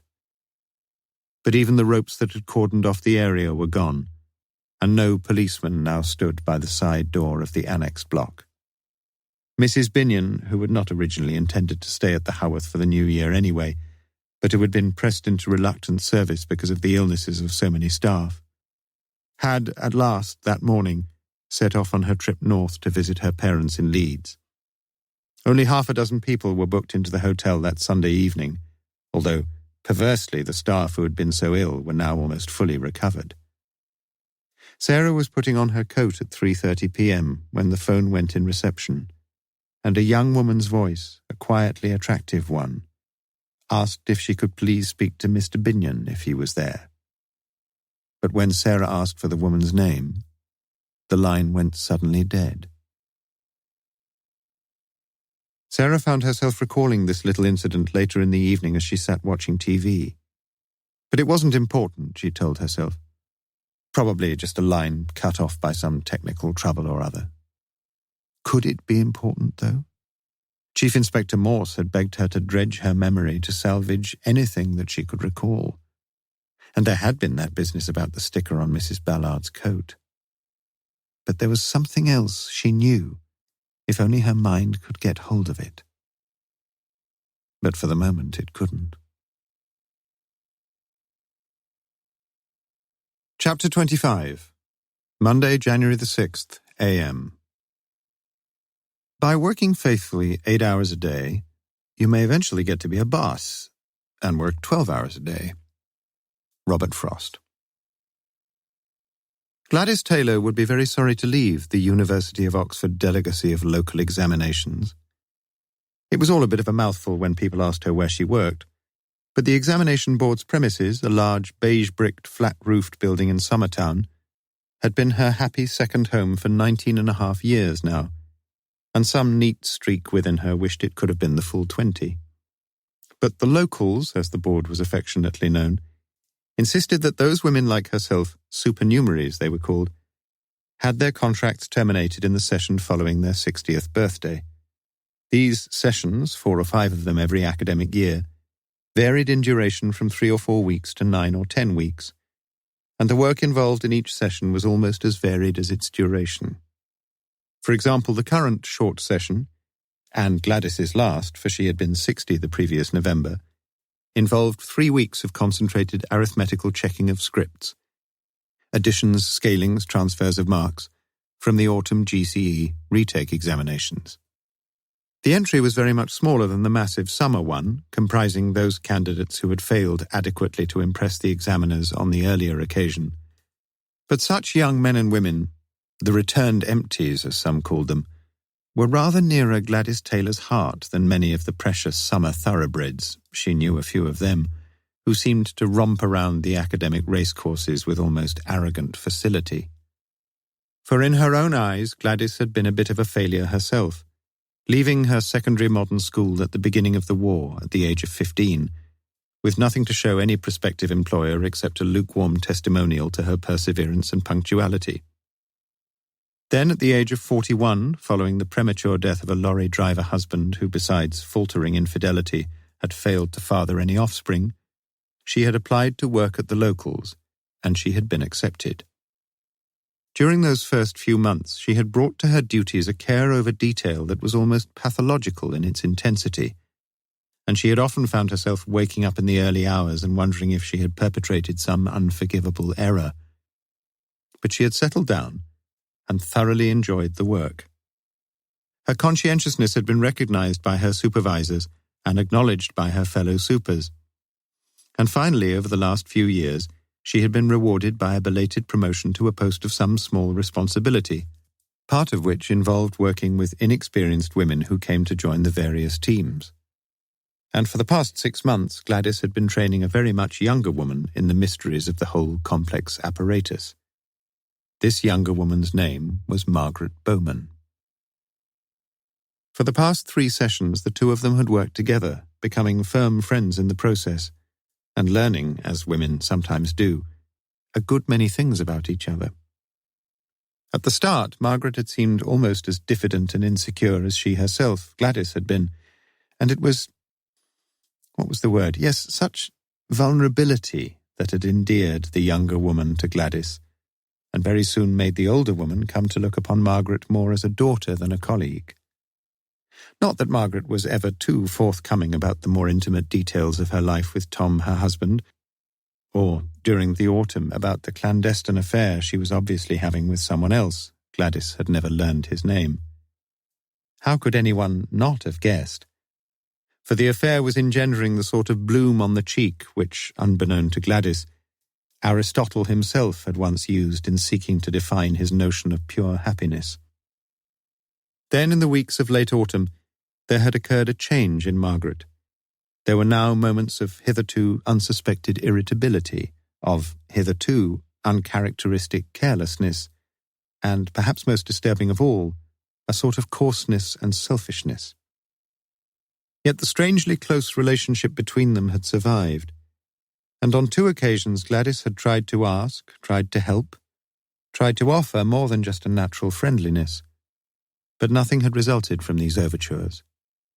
And when on a Friday in mid-December the last session of the calendar year had finally come to its close, that was the last Gladys had seen of her colleague until the New Year resumption, on January the 2nd, a day on which it hardly required the talents of a clairvoyant to see that there was something quite desperately wrong. Smoking was banned from the room in which the supers worked, but several of the women were moderately addicted to the weed, and each day they greatly looked forward to the morning coffee breaks and afternoon tea breaks, both taken in the delicacy canteen in which smoking was allowed. Hitherto, and invariably during the time Gladys had known her, Margaret would sit patiently puffing her way through a single cigarette AM, a single cigarette PM. But on that January the 2nd, and again on the 3rd, Margaret had been getting through 3 cigarettes in each of the 20-minute breaks, inhaling deeply and dramatically on each one. Margaret's work, too, during the whole of her first day back had been quite unprecedentedly slack. 10 marks missed at one point in a simple addition, a wrong scaling, and a very obvious one at that, not spotted, and then an error which would have made Gladys herself blanch with shame and mortification, an addition of 104 and 111 entered as 115, a total which, but for Gladys's own rechecking, would probably have given some luckless candidate an E grade instead of an A grade. At lunchtime on Friday, January the 3rd, Gladys had invited Margaret for a meal at the Chinese restaurant just across the Banbury Road from the delegacy, and over the sweet and sour pork and the Lotus House special chop suey, Margaret had confided to Gladys that her husband was away on a course over the new year, and that she herself had been feeling a bit low. And how enormously it had pleased Gladys when Margaret had accepted the invitation to spend the weekend with her in Gladys's home on the Cutterslow housing estate in North Oxford. Mrs. Mary Webster, the senior administrative assistant who kept a very firm, if not unfriendly, eye upon the 40 or so women who sat each day in the large first-story room overlooking the playing fields of Summerfield's preparatory school, had not returned to her accustomed chair after the coffee break on the morning of January the 6th. Most unusual. But it was the intelligence gleaned by Mrs. Bannister, a woman somewhat handicapped in life by a bladder of minimal capacity, but whose regular trips to the downstairs toilet afforded, by way of compensation, a fascinating window on the world that set the whole room a-buzzing. "A police car," she whispered audibly to half the assembled ladies. "2 men. They're in the secretary's room." "You mean the police are down there talking to Mrs. Webster?" asked one of Mrs. Bannister's incredulous colleagues. But further commentary and interpretation was immediately forestalled by Mrs. Webster herself, who now suddenly entered the door at the top of the long room and who began to walk down the central gangway between the desks and tables. The whole room was immediately still and silent as a Trappist's cell. It was not until she reached Gladys's table, almost at the very bottom of the room, that she stopped. "Mrs. Bowman, can you come with me for a few minutes, please?" Margaret Bowman said nothing as she walked down the wooden stairs, one step behind Mrs. Webster, and then into the main corridor downstairs, and directly to the room whose door of Swedish oak bore the formidable nameplate of the Secretary. Chapter 26. Monday, January the 6th, a.m. The cruelest lies are often told in silence. Robert Louis Stevenson. The Secretary was one of those endearingly archaic titles in which the University of Oxford abounded. On the face of it, such a title seemed to point to a personage with supreme, upper-case, as it were, stenographic skills. In fact, however, the Secretary of the Locals, Miss Gibson, was a poor typist, her distinction arising from her outstanding academic and administrative abilities, which had led, 10 years previously, to her appointment as the boss of the whole outfit. Grey-haired, tight-lipped, pale-faced, Miss Gibson sat behind her desk in an upright red leather chair, awaiting the arrival of Mrs. Margaret Bowman. Arranged in front of her desk were 3 further red leather chairs of the same design. In the one to the secretary's left sat a man of somewhat melancholy mien, the well-manicured fingers of his left hand occasionally stroking his thinning hair, and who was at that moment, although Miss Gibson would never have guessed the fact, thinking what a very attractive woman the secretary must have been in her earlier years. In the middle sat a slightly younger man, another policeman, and one also in plain clothes, but a man both thicker set and kindlier faced. Miss Gibson introduced the 2 police officers after Margaret Bowman had knocked and entered and been bidden to the empty chair. "You live in Chipping Norton?" asked Lewis. "Yes." "At 6 Charlbury Drive, I think?" "Yes." Even with the 2 monosyllabic answers, Margaret knew that her tremulous upper lip was betraying signs of her nervousness, and she felt uncomfortably aware of the fierce blue-grey eyes of the other man upon her. And you work here, continued Lewis. I've been here 7 months. You had quite a bit of time off over Christmas, I understand. We had from Christmas Eve to last Thursday. Last Thursday, let's see, that was January the 2nd. Yes. The day after New Year's Day. Margaret Bowman said nothing, although clearly the man had hoped, that she would make some comment. You had plenty of things to occupy you, I suppose, continued Lewis. Christmas shopping, cooking the mince pies, all that sort of thing. Plenty of shopping, yes. Summertown's getting a very good shopping centre, I hear. Oh, very good, yes. And the Westgate down in the centre, they say that's very good too. Yes, it is. Did you shop in Summertown here or down in Oxford? I did all my shopping at home. You didn't come into Oxford at all, then? Why was she hesitating? Was she lying? Or was she just thinking back over things to make sure? No, I didn't. You didn't go to the hairdresser's?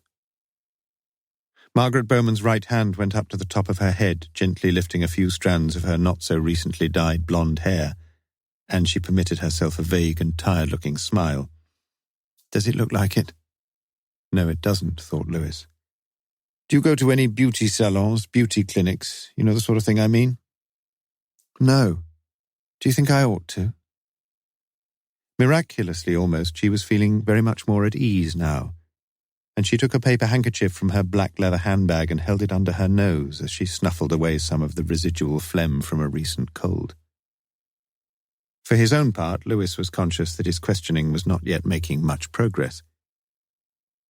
Does your husband work in Oxford? Look, can you please give me some idea of why you're asking me all these things? Am I supposed to have done something wrong? We'll explain later, Mrs. Bowman. We're trying to make all sorts of important inquiries all over the place, and we're very glad of your cooperation. So, please, if you don't mind, just answer the questions for the minute, will you? He works in Chipping Norton. What work does he do? He's a postman. Did he have the same time off as you over Christmas? No, he was back at work on Boxing Day. You spent Christmas Day together? Yes. And you celebrated the New Year together? The question had been put, and there was silence in the secretary's office. Even Morse, who had been watching a spider up in the far corner of the ceiling, stopped tapping his lower teeth with a yellow pencil he had picked up, its point needle-sharp. How long was the well-nigh unbearable silence going to last? It was the secretary herself who suddenly spoke in a quiet but firm voice. You must tell the police the truth, Margaret. It's far better that way. You didn't tell the truth just now about being in Oxford, did you? We saw each other in the Westgate car park on New Year's Eve, you'll remember. We wished each other a Happy New Year. Margaret Bowman nodded. Oh, yes. Yes, I do remember now. She turned to Lewis. I'm sorry, I'd forgotten. I did come in that Tuesday. I went to Sainsbury's. And then you went back and you spent the New Year at home with your husband? No. Morse, whose eyes had still been following the little spider as it seemed to practice its 8-finger exercises, suddenly shifted in his chair and turned round fully to face the woman. Where is your husband, Mrs. Bowman? They were the first 6 words he had spoken to her, and, as events were to work themselves out, they were to be the last 6. But Margaret Bowman made no direct answer. Instead, she unfastened her bag, drew out a folded sheet of paper, and handed it over to Lewis. It read as follows. 31st December. Dear Maggie, you've gone into Oxford, and I'm here sitting at home. You will be upset and disappointed, I know, but please try and understand. I met another woman 2 months ago, and I knew straight away that I liked her a lot. I've just got to work things out, that's all. Please give me that chance and don't think badly of me. I've decided that if we can go away for a few days or so, we can sort things out. You are going to want to know if I love this woman, and I don't know yet, and she doesn't know either. She is not married, and she is 31. We are going in her car up to Scotland if the roads are all right. Nobody else need know anything. I got a week off work quite officially, though I didn't tell you. I know what you will feel like, but it will be better for me to sort things out. Tom. Lewis read through the letter quickly and then looked at Mrs. Bowman. Did he notice just a brief flash of triumph in her eyes? Or could it have been a glint of fear? He couldn't be sure, but the interview had obviously taken a totally unexpected turn, and he would have welcomed at that point a guiding hand from Morse. But the latter still appeared to be perusing the letter with inordinate interest. "You found this note when you got back home?" asked Lewis. She nodded. "On the kitchen table." "Do you know this woman he mentions?" "No." "You've not heard from your husband?" "No." "He's taking a long time to sort things out." Has my husband had an accident, a car accident? Is that why?" "Not so far as we know, Mrs. Bowman."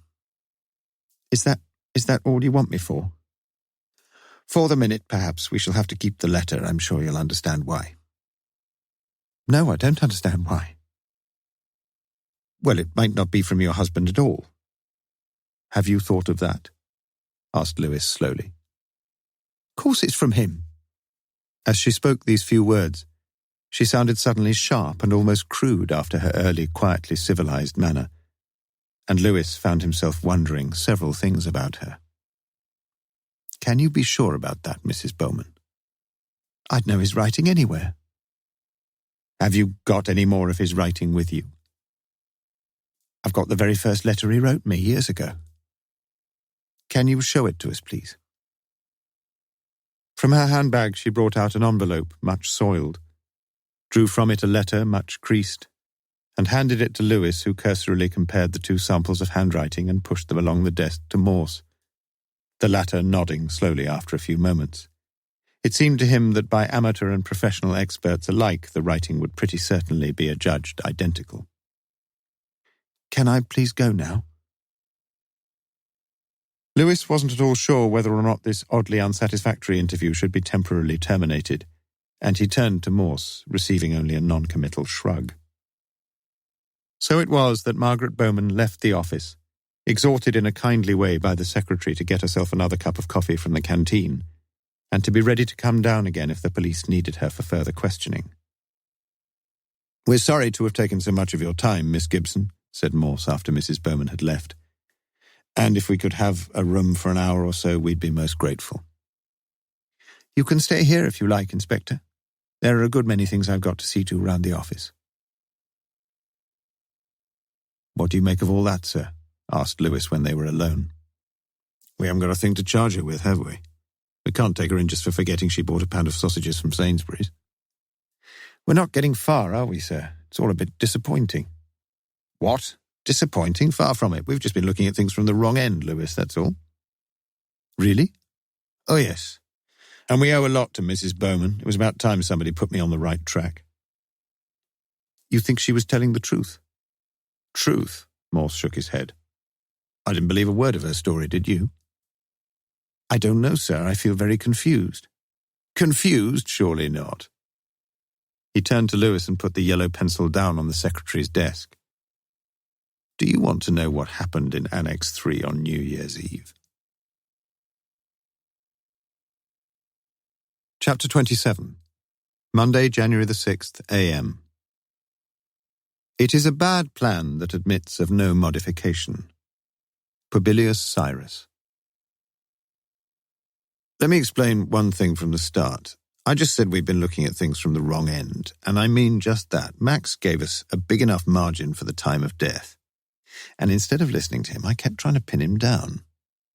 Even now it's taken a woman's pack of lies to put me on the right track, because the most important thing about Mrs. Bowman is that she was forced to show us the letter, supposedly from her husband, to give herself a reasonable alibi. It was the last shot in her locker, and she had no option but to use it because we are getting dangerously close to the truth. And I just said supposedly from her husband.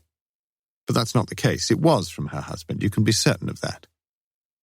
Everything fits, you see, once you turn the pattern upside down. The man in Annex 3 wasn't murdered after the party. He was murdered before the party. Let's just assume that Margaret Bowman has been unfaithful. And let's assume that she gets deeply involved with this lover of hers, and that he threatens to blackmail her in some way if she doesn't agree to see him again, threatens to tell her husband, to cut his own throat, to cut her throat, anything you like. Let's say, too, that the husband, Tom Bowman, deliverer of Her Majesty's mail at Chipping Norton, finds out about all this. Let's say that he intercepts a letter, or more likely, I think she's desperate enough to tell him all about it because there must have been some sort of reconciliation between them. Together, they decide that something has got to be done to get rid of the threat that now affects both of them. And at that point, as I see it, the plot was hatched. They book a double room for a New Year break at a hotel, using a non-existent accommodation address so that later on no one will be able to trace them. And Tom Bowman is exactly the person to cope with that problem, none better. So things really start moving. Margaret Bowman tells this dangerous and persistent lover of hers, let's call him Mr. X, that she can spend the new year with him. He's a single man, he's head over heels about her, and now he's over the moon too. He thought she'd ditched him. But here she is, offering to spend a couple of whole days with him. She's taken the initiative, she's fixed it all up, she's booked the hotel, she wants him. She's even told him, and she must have expected he'd agree, that she'll provide the fancy dress costumes they're going to wear at the New Year party. She tells him to be ready, let's say, from 4 o'clock on the 31st. She herself probably books in under her false name and a false address an hour or so earlier, but a bit later than most of the other guests. She wants to be seen by as few of the others as possible, but she's still got to give herself plenty of time. She finds herself alone at the reception desk. She turns up her coat and pulls her scarf around her face. She signs the form. She takes the room key. She takes her suitcase over to Annex 3, and all is ready. She rings up X from the public phone box just outside the hotel, tells him what their room number is, and he's on his way like a shot. And while the rest of the guests are playing Cluedo, he's spending the rest of that late afternoon and early evening with his bottom on the top sheet, as they say. Then, when most of the passion's spent itself, she tells him that they'd better start dressing up for the party. She shows him what she's brought for the pair of them to wear, and about 7 p.m. the pair of them are ready. She rubs a final bit of stage black on his hands, makes some excuse about leaving her purse or her umbrella at reception, says she'll be back in a minute, takes the key with her, pulls her mackintosh over her costume, and goes out bang on the stroke of 7. Tom Bowman, himself dressed in exactly the same sort of outfit as X, has been waiting for her somewhere in the immediate vicinity of the hotel, and while Margaret Bowman spends the most nerve-wracking few minutes of her life probably in the bus shelter just across from the hotel, Tom Bowman lets himself into Annex 3. Exactly what happened then we don't know, and we may never know. But very soon the Bowmans are playing out the rest of the evening as best they can, pretending to eat, pretending to be lovey-dovey with each other, pretending to enjoy the festivities. There's little enough chance of them being recognised anyway. She's hiding behind her yashmak and he's hiding behind a coat of dark grease paint. But they both want to be seen going into the annex after the party's over. And in fact, Tom Bowman performs his role with a bit of panache. He waits for the 2 other women he knows are lodged in the annex, throws an arm across their shoulders, incidentally ruining their coats with his greasy hands, and gives the impression to all and sundry that he's about to hit the hay. As it happens, Binion was bringing up the rear, pretty close behind them. But the lock on the side door is only a Yale, and after Binion had made sure all was well, the Bowmans slipped out quietly into the winter's night. They went down and got their car from the West Gate, or wherever it was parked, and Tom Bowman dropped Margaret back to Charlbury Drive, where she'd left the lights on anyway so that the neighbours would assume she was celebrating the New Year. And then Bowman himself took off into the night somewhere so that if ever the need arose, he could establish an alibi for himself up in Inverness or wherever he found himself the next morning, leaving Margaret the pre-planned note about his fictitious girlfriend. And that's about it, Lewis. That's about what happened as far as I can make out. Lewis himself had listened with great interest and without interruption to what Morse had said. And although, apart from the time of the murder, it wasn't a particularly startling analysis, it was just the sort of self-consistent hypothesis that Lewis had come to expect from the Chief Inspector, bringing together, as it did, into one coherent scheme, all the apparently inconsistent clues and puzzling testimony. But there were 1 or 2 weaknesses in Morse's argument. at least as Lewis saw things. You said they spent the afternoon in bed, sir. But we didn't, to be honest, find much sign of anything like that, did we? Well, perhaps they performed on the floor, I don't know. I was just telling you what probably happened. What about the maid, sir? Mandy, wasn't it? Doesn't someone usually come along at 7 o'clock or so and turn down the counterpane? Counterpane? Lewis, you're still living in the 19th century. And this wasn't the Waldorf Astoria, you know. What bit of a risk, though, sir, somebody coming in and finding... Well, they were short-staffed, Lewis, you know that. But the Bowmans didn't know that. Morse nodded. No. But they could have hung one of those do not disturb signs on the door. In fact, they did. A bit risky, though, hanging out a sign like that if you're supposed to be at a party. Lewis, don't you understand they were taking risks the whole bloody time? As always, when Morse blustered on in such fashion, Lewis knew that it was best not to push things overmuch. Obviously, what Morse had said was true. But Lewis felt that some of the explanations he was receiving were far from satisfactory. If, as you say, sir, Bowman was dressed up all ready to go in exactly the same sort of clothes as the other fellow, where was he? Where? I don't know. But I'm sure all he had to do was put a few finishing touches to things. Do you think he did that in Annex 3? Possibly. Or he could have used the gents just off reception. Wouldn't Miss Johnston have seen him? How am I supposed to know? Shall we ask her, Lewis? Shall I ask her? Or what about you asking her? You're asking me enough bloody questions. It's only because I can't quite understand things, that's all, sir. You think I've got it all wrong, don't you? Said Morse quietly. No, I'm pretty sure you're on the right line, sir. But it doesn't all quite hang together, does it? Chapter 28. Monday, January the 6th, a.m. What is the use of running when we are not on the right road? German proverb. There was a knock on the door, and Judith, the slimly attractive personal assistant to the secretary, entered with a tray of coffee and biscuits. Miss Gibson thought you might like some refreshment. She put the tray on the desk. If you want her, she's with the deputy. The internal number's 208.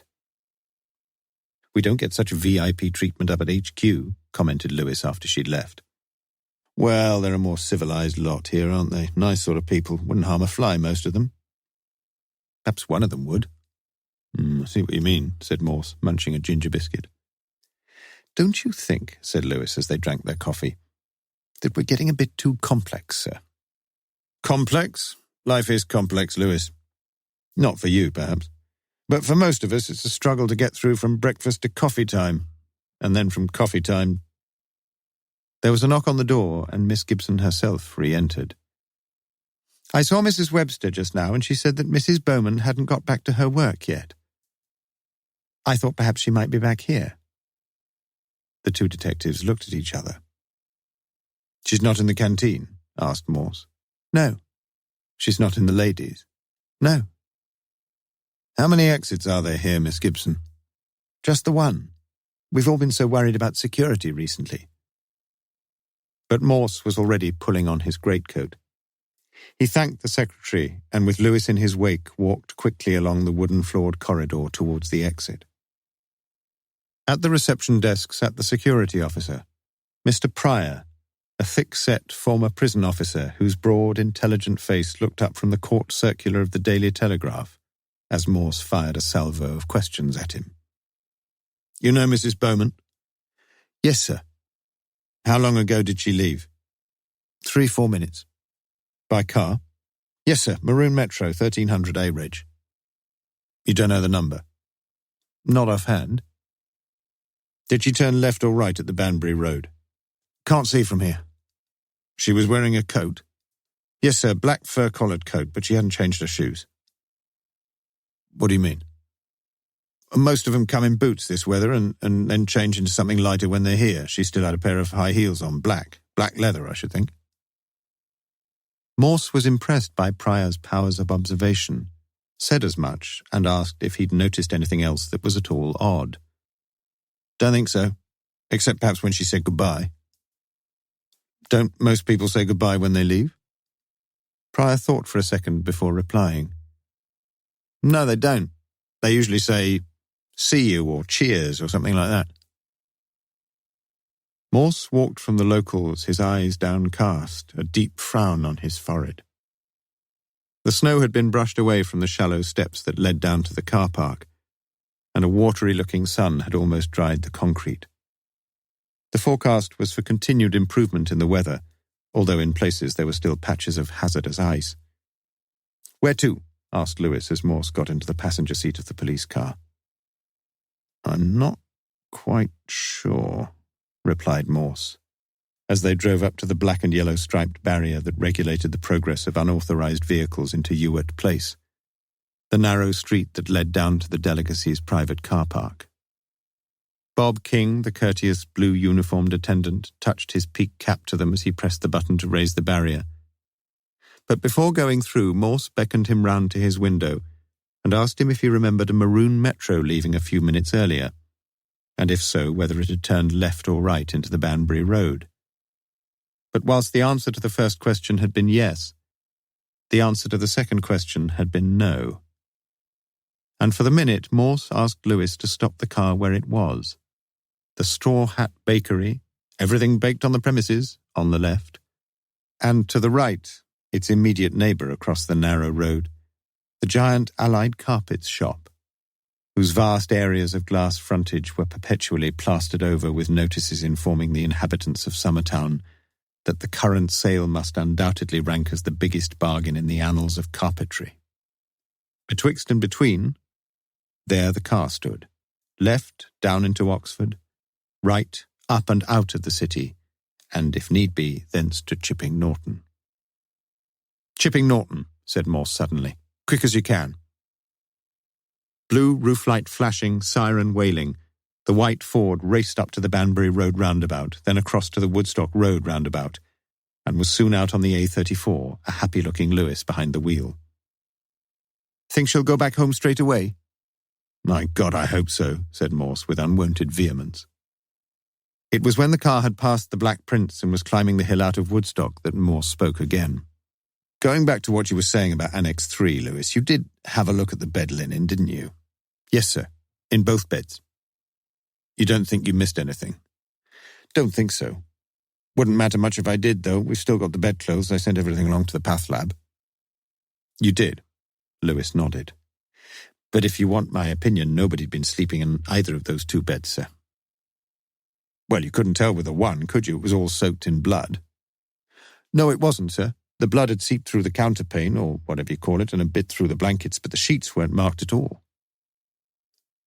"And you don't think that they'd been having sex that afternoon or evening in either of the beds?"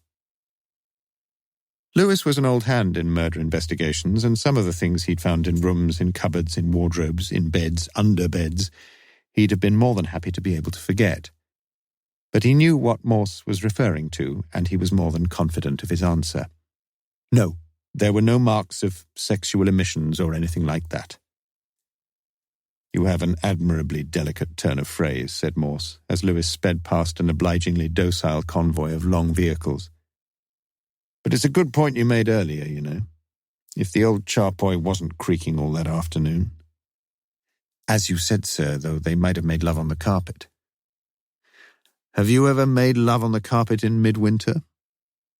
"Well, no, but central heating's one thing, but you get things like drafts under doors, don't you?" "I haven't got much experience of that sort of thing myself." The car turned off left at the Chipping Norton, Morton-in-Marsh, Evesham sign, and a few minutes later Lewis brought it to a gentle stop outside 6 Charlbury Drive. He noticed the twitch of a lace curtain in the front window of number 5, but no one seemed to be about at all, and the little road lay quiet and still. No maroon metro stood outside number 6, or in the steep drive that led down to the white-painted doors of the single garage. "Go and have a look," said Morse. But there was no car in the garage either, and the front doorbell seemed to Lewis to re-echo through a house that sounded ominously empty. Chapter 29. Monday, January the 6th, a.m. The last pleasure in life is the sense of discharging our duty. William Hazlitt. Where Morse decided to turn right past Allied carpets, Margaret Bowman, some 5 minutes earlier, had decided to turn left past the Straw Hat, and had thence proceeded south towards the centre of the city. In St. Giles, the stiff penalty recently introduced for any motorists outstaying their 2-hour maximum, even by a minute or so, had resulted in the unprecedented sight of a few free rectangles of parking space almost invariably being available at any one time, and Margaret pulled into the one she spotted just in front of the Eagle and Child, and walked slowly across to the ticket machine some 20-odd yards away. For the whole of the time from when she had sat down in the secretary's office until now, her mind had been numbed to the reality of her underlying situation, and far distanced in some strange way from what she knew would be the disastrous inevitability of her fate. Her voice and her manner, as she had answered the policeman, had been much more controlled than she could have dared to hope. Not quite all the time, but anyone, even someone who was wholly innocent, would always be nervous in those circumstances. Had they believed her? But she knew now that the answer even to such a crucial question was perhaps no longer of any great importance. She prodded her fingers into the corner of her handbag for the necessary change. But to say that at that very moment Margaret Bowman had finally come to any conclusion about ending her life would be untrue. Such a possibility had certainly occurred to her, oh, so many times, over the past few days of despair and the past few nights of hell. Academically, she had not been a successful pupil at the Chipping Norton Comprehensive School, and in O-level Greek literature in translation, Margaret had not been considered for the High Flyers Latin course. She had been unclassified. Yet she remembered something in one of the books they were supposed to read about Socrates just before he took the hemlock, when he'd said that he would positively welcome death if it turned out to be just one long and dreamless sleep. And that's what Margaret longed for now, a long, a wakeless, and a dreamless sleep. She could not find the exact number of coins which the notice on the ticket machine so inexorably demanded. And then she remembered her mother, dying of cancer in her early 40s when Margaret was only 14, and before dying saying how desperately tired she was, and how she just wanted to be free from pain and never wake again. Margaret had found 5 10p coins, still one short, and she looked around her with a childlike pleading in her eyes, as though she almost expected her very helplessness to work its own deliverance. 100 or so yards away, just passing the Taylorian and coming towards her, she saw a yellow-banded traffic warden, and suddenly a completely new and quite extraordinary thought came to her mind. Would it matter if she were caught? Didn't she want to be caught? Wasn't there, after all, hope had been cruelly cancelled, a point where even total despair could hold no further terrors? A notice, no change given, outside the Eagle and Child informed Margaret that she could expect little help from that establishment, but she walked in and ordered a glass of orange juice. Ice? Pardon? You want ice in it? Oh, yes. No. I'm sorry, I didn't quite hear. She felt the hard eyes of the well-coiffured bar lady on her as she handed over a £1 coin and received 60p in exchange, one 50p piece and one 10p. Somehow she felt almost childishly pleased as she put her 6 10p pieces together and held the little stack of coins in her left hand. She had no idea how long she stayed there, seated at a table just in front of the window. But when she noticed that the glass in front of her was empty, and when she felt the coins so warmly snug inside her palm, she walked out slowly into St. Giles. It occurred to her, so suddenly, that there she was in St. Giles, that she had just come down the Banbury Road, that she must have passed directly in front of the Haworth Hotel, and that she hadn't even noticed it. Was she beginning to lose control of her mind? Or had she got 2 minds now? The one which had pushed itself into autopilot in the driving seat of the metro, and the other, logical and sober, which even now as she walked towards the ticket machine was seeking to keep her shoes, the ones she had bought for the funeral, out of the worst of crunching slush. She saw the celluloid-covered document under the near-side windscreen wiper, and caught sight of the traffic warden 2 cars further up, leaning back slightly to read a number plate before completing another incriminating ticket. Margaret walked up to her, pointing to the maroon Metro. "Have I committed an offence? Is that your car?" "Yes." "You were parked without a ticket?" "Yes, I know. I've just been to get the right change." Almost pathetically, she opened her left palm and held the 6 warm coins to view, as if they might just serve as some propitiatory offering. "I'm sorry, madam, it tells you on the sign, doesn't it? If you haven't got the right change, you shouldn't park." For a moment or two, the 2 women, so little different in age, eyed each other in potential hostility. But when Margaret Bowman spoke, her voice sounded flat, indifferent almost. "Do you enjoy your work?" "Not the point, is it?" replied the other. "There's nothing personal in it. It's a job that's got to be done." Margaret Bowman turned, and the traffic warden looked after her with a marked expression of puzzlement on her face. It was her experience that on finding a parking ticket, virtually all of them got into their cars and drove angrily away. But not this tall, good-looking woman, who was now walking away from her car, down past the Martyrs' Memorial, and then almost out of sight now, but with the warden's last words still echoing in her mind, across into Cornmarket and up towards Carfax. Chapter 30. Monday, January the 6th, noon.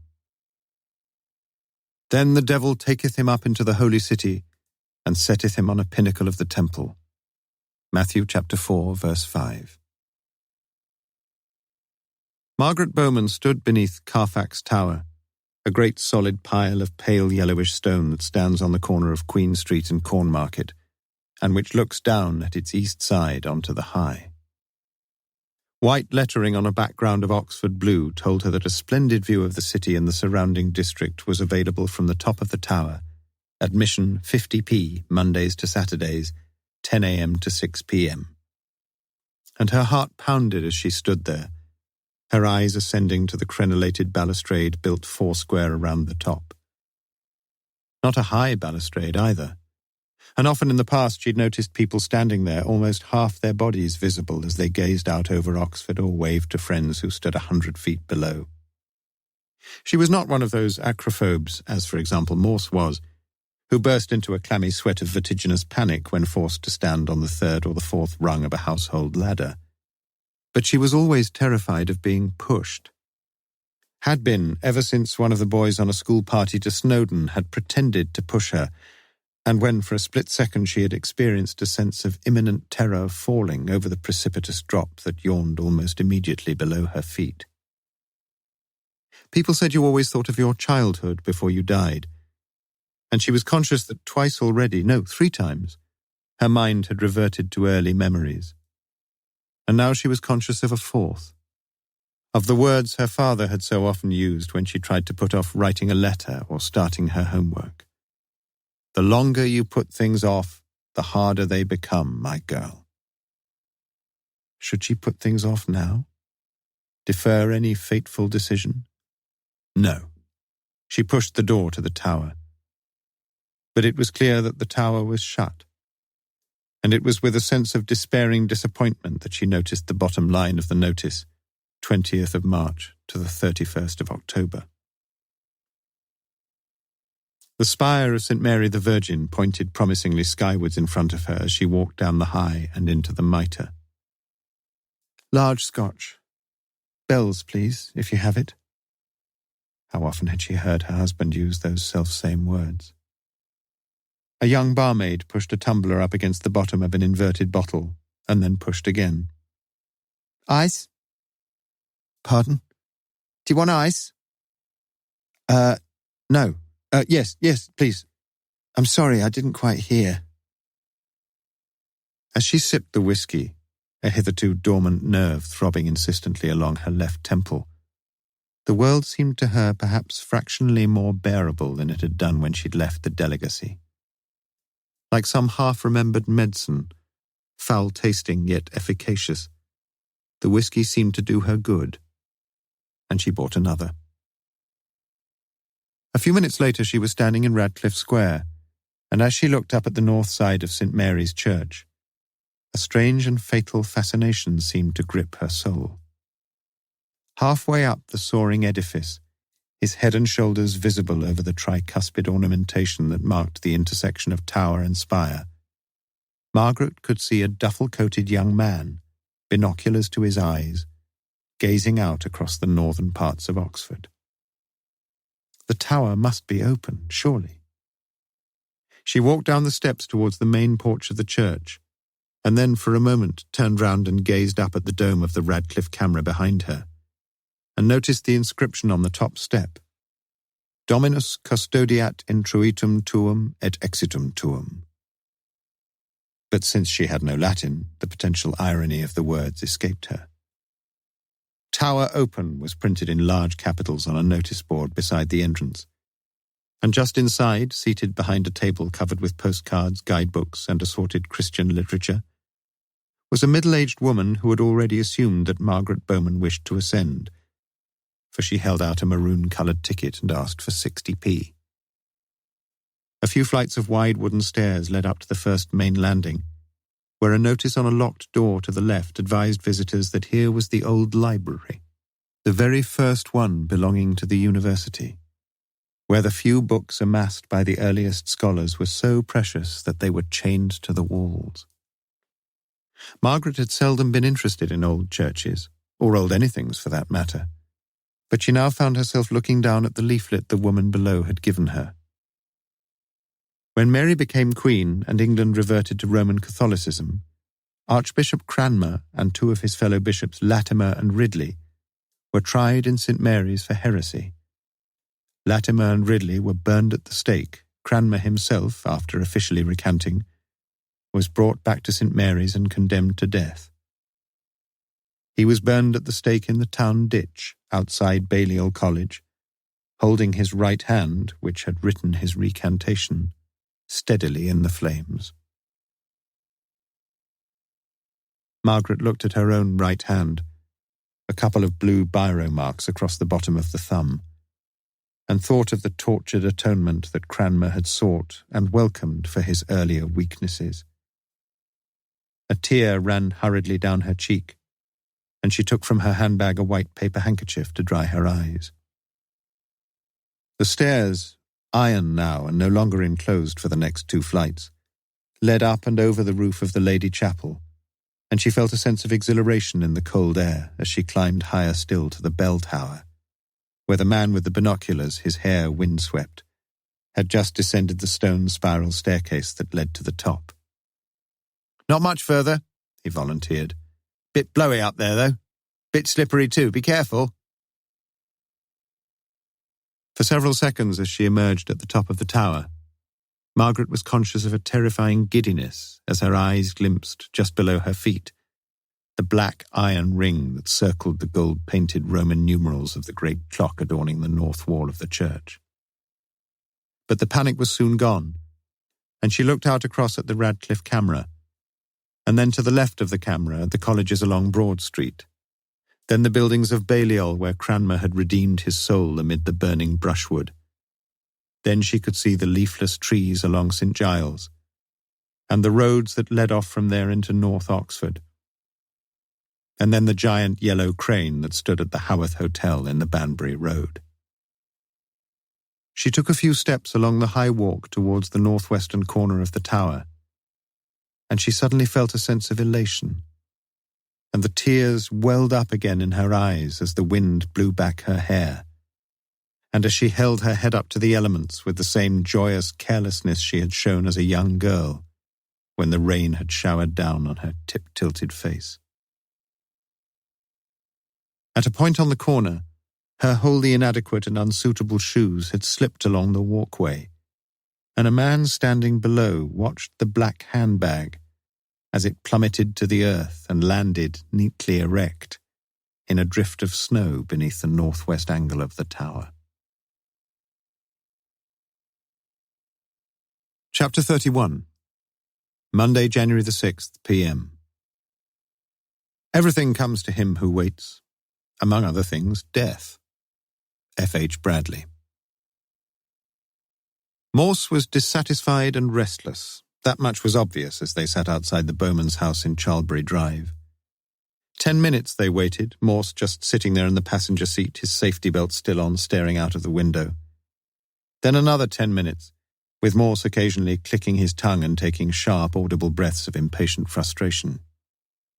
"Think she's coming back?" said Lewis. "I don't know." "How long are we going to wait?" "How do I know?" "Just asked." "I'll tell you one thing, Lewis, I'm making one bloody marvellous mess of this case." "I don't know about that, sir." "Well, you should know. We should never have let her out of our sight." Lewis nodded, but said nothing, and for a further 10 minutes the pair of them sat in silence. But there was no sign of Margaret Bowman. "What do you suggest we do, Lewis?" asked Morse finally. "I think we ought to go to the post office, see if we can find some of Bowman's handwriting. There must be something there, see if any of his mates know anything about where he is or where he's gone, that sort of thing." "And you'd like to get somebody from there to go and look at the body, wouldn't you? You think it is Bowman?" "I'd just like to check, that's all. Check it isn't Bowman, if you like. But we haven't done anything at all yet, sir, about identification." "And you're telling me it's about bloody time we did?" "Yes, sir." "All right, let's do it your way. Waste of time, but..." His voice was almost a snarl. "Are you feeling all right, sir?" "Of course I'm not feeling all right. Can't you see I'm dying for a bloody cigarette, man?" The visit to the post office produced little information that was not already known. Tom Bowman had worked on the Thursday, Friday and Saturday following Christmas Day, and had then taken a week's holiday. He should have been back at work that very day, the 6th, but as yet no one had seen or heard anything of him. It seemed he was a quiet, punctual, methodical sort of fellow who had been working there for 6 years now. No one knew his wife Margaret very well, though it was common knowledge that she had a job in Oxford and took quite a bit of trouble over her clothes and her personal appearance. There were 2 handwritten letters from Bowman in the personnel file, one dating back to his first application to join the PO, the second concerning itself with his options under the PO pension provisions. Clearly there had been little or no calligraphic variance in Bowman's penmanship over the years, and here seemed further evidence, if any were required, that the letter Margaret Bowman had produced from her handbag that morning was genuinely in her husband's hand. Mr. Geacock, the cooperative and neatly competent postmaster, could tell them little more. But yes, he was perfectly happy for one of Bowman's colleagues to follow the police officers down into Oxford to look at the unidentified body. "Let's hope to God it's not Tom," he said, as Morse and Lewis got up and left his small office. "I honestly don't think you need to worry about that, sir," said Morse. As always, the cars coming up in the immediate rear had all decelerated to the statutory speed limit, and by the time the police car reached the dual carriageway just after Blenheim Palace, with Mr. Frederick Norris, sorter of Her Majesty's Mail in Chipping Norton, immediately behind, there was an enormous tailback of vehicles. Morse, who had told Lewis to take things quietly, sat silent throughout the return journey, and Lewis too held his peace. At the bottom of the Woodstock Road, he turned right into a narrow road at the Radcliffe Infirmary and stopped on an ambulances-only parking lot outside the mortuary to which the body found in the Haworth Annexe had now been transferred. Norris got out of the car that pulled up behind them. "You coming, sir?" asked Lewis. But Morse shook his head. Fred Norris stood stock still for a few seconds, and then, somewhat to Lewis's bewilderment, nodded slowly. His own pallor only a degree less ghastly than the skin that backed the livid bruising of the murdered man's features. No words were spoken, but as the mortuary attendant replaced the white sheet, Lewis put a kindly, understanding hand on Norris's shoulder, and then gently urged him out of the grim building into the bright January air. An ambulance had pulled in just ahead of the police car, and Lewis, as he stood fixing a time with Norris for an official statement, saw the ambulance driver unhurriedly get out and speak to one of the porters at the accident entrance. From the general lack of urgency, Lewis gathered that the man was probably delivering some fussy octogenarian for her weekly dose of physiotherapy. But the back doors were suddenly opened to reveal the body of a woman covered in a red blanket, with only the shoeless, stockinged feet protruding. Lewis's throat was dry as he walked past the police car, and saw Morse, the latter still unaware of the dramatic news that Lewis was about to impart, point to the back of the ambulance. "Who is she?" asked Lewis, as the two ambulance men prepared to fix the runners for the stretcher. "Are you—" The driver jerked his thumb towards the police car. "Chief Inspector Morse, him, not me." "Accident. They found her—" "How old?" The man shrugged. 40? "Do you know who she is?" The man shook his head. "No one knows yet. No purse, no handbag." Lewis drew back the blanket and looked at the woman's face, his heart pounding in anticipatory dread, for such an eventuality, as he well knew, was exactly what Morse had feared. But the ambulance driver was right in suggesting that no one knew who she was. Lewis didn't know either, for the dead woman in the back of the ambulance was certainly not Mrs. Margaret Bowman. That same lunch hour, some 50 minutes before Norris had positively identified the man murdered at the Haworth Hotel as Mr. Thomas Bowman, Ronald Armitage, an idle, dirty, feckless, cold, hungry, semi-drunken 63-year-old layabout, unemployed and unemployable, experienced a remarkable piece of good fortune. He had spent the previous night huddled up on a bench in the passage that leads from Radcliffe Square to the High, and had spent most of the morning on the same bench with an empty flagon of Bulmer's cider at his numbed feet, and one dirty £5 note and a few 10p coins in the pocket of the ankle-length greatcoat that for many years had been his most treasured possession. When he had first seen the black handbag as it plummeted to the ground and came to rest in a cushion of deep snow at the corner of the church, his instinctive reaction was to look sharply and suspiciously around him. But for the moment the square was empty, and he quickly grabbed the handbag, putting it beneath the front of his coat, and walked hurriedly off over the snow-covered cobbles outside Brasenose into the lane on the left that led through to the Turl. Here, with none of his cronies in sight, like a wolf which grabs a great gobbet of meat from the kill and takes it away from the envious eyes of the rest of the pack, he examined his exciting discovery. Inside the handbag he found a lipstick, a powder compact, a comb, a cheap cigarette lighter, a packet of white paper handkerchiefs, a leaflet about St. Mary the Virgin, a small pair of nail scissors, a bunch of car keys, 2 other keys, and a brown leather purse-cum-wallet.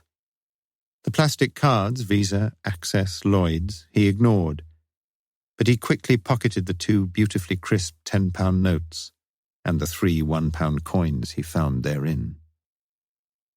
In mid-afternoon he wandered slowly up the High to Carfax, and then turned left down past Christchurch and into St. Aldate's police station, where he handed the bag over to Lost Property. "Where did you find it?" asked the sergeant on duty. Someone must have dropped it. "You better leave your name." No, don't think so.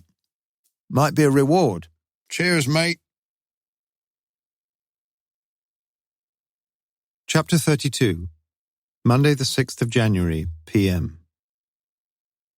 Wordsworth recalls in the prelude how he was soothed by the sound of the Derwent winding among grassy holms.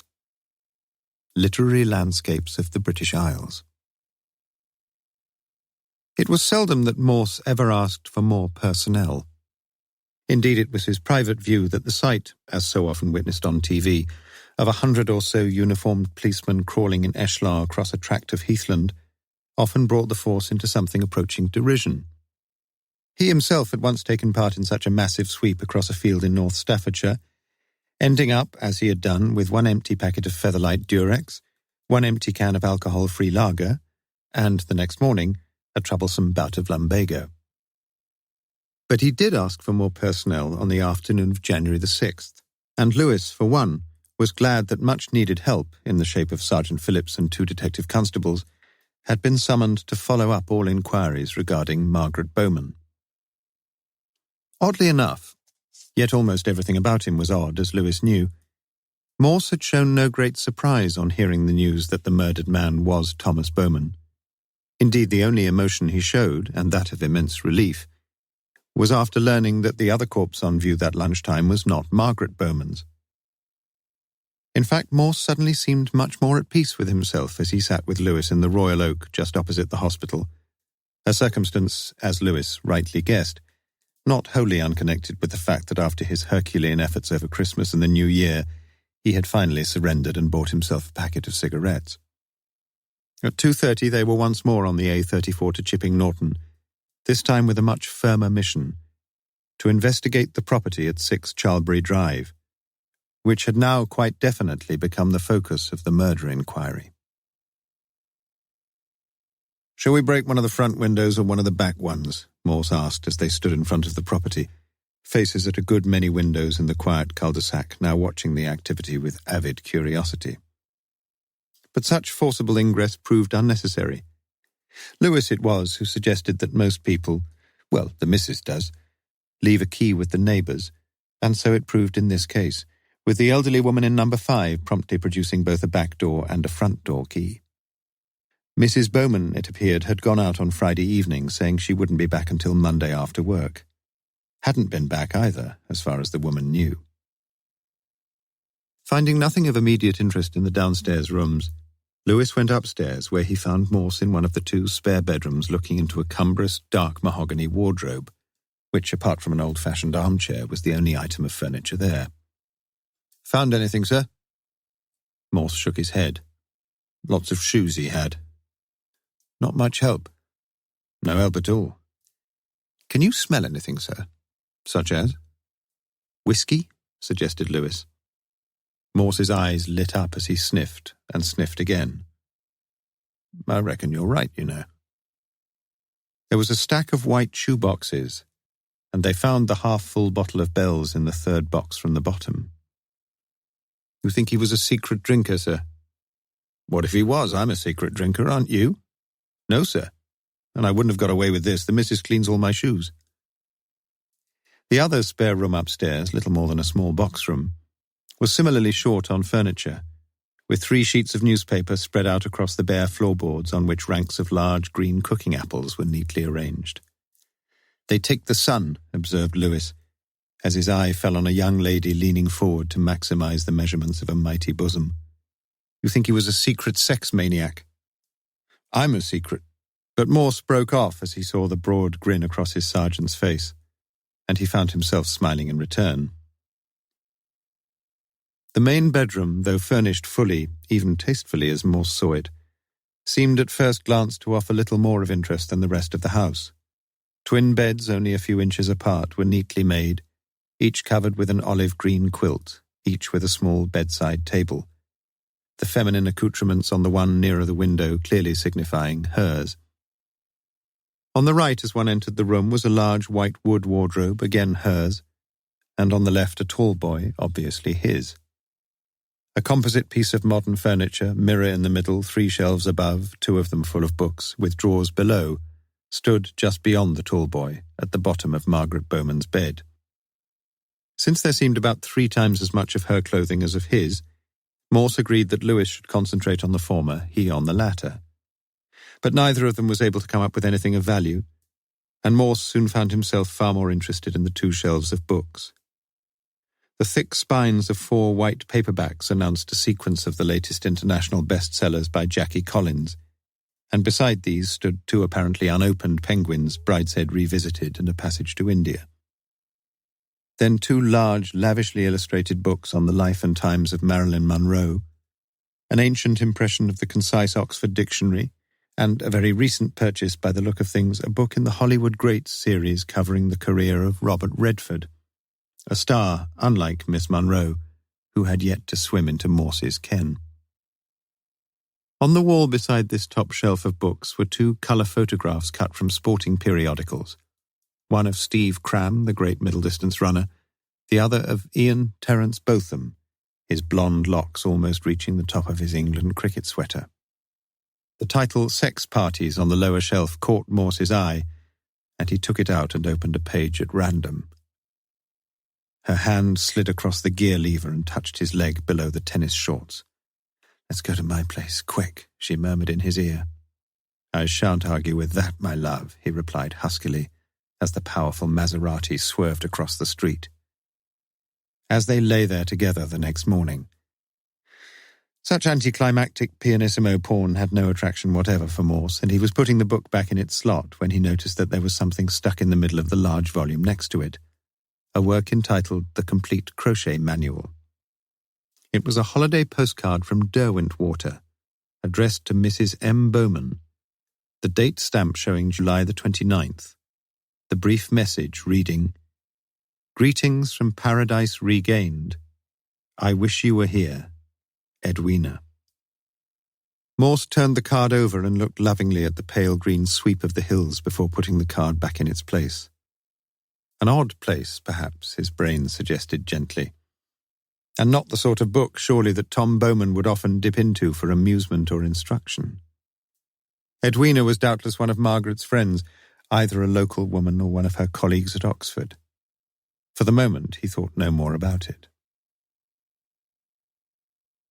Downstairs once more, Lewis collected up the pile of documents he'd already selected from the mass of letters and bills that appeared to have been stuffed haphazardly into the two drawers of the corner cabinet in the lounge: water, electricity, mortgage, HP, bank statements, car insurance. Morse, for his part, sat down in one of the two armchairs and lit a cigarette. "They kept their accounts and things in one hell of a mess, sir." Morse nodded. Looks almost as if someone's been looking through all this stuff pretty recently." Morse shot up in the armchair as if a silken smooth car driver had suddenly, without warning, decided to practice an emergency stop. "Lewis, you're a genius, my son. The paper. There's a pile of newspapers in the kitchen, and I glanced at them while you were in there. Do you know something? I think today's copy's there." Lewis felt the blood tingling in his own veins as he followed Morse into the kitchen once more, where beneath a copy of the previous week's Oxford Times was the Sun, dated January the 6th. "She must have been here sometime today, sir." Morse nodded. "I think she came back here after we saw her this morning. She must have picked up the paper automatically from the doormat. But surely somebody would have seen her. Go and see if you can find out, Lewis." 2 minutes later, whilst Morse had progressed no further than page 3 of the Bowman's Daily, Lewis came back. The woman, still peeping at events from the window immediately opposite, had seen Margaret Bowman get out of a taxi. "A taxi? That's what she said, and go into the house about 1:30, when we were on the way back to Oxford. I wonder what she wanted, sir. She probably wanted a building society book or something, get a bit of ready cash. I should think that's why those drawers are in such a mess. Well, we can check easily enough at the building societies." "Like the beauty clinics, you mean?" Morse smiled. "Nah, let Phillips and his lad do that tedious business, Lewis. I'm really more interested to know why she came in a taxi." "Shall we get Sergeant Phillips to check on the taxis too?" grinned Lewis, as for the present the two men left 6 Charlbury Drive. The house had been icily cold, and they were glad to get away. Margaret Bowman's metro was located, parking ticket and all, in St. Giles at 4:45 p.m. that same day, and the news was immediately rung through to Kidlington. But a folding umbrella, a can of de-icing spray, and 8 Scrabble tokens from Esso garages did not appear to Morse to be of the slightest help in the murder inquiry. It was not until 10:30 the following morning that Sergeant Vickers rang Kidlington from St. Aldate's with the quite extraordinary news that Margaret Bowman's handbag had been found. Morse himself, Vickers learned, not without a steady sinking of his heart, would be coming down immediately to view the prize exhibit. Chapter 33. Tuesday the 7th of January, a.m. Jack, gravely, "In a handbag." Lady Bracknell, "A handbag?" Oscar Wilde. "What?" Morse's inarticulate utterance sounded like the death agonies of a wounded banshee, and Lewis felt his sympathy going out to whichever of the officers in St. Aldate's had been responsible the previous day for the lost property inventory. "We get a whole lot of lost property in every day, sir." "And not all of it," Morse completed the sentence with withering scorn. "I would humbly suggest, Sergeant, a prime item of evidence in a murder inquiry, and if I may say so, not an inquiry of which this particular station is wholly ignorant. In fact, only yesterday afternoon, your colleague Sergeant Phillips and two of your own detective constables were specifically seconded from their duties here to assist in that very inquiry. Remember? And do you know who asked for them? Me.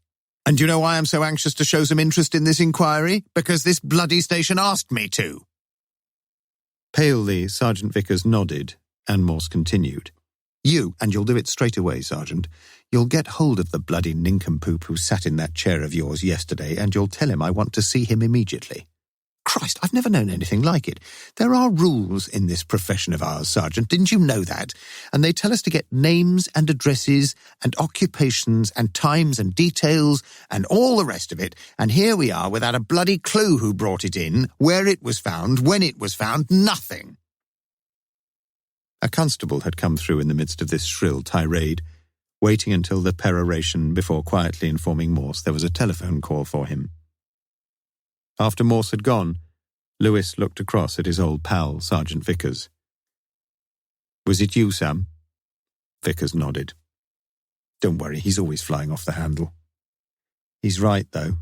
I tell everybody else to fill in the forms and follow the rules, but... Do you remember who brought it in? Vaguely. One of the winos. We've probably got him on the books for pinching a bottle of cider from a supermarket or something. Poor sod. But the last thing we can cope with is having the likes of him here. I suppose he nicked the money when he found the bag and then just brought it in to square his conscience. I didn't discover where he was, though, or when, or what his name was. I just thought, well, never mind. He can't shoot you, Sam. It's not as if there's much in it to help, I don't think. Lewis opened the expensive-looking handbag and looked through its contents. As Vickers had said, there seemed little enough of obvious interest. He pulled out the small sheaf of cards from the front compartment of the wallet.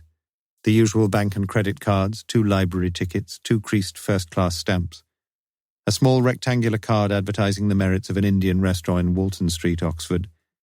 And an identity pass card for the locals, with a coloured photograph of Margaret Bowman on the left. One by one, Lewis picked them up and examined them, and was putting them back into the wallet when he noticed the few words written in red biro on the back of the white restaurant card. M, I love you, darling. T. Obviously, thought Lewis, a memory from happier days, probably their first meal together when Tom and Margaret Bowman had sat looking dreamily at each other over a Bombay curry, holding hands and crunching poppadoms. A brighter-looking Morse returned. An intelligent and resourceful Phillips, it appeared, had discovered that Margaret Bowman had gone back, not in her own car, of course, to Chipping Norton the previous lunchtime, and had withdrawn £920 of her savings in the Oxfordshire Building Society there, leaving only a nominal £10 in the account. It's all beginning to fit together, Lewis, said Morse. She was obviously looking for her pay-in book when she got a taxi back there. And this clinches things, of course. He gestured to the handbag. Car keys there, I'd like to bet. But she must have had an extra house key on her. Yes, cheque card I see, but I'd be surprised if she kept that and her chequebook together. Most people have more sense these days. Lewis, not overjoyed by the high praise bestowed upon his fellow sergeant, ventured his own comments on the one item of the handbag which had puzzled him, the obviously very recently acquired leaflet on St. Mary the Virgin. I remember when I was a lad, sir, somebody jumped from the tower there, and I was wondering... Nonsense, Lewis, you don't do that sort of thing these days. You take a couple of boxes of pills, don't you, Sergeant Vickers? The latter, so unexpectedly appealed to, decided to take this opportunity of putting the record straight. About the handbag, sir, I wasn't exactly telling you the whole truth earlier. But Morse was not listening. His eyes were staring at the small oblong card which Lewis had just examined, and which lay on top of the little pile of contents, the handwritten message uppermost.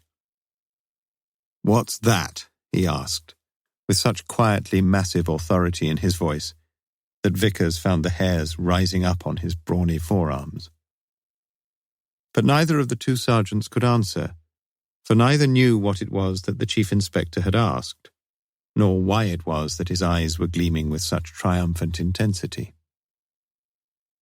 Morse looked cursorily through the other items from the handbag, quickly deciding that nothing merited further attention. His face was still beaming as he clapped a hand on Lewis's shoulder.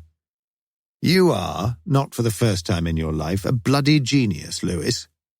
As for you, Vickers, we thank you for your help, my friend. Forget what I said about that idiot colleague of yours. Please excuse us. We have work to do, have we not, Lewis?" "The Indian restaurant, is it?" asked Lewis as they got into the car. "You hungry or something?" "No, sir, but I wouldn't say no to a curry myself, but not just for the time being. Put your foot down, my son." Where to, sir?" "Chipping Norton, where else?"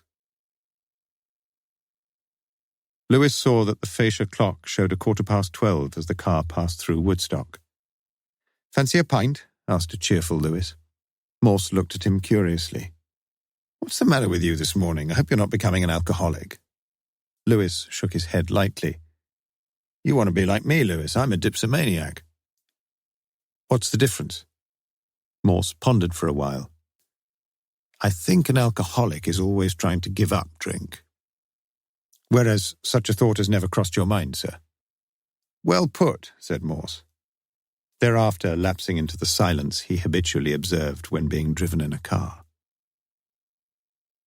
As they neared the Chipping Norton turning off the A34, a woman driving a very ancient Ford Anglia passed them on her way down from Birmingham to spend a night at the Haworth Hotel.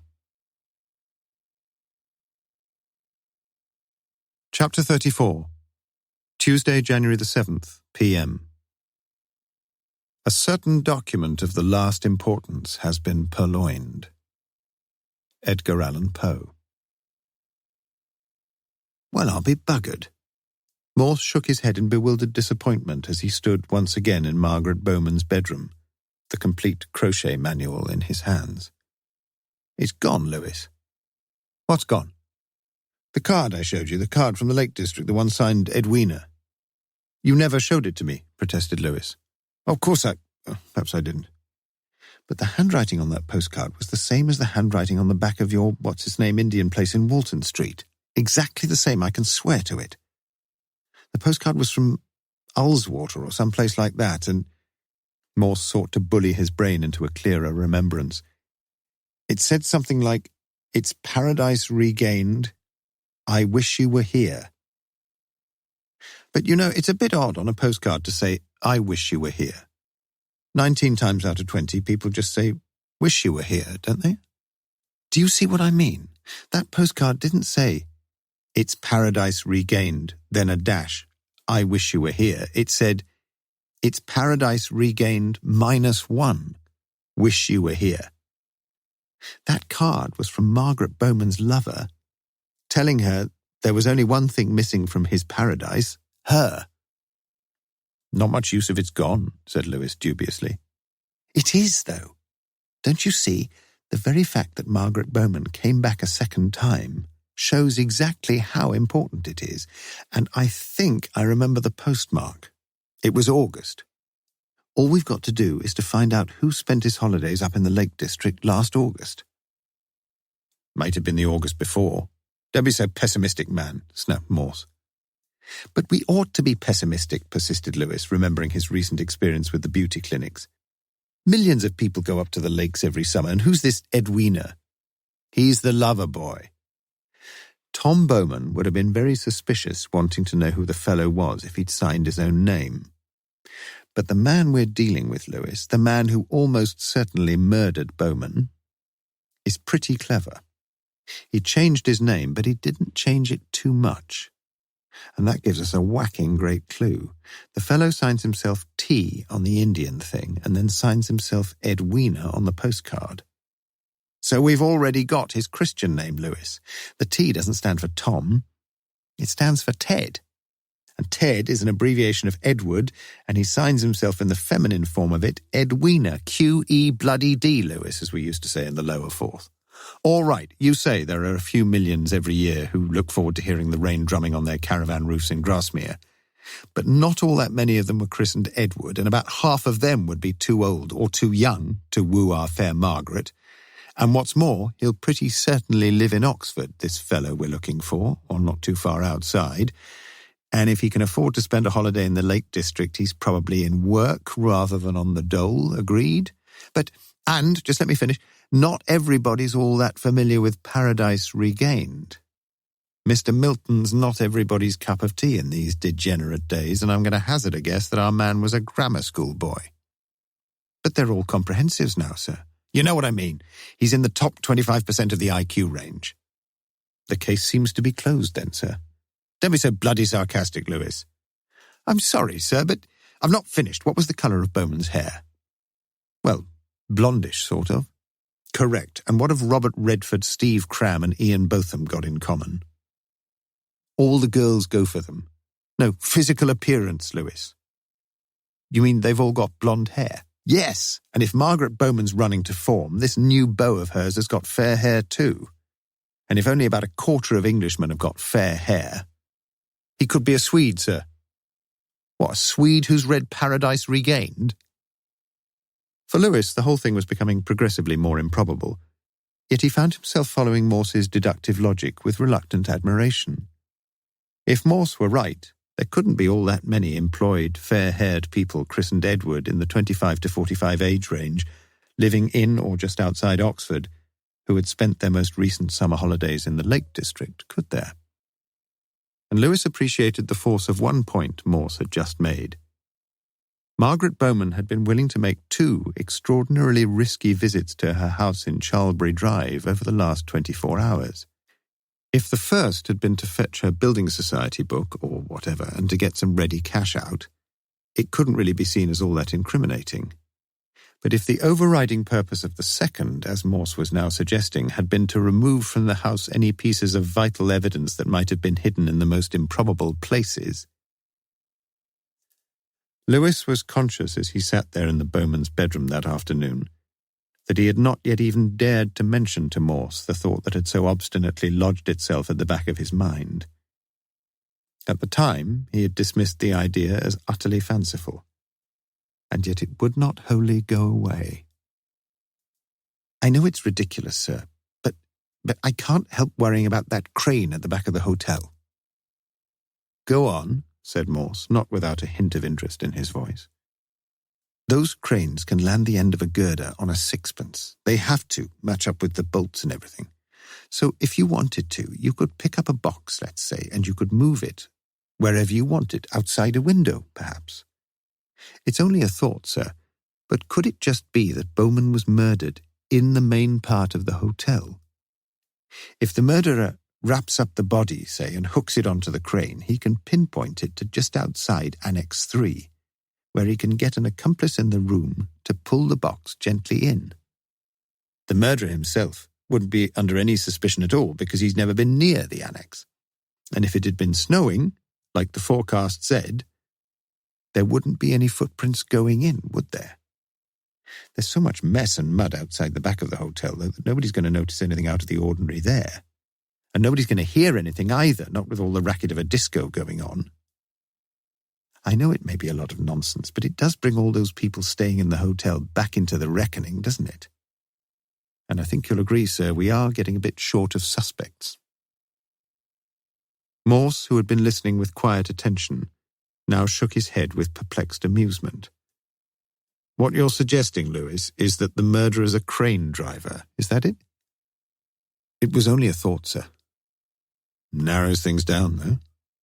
A fair-haired crane driver called Ted who spent a week in Windermere or somewhere. Morse laughed. You're getting worse than I am, Lewis. Morse rang HQ from the Bowman's house, and 2 men, Lewis learned, would immediately be on their way to help him undertake an exhaustive search of the whole premises at 6 Charlbury Drive. Morse himself took the car keys and drove back thoughtfully into Oxford. Chapter 35, Tuesday, January the 7th, p.m. No words beyond a murmured good evening ever passed between Hardy and Louisa Harding. The Early Life of Thomas Hardy. Instead of going straight back to Kidlington HQ, Morse drove down once more into Summertown and turned into Ewart Place, where he drove up to the front steps and parked the police car. The secretary, he learned, was in, and would be able to see him almost immediately. As he sat waiting on the long wall seat in the foyer, Morse was favourably struck, as he had been on his previous visit, by the design and the furnishings of the delegacy. The building was surely one of the few high spots of post-1950 architecture in Oxford, and he found himself trying to give it a date, 1960, 1970? But before he reached a verdict, he learned that the secretary awaited him. Morse leaned back in the red leather armchair once again. Lovely building, this. We're very lucky, I agree. When was it built? Finished in 1965. I was just comparing it to some of the hideous structures they've put up in Oxford since the war. You mustn't think we don't have a few problems, though. Really? Oh, yes. We get floods in the basement fairly regularly. And then, of course, there's the flat roof. Anyone who designs a building as big as this with a flat roof, in England, hardly deserves the Queen's Medal for Architecture. Not in my book, anyway. The secretary had spoken forcefully, and Morse found himself interested in her reaction. You've had trouble. Had? Yes, we've had trouble, and we've got trouble now. And it'll be a great surprise if we don't have more trouble in the future. We've only just finished paying for a complete re-roofing repair, the third we've had. Morse nodded in half-hearted sympathy as she elaborated the point. But his interest in the delegacy's roofing problems soon dissipated, and he moved to the reason for his visit. He told the secretary in the strictest confidence almost everything he had discovered about the Bowmans, and he hinted at his deep concern for Margaret Bowman's life. He asked whether Margaret had any particular women friends in the delegacy, whether she had any men friends, whether there might have been any gossip about her, whether there was anything at all that might be learned from interviewing any of Margaret's colleagues. The result of this request was the summoning to the secretary's office of Mrs. Gladys Taylor, who disclaimed all knowledge of Margaret Bowman's married life, of any possible extramarital infidelity, and of her present whereabouts. After only a few minutes, Morse realized he was getting nowhere with the woman, and he dismissed her. He was not at all surprised that she knew so little, and he was aware that his own abrupt interlocutory style had made the poor woman hopelessly nervous. What Morse was not aware of, and what with a little less conceit he might perhaps have divined, was that Gladys Taylor's nervousness had very little at all to do with the tone of Morse's questioning, but everything to do with the fact that after spending the weekend at Gladys's council house on the Cutterslow estate in North Oxford, Margaret Bowman had turned up again, dramatically, late the previous evening, begging Gladys to take her in and making her promise to say nothing to anyone about her whereabouts. The former prison officer at reception deferred his daily perusal of the court circular and saluted the chief inspector as Morse handed in the temporary badge he had been given, a plastic folder with a metal clip containing a buff-coloured card on which was printed Visitor in black capitals and under which, in black felt-tip pen, was written Insp. Morse. A row of mail bags stood beside the front door waiting for the post office van, and Morse was on the point of leaving the building when he turned back, struck by the appropriate juxtaposition of things, and spoke to the security officer. You must feel almost at home with all these mailbags around. Yes, you don't forget things like that, sir. And I could still tell you where most of them were made, from the marks, I mean. You can? Morse fingered one of the grey bags and the security officer walked round to inspect it. It's from the Scrubs, that one. Full of criminals, they tell me, the Scrubs. Used to be, in my day. You don't get many criminals here, though. There's a lot of things here they'd like to get their hands on, especially all the question papers, of course. And that's why you're here. Can't be too careful these days. We get so many people coming in. I'm not talking about the permanent staff. I'm talking about the tradesmen, builders, electricians, caterers. And you give them all a pass, like the one you gave me. Unless they're pretty regular. Then we give them a semi-permanent pass with a photograph and all that. Saves a lot of time and trouble. I see, said Morse. A letter was awaiting Morse at Kidlington, a white envelope with a London postmark addressed to Chief Inspector Morse, in as neat a piece of typewriting as one could wish to find, and marked strictly private and personal. Even before he opened the envelope, Morse was convinced that he was about to be apprised of some vital intelligence concerning the Bowman case. But he was wrong. The letter read as follows. This is a love letter, but please don't feel too embarrassed about it because it doesn't really matter. You are now engaged on a murder inquiry, and it was in connection with this that we met briefly. I don't know why, but I think I've fallen genuinely and easily and happily in love with you. So there. I wouldn't have written this silly letter but for the fact that I'd been reading a biography of Thomas Hardy, and he, so he said, could never forget the face of a girl who once smiled at him as she rode by on a horse. He knew the girl by name, and in fact the pair of them lived quite close, but their relationship never progressed even to the point of speaking to each other. At least I've done that. Tear this up now. I've told you what I feel about you. I almost wish I was the chief suspect in the case. Perhaps I am the murderer. Will you come and arrest me? Please. The letter lacked both salutation and signature, and Morse's expression as he read it seemed to combine a dash of distaste with a curiously pleasurable fascination. But as the girl herself, whoever she was, had said, it didn't really matter. Yet it would have been quite extraordinary for any man not to have pondered on the identity of such a correspondent. And for several minutes Morse did so ponder as he sat silently at his desk that winter's afternoon. She sounded a nice girl, and she'd only made the one spelling error. The call from Lewis, a jubilant Lewis, came in at 5:10 p.m. that day. Chapter 36, Tuesday, January the 7th, p.m. If you once understand an author's character, the comprehension of his writing becomes easy.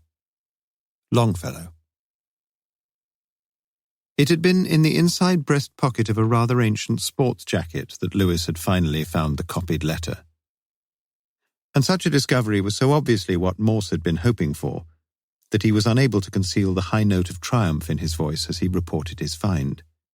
Equally, for his part, Morse had been unable to conceal his own delight, and when, only some half an hour later, Lewis delivered the 4 closely handwritten sheets, Morse handled them with the loving care of a biblical scholar privileged to view the Codex Vaticanus.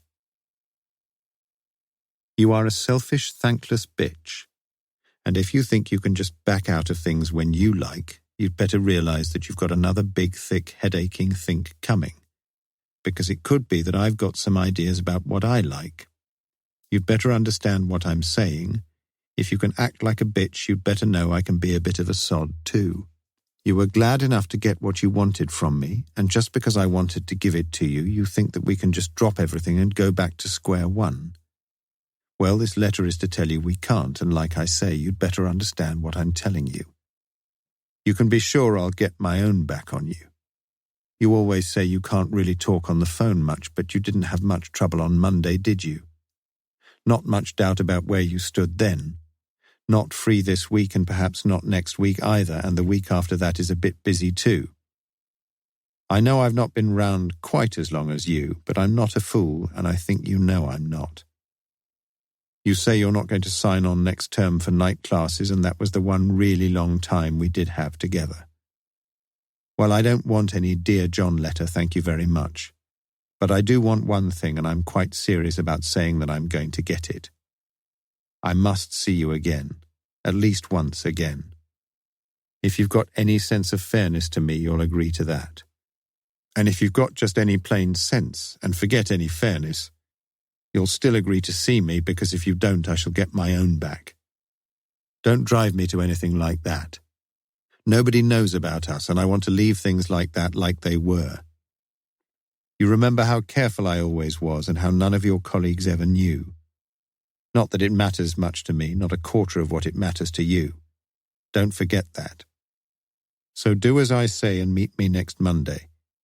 Tell them you've got a dental appointment, and I'll pick you up as usual outside the Summertown Library at 10 to 1.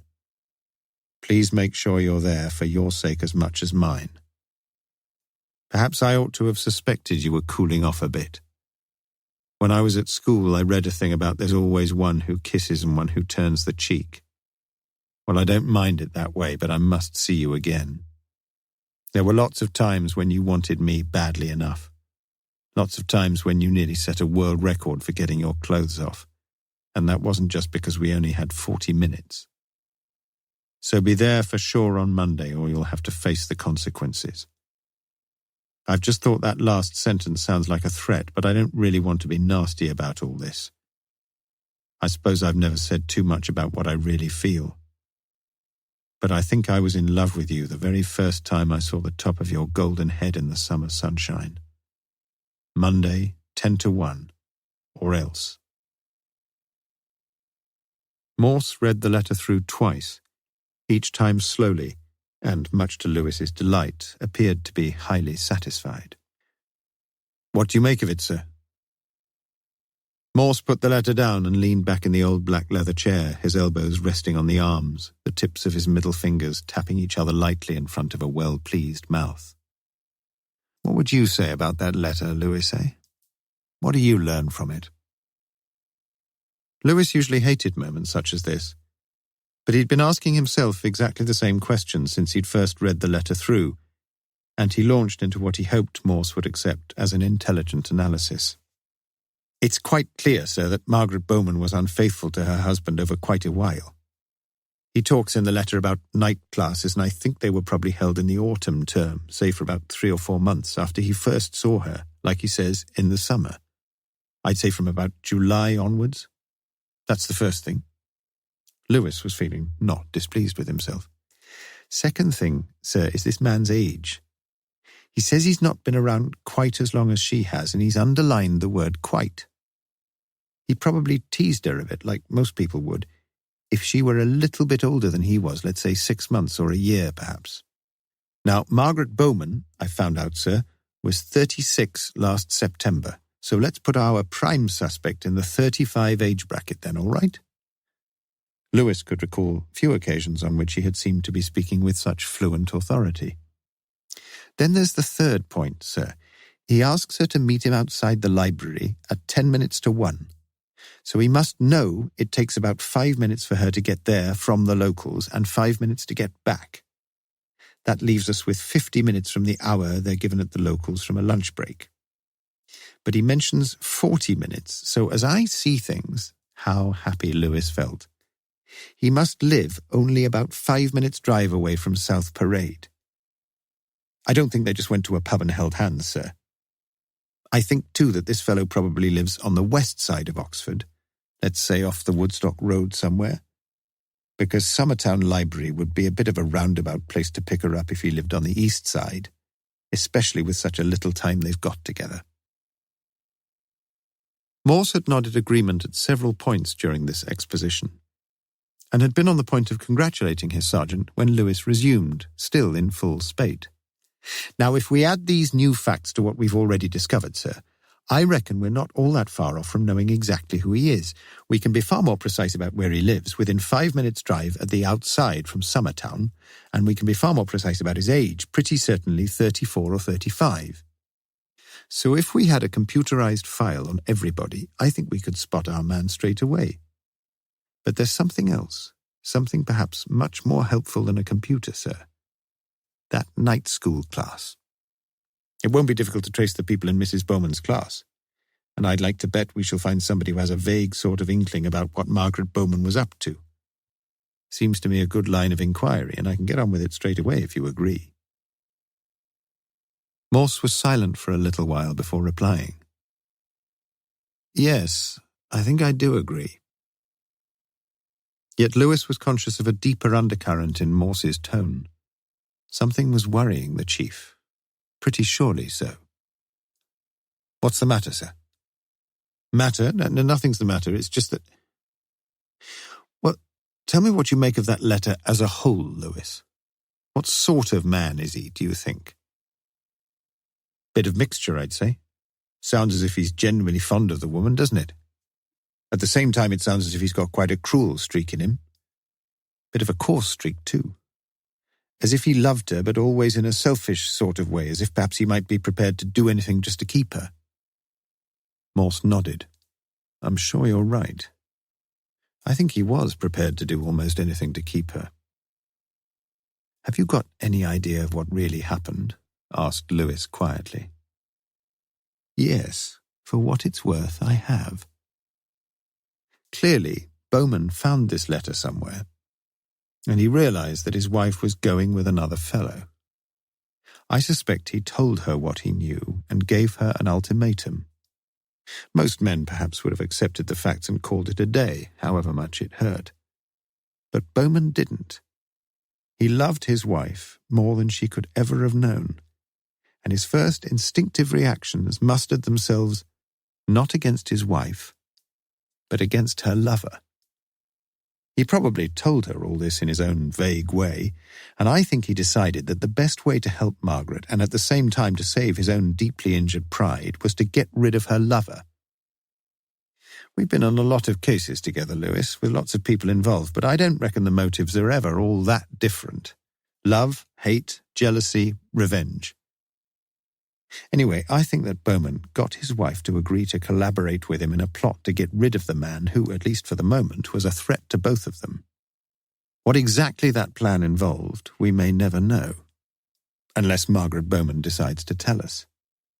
The only firm thing we know about it so far is that Bowman himself wrote a wholly genuine letter, which would rather cleverly serve two purposes when Loverboy was found murdered. That is, if any suspicion were ever likely to fall on either of the Bowmans. First, it would put Margaret Bowman in a wholly sympathetic light. Second, it would appear to put Tom Bowman some few hundreds of miles away from the scene of the immediate crime. Didn't we know most of that already? Let me finish, Lewis. At some particular point, I don't know when, the plan was switched. And it was switched by the only person who could switch it, by Margaret Bowman, who decided that if she had to take a profoundly important decision about life, as she did, she would rather throw in her lot with her illicit lover than with her licit husband. Is that clear? Forget the details for the minute, Lewis. The key thing to bear in mind is this. Instead of having a plot involving the death of a troublesome lover, we have a plot involving the death of an interfering husband. You don't think the letter helps much at all, then? Lewis's initial euphoria slipped a notch or two towards his wonted diffidence. My goodness, yes, and your own reading of that letter was a model of logic and lucidity. But Lewis's heart sank. He knew what Morse was going to say, and he said it for him. But you mean I missed some vital clue in it, is that right? Morse waited a while, and then smiled with what he trusted was sympathetic understanding. No, Lewis, you didn't miss one vital clue at all. You missed two. Chapter 37. Tuesday, January the 7th, p.m. Stand on the highest pavement of the stair, lean on a garden urn, weave the sunlight in your hair. T.S. Eliot. Apart from your own admirable deductions, Lewis, there are, as I say, a couple of other things you could have noticed, perhaps. First, Morse turned to the letter and found the appropriate reference. He says, "You remember how careful I always was and how none of your colleagues ever knew." Now that statement's very revealing. It suggests that this fellow could have been very careless about meeting Margaret Bowman. Careless in the sense that if he'd wanted to, he could easily have made Margaret's colleagues aware of what was going on between them. Pretty certainly by others actually seeing the evidence. It means, I think, that the pair of them were very often near each other, and that he very sensibly agreed to avoid all contact with her in the place where they found themselves. And you don't need me to tell you where that might have been, must have been, do you? It was on the local site itself, where 20-odd workmen were employed on various jobs, but mostly on the roof, between May and September last year. Phew! Lewis looked down at the letter again. If what Morse was saying were true. But there's a second thing, continued Morse, that's more specific still. There's a rather nice little bit of English at the end of the letter. But I think I was in love with you the very first time I saw the top of your golden head in the summer sunshine. Now, you were right in saying that this tells us roughly when he first met her. But it also tells us something else, and something even more important. Don't you see? It tells us from which angle he first saw her, doesn't it, Lewis? He saw her from above. Lewis was weighing up what Morse had just said. You mean this fellow might have been on the roof, sir? Could be. Morse looked extremely pleased with himself. Yes, he could have been on the roof, or he could have been higher, perhaps. The flat roof at the locals has been causing a lot of trouble, and last summer they had a complete new go at the whole thing.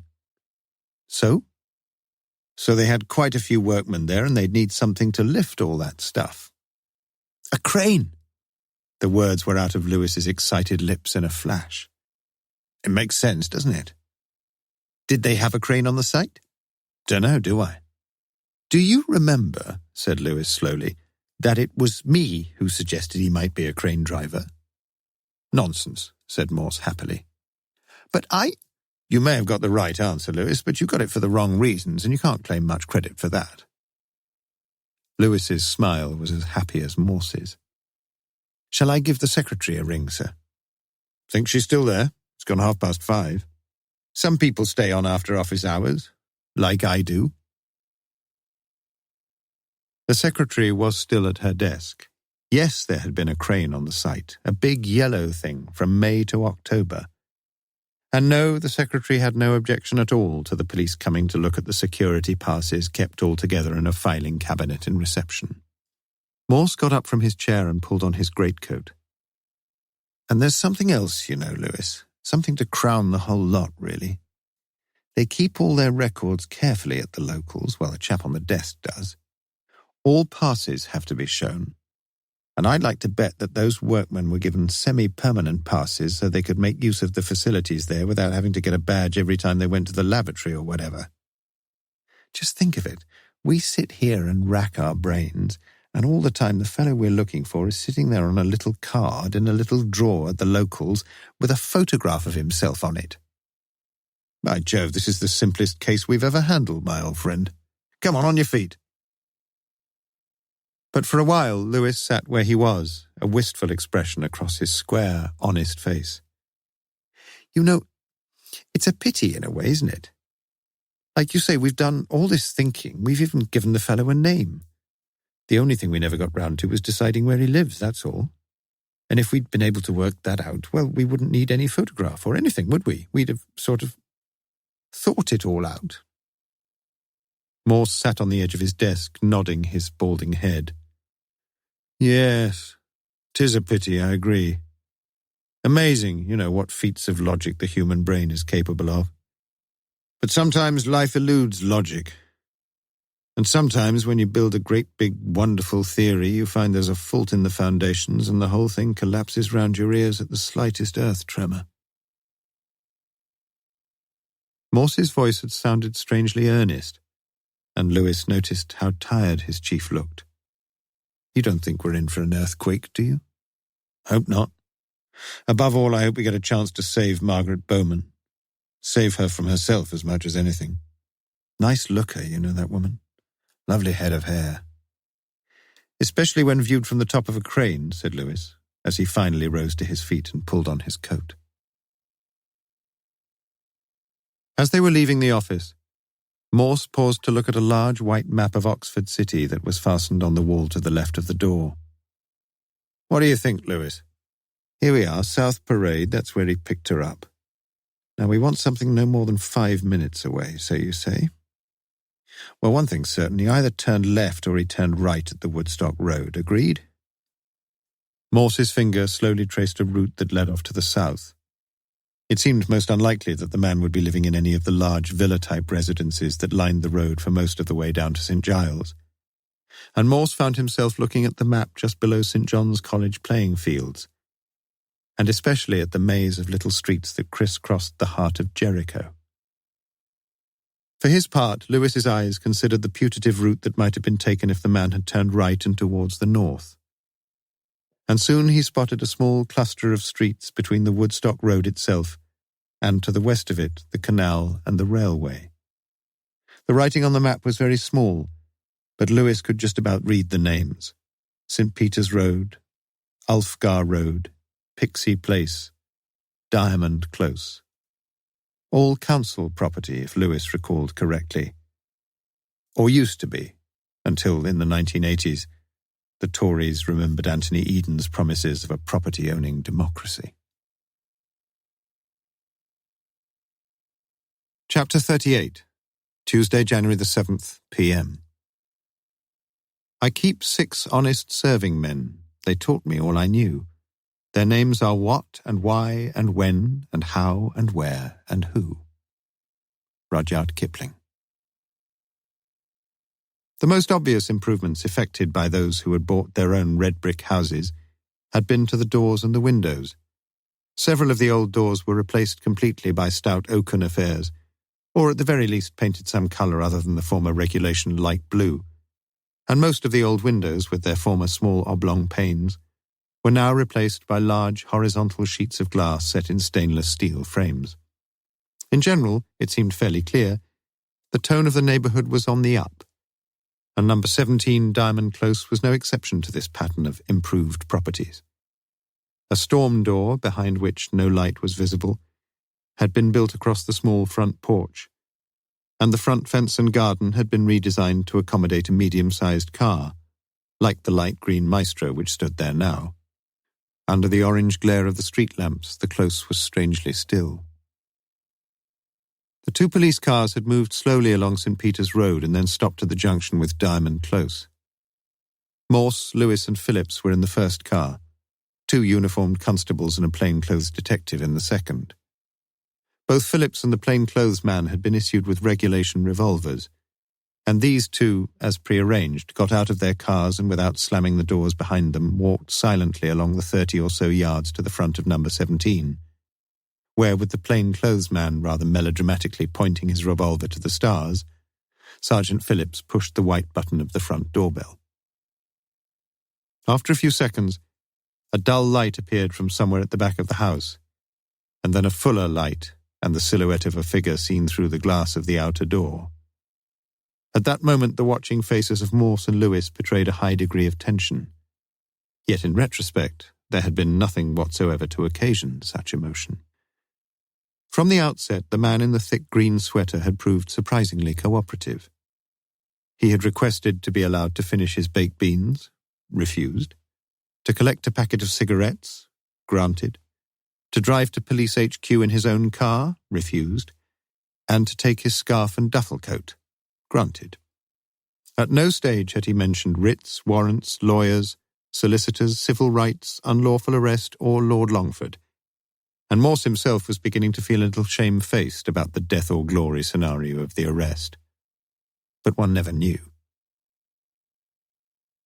In the interview room, it was Lewis who began the questioning. "Your full name is Edward Wilkins?" "Edward James Wilkins." "Your date of birth?" 20th September 1951. "Place of birth?" 17 Diamond Close. "The house you live in now?" "Yes, my mother lived there." "Which school did you go to?" "Hobson Road Primary, for a start." "And after that?" "Oxford Boys' School." "You passed the 11 plus to go there?" "Yes." "When did you leave?" "In 1967. "You took your O-levels?" "Yes, I passed in maths, physics and engineering drawing." "You didn't take English literature?" "Yes, I did, but I failed." "Did you read any Milton?" interrupted Morse. "Yes, we read Comus." "What did you do after you left school?" Lewis had taken up the questioning once more. "I got an apprenticeship at Lucy's Iron Works in Jericho." "And then?" "I didn't finish it. I stuck it for 18 months and then I got offered a much better job with Mackenzie Construction." "You still work for them?" "Yes." "What's your job exactly?" "I'm a crane driver." "You mean you sit up in the cabin and swing all the loads around the site?" "That's one way of putting it." "This company, Mackenzie Construction, they did some re-roofing last year at the Oxford Delegacy, Oxford Locals, I think you call it. Is that right?" "Yes, about April to September." "You worked there all that time?" "Yes." "Not all that time, surely?" "Pardon?" "Didn't you have any summer holiday?" Oh, yes. I'm sorry, I was off a fortnight. When was that? Late July. Where did you go? Up to the north of England. Whereabouts exactly? The Lake District. And where in the Lake District? Derwentwater. Did you send any postcards from there? A few, yes. To some of your friends here in Oxford.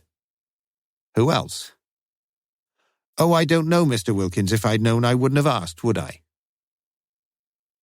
It was the first moment of tension in the interview, and Lewis, as Morse had instructed him, left things there for a while, saying nothing, and for a little while the silence hung heavily over the bare, rather chilly room at the rear of Police HQ in Kidlington.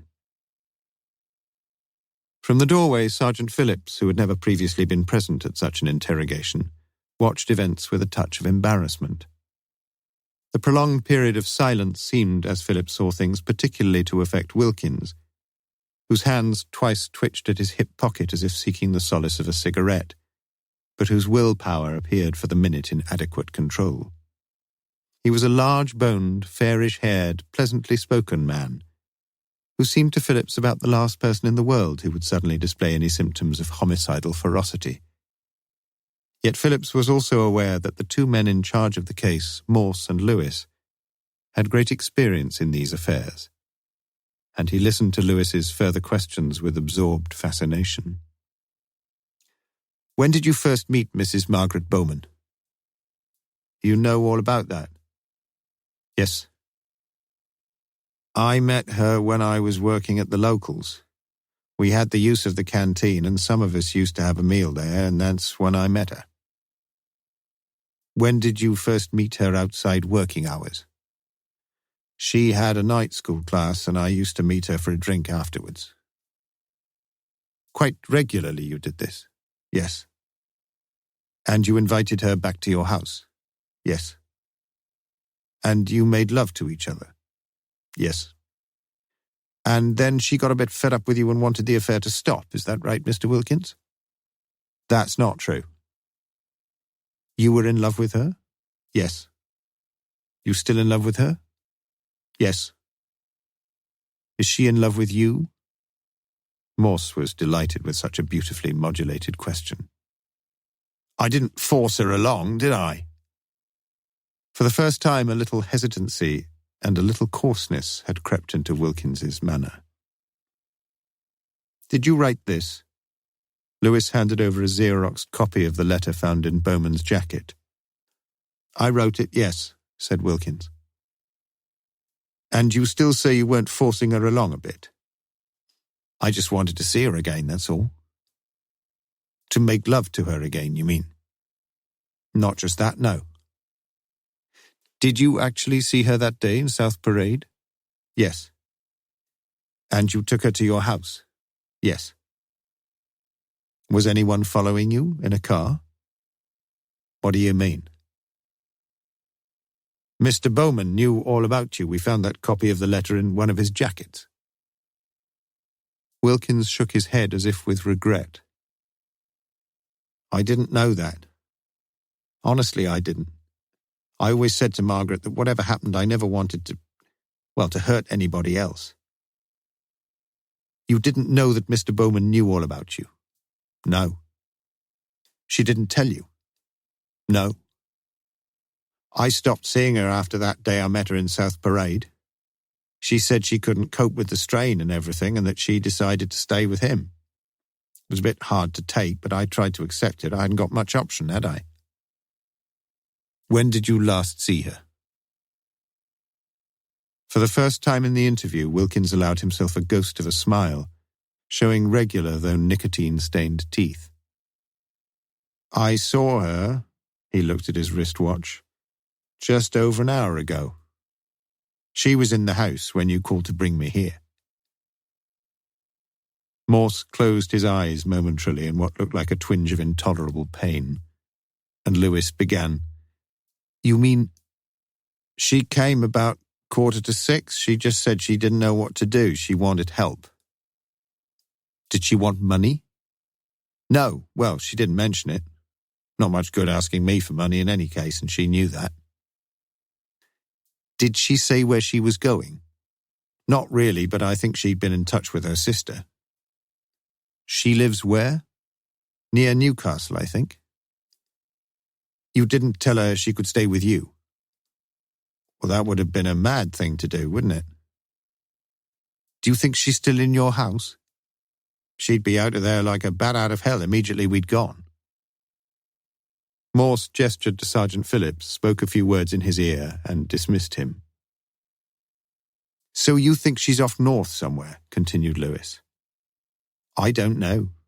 I honestly don't know. I advised her to get on a boat or something and sail off to the continent, away from everything. But she didn't take your advice? No, she couldn't. She hadn't got a passport, and she was frightened of applying for one because she knew everybody was trying to find her. Did she know that everybody was trying to find you as well? Of course she didn't. I don't know what you mean. I'm sure you know why we've brought you here, said Lewis, looking directly across into Wilkins's eyes. Really? I'm afraid you're wrong there. Well, she did know that everybody was looking for you. You see, Mr. Wilkins, she went back to her own house in Chipping Norton, at considerable risk to herself, to remove any incriminating evidence that she thought might be lying around. For example, she took the postcard you wrote her from the Lake District. There was a sudden dramatic silence in the interview room, as though everybody there had taken a sharp intake of breath and was holding it. It's my duty as a police officer, continued Lewis, to tell you formally that you are under arrest for the murder of Thomas Bowman. Wilkins slumped back in his chair, his face ashen pale and his upper lip trembling. You're making the most terrible mistake, he said, very quietly. Chapter 39. Tuesday, January the 7th, p.m. When angry, count 4. When very angry, swear. Mark Twain. Am I doing all right? Asked a slightly subdued Lewis as 5 minutes after this preliminary interview he sat in the canteen drinking coffee with Morse. Very good, said Morse. But we've got to tread a bit carefully from now on because we're getting to the point where we're not quite sure of the ground, by which I mean it's going to be difficult to prove one or two things. So let's just recap a minute. Let's go back to the beginning of things. Plan 1, let's call it. Bowman follows his wife up to Diamond Close that day, and later he confronts her with the evidence. She's getting desperate anyway, and she goes along with the quite extraordinary plan he's concocted. As we've seen, he fixes up the phony address and books a New Year package for 2 at the Haworth Hotel. She tells Wilkins that her husband's gone off on a course and that they can spend all that time together, and he jumps at the chance. Once she's safely in her room, she rings Wilkins, we still haven't checked on that, Lewis, to give him the room number, and soon she's giving him the happy hour between the sheets. Then they both get ready for the fancy dress, which she's already told Wilkins about, and which he's already agreed to. If he hadn't, Lewis, the plan couldn't have worked. At about 7 o'clock, she makes some excuse to go out, when she gives the key to Bowman himself, who's waiting somewhere near the annex and who's dressed up in exactly the same sort of garb as Wilkins. Now, Wilkins is a stronger man, I suspect, than Bowman ever was. And I should think that Bowman wouldn't have taken any chance about letting the whole thing develop into a brawl. He's probably got a knife or a revolver or something. Then the deed is done, and the next part of the deception begins.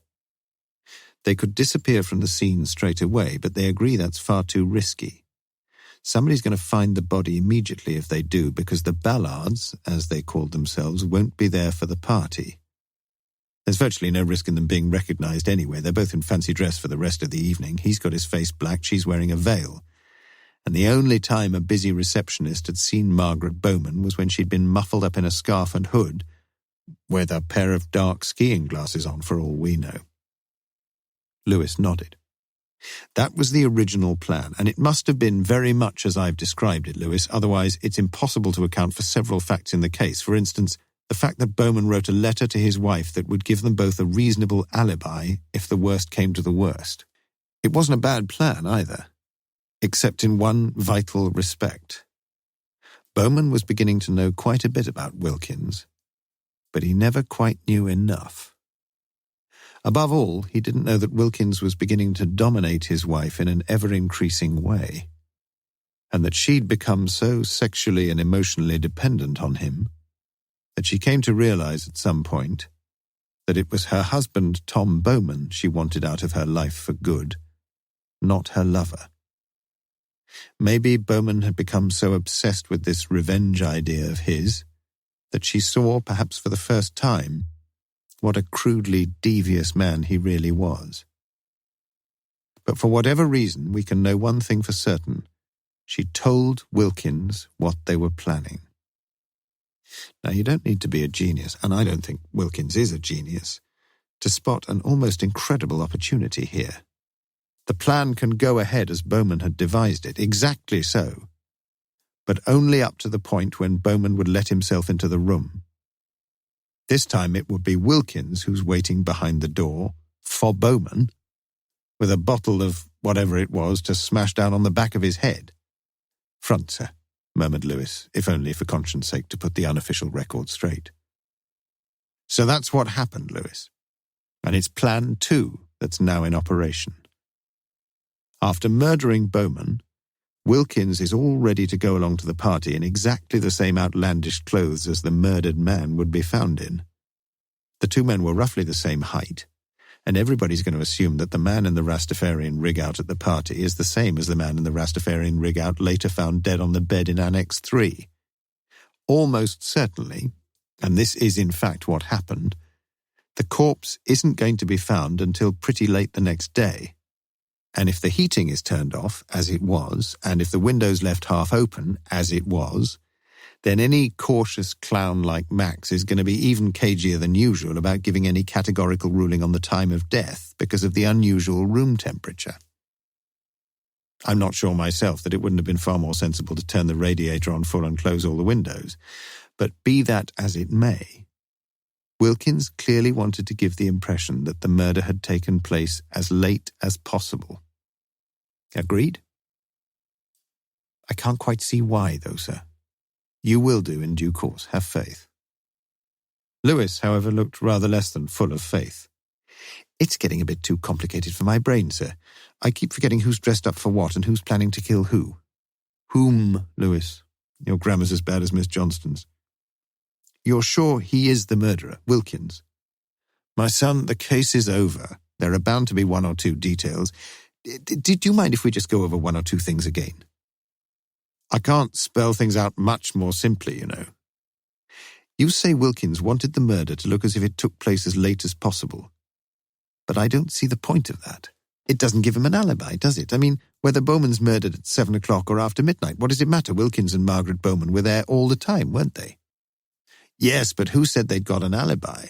I didn't mention an alibi. All I'm saying is that Wilkins had a reason for wanting to mislead everyone into believing that the murder was committed after the party was over. That's obvious enough, isn't it? But going back a minute, don't you think that in Bowman's original plan, Plan 1, as you call it would have been far more sensible to have committed the murder Wilkins, that is, and then to get out of the place double quick? With any luck, no one's going to suspect a married couple from Chipping Norton, even if the body's found very soon afterwards. Morse nodded, but with obvious frustration. I agree with you, but somehow or other we've got to explain how it came about that Bowman was found dressed up in identically the same sort of outfit as Wilkins was wearing at the party. Don't you see that, Lewis? We've got to explain the facts. And I refuse to believe that anyone could have dressed up Bowman in all that stuff after he'd been murdered. There's one other thing, sir. You know from Max's report it said that Bowman could have been eating some of the things they had at the party. What about it? Well, was it just coincidence he'd been eating the same sort of meal? No, Margaret Bowman must have known. She must have found out what the menu was and then cooked her husband some of it. Then all Wilkins had to do was just eat a bit of the same stuff. But how did Margaret Bowman know? How the hell do I know, Lewis? But it happened, didn't it? I'm not making up this bloody corpse, you know. I'm not making up all these people in their fancy dress. You do realise that, don't you? No need to get cross, sir. I'm not bloody cross. If somebody decides to make some elaborate plan to rub out one side of the semi-eternal triangle, we've got to have some equally elaborate explanation. Surely you can see that. Lewis nodded. I agree. But just let me make my main point once again, sir, and then we'll forget it. It's this business of staying on after the murder that worries me. It must have been a dreadfully nerve-wracking time for the two of them. It was very complicated, and it was a bit chancy. And all I say is that I can't really see the whole point of it. It just keeps the pair of them on the hotel premises the whole of the evening, and whatever time the murder was committed, they haven't got any chance of an alibi. There you go again, Lewis. For Christ's sake, come off it. Nobody's got a bloody alibi. The two men were silent for several minutes. Cup more coffee, sir? Asked Lewis. I'm sorry, Lewis. You just take the wind out of my sails, that's all. We've got him, sir. That's the only thing that matters. Morse nodded. And you're absolutely sure that we've got the right man? It's a big word. Absolutely. Isn't it? Said Morse. Chapter 40. Tuesday, January the 7th, p.m. Alibi, noun. The plea in a criminal charge of having been elsewhere at the material time. Chambers' 20th Century Dictionary. It was, in all, to be an hour or so before the interrogation of Wilkins was resumed. Morse had telephoned Max, but had learned only that if he, Morse, continued to supply the lab with corpses about 24 hours old, he, Max, was not going to make too many fanciful speculations. He was a forensic scientist, not a fortune-teller. Lewis had contacted the Haworth Hotel to discover that one local call had in fact been made, untraceable though, from Annex 3 on New Year's Eve. Phillips, who had returned from Diamond Close with the not unexpected news that Margaret Bowman, if she had been there, had flown, now resumed his duties in the interview room, standing by the door, his feet aching a good deal, his eyes idly scanning the bare room once again. The wooden trestle table on which stood two white polystyrene cups, empty now, and an ashtray rapidly filling. And behind the table, the fairish-haired, fresh-complexioned man, accused of a terrible murder, who seemed to Phillips to look perhaps rather less dramatically perturbed than should have been expected. What time did you get to the Haworth Hotel on New Year's Eve? Say that again. What time did you get to the hotel? I didn't go to any hotel that night. You were at the Haworth Hotel and you got there. I've never played there. Never played what?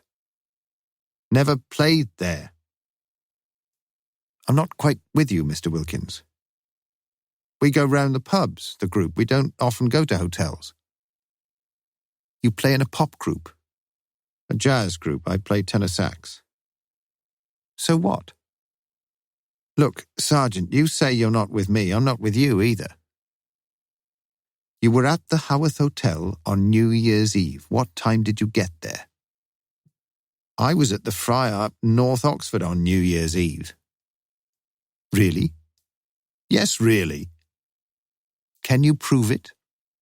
Not offhand, I suppose, but would the landlord remember you there? Of course he would. He paid us, didn't he? The group you're in was playing there? Yes. And you were there all the evening? Till about 2 o'clock the next morning. How many others in the group? 4. And how many people were there at the Friar that night? 60, 70 on and off. Which bar were you in? Lounge bar. And you didn't leave the bar all night? Well, we had steak and chips in the back room at about 9:30, I suppose it was. With the rest of the group? And the landlord and the landlady. This is New Year's Eve you're talking about? Look, Sergeant, I've been here a long time already tonight, haven't I? Can you please ring up the Friar and get someone here straight away? Or ring up any of the group. I'm getting awfully tired, and it's been one hell of an evening for me. You can understand that, can't you? There was a silence in the room. A silence that seemed to Phillips to take on an almost palpable tautness, as the import of Wilkins' claim slowly sank into the minds of the detectives there. What does your group call itself, Mr. Wilkins? It was Morse himself who quietly asked the final question. The Oxford Blues, said Wilkins, his face hard and unamused. Charlie Freeman, Fingers Freeman to his musical colleagues, was surprised to find a uniformed constable standing on his Kidlington doorstep that evening. Yes, the Oxford Blues had played the Friar on New Year's Eve. Yes, he'd played there that night with Ted Wilkins for about 5 or 6 hours. Yes, he'd be more than willing to go along to Police HQ immediately and make a statement to that effect. No great hardship for him, was it? After all, it was only a couple of minutes' walk away. By 9:30 p.m., Mr. Edward Wilkins had been driven back to his home in Diamond Close. Phillips, at long last, had been given permission to call it a day, and Lewis, tired and dejected, sat in Morse's office wondering where they had all gone so sadly wrong. Perhaps he might have suspected, and he'd actually said so, that Morse's ideas had all been a bit too bizarre. A man murdered in fancy dress outfit, and then another man spending the night of the party pretending he was the murdered man and dressed in a virtually identical outfit. Surely, the simple truth was that Thomas Bowman had been the man at the party as well as the man who'd been murdered.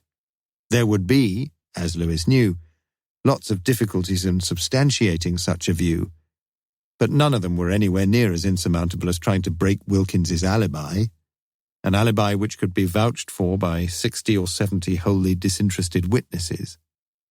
Gently, quietly, Lewis mentioned his thoughts to Morse, the latter sitting silent and morose in the old black leather armchair.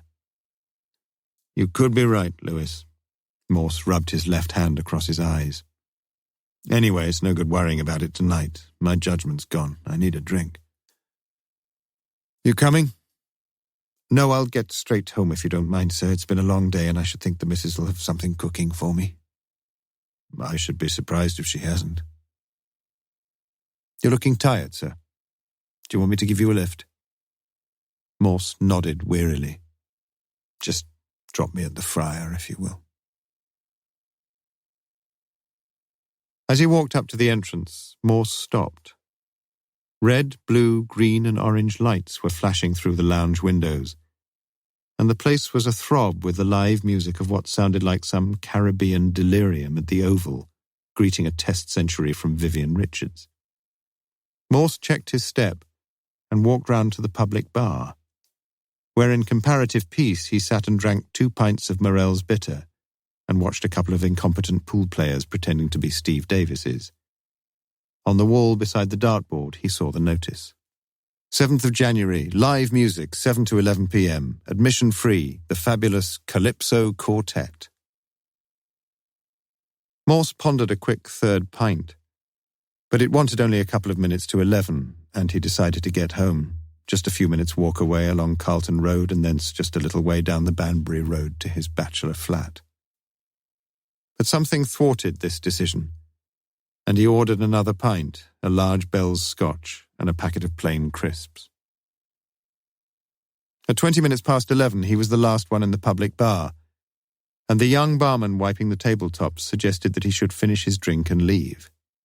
It was not unknown, Morse learned, for the police to check up on over-liquored loiterers after a live music evening. As he left, Morse saw the Calypso Quartet packing away its collection of steel drums and sundry other Caribbean instruments into the back of an old, off-dented dormobile. And suddenly Morse stopped. He stopped dead. He stopped as if petrified, staring at the man who had just closed the back door of the vehicle and who was languidly lolling round to the driving seat. Even in the bitter late-night air, this man wore only a blood-red, open-necked shirt on the upper part of his loose-limbed body, whilst on his head he had a baggy black-and-white checked cap that covered all his hair apart from the beaded dreadlocks which dangled on either side of his face, like the snakes that once wreathed the head of the stone-eyed Gorgon. "You all right, man?" inquired the coloured musician, holding both hands up in a mock gesture of concern about a fellow mortal who seemed to have imbibed too freely, perhaps, and too well. And Morse noticed the hands that were almost like the hands of a white man, as though the Almighty had just about run out of pigment when he came to the palms. "You all right, man?" repeated the musician. Morse nodded, and there appeared on his face a stupidly beatific smile such as was seldom seen there, save when he listened to the love duet from Act 1 of Die Walküre. Morse should, he knew it, not have left things where they were that night. But his eyelids drooped heavily over his prickly, tired eyes as he walked back to his flat. And in spite of his elation, he had little enough strength left, little appetite for anything more that day. But before throwing himself on the longed-for bed, he did ring Lewis, and prevailed upon Mrs. Lewis, still up, to rouse her husband, an hour abed, for a few quick words before January the 7th drew to its seemingly interminable close.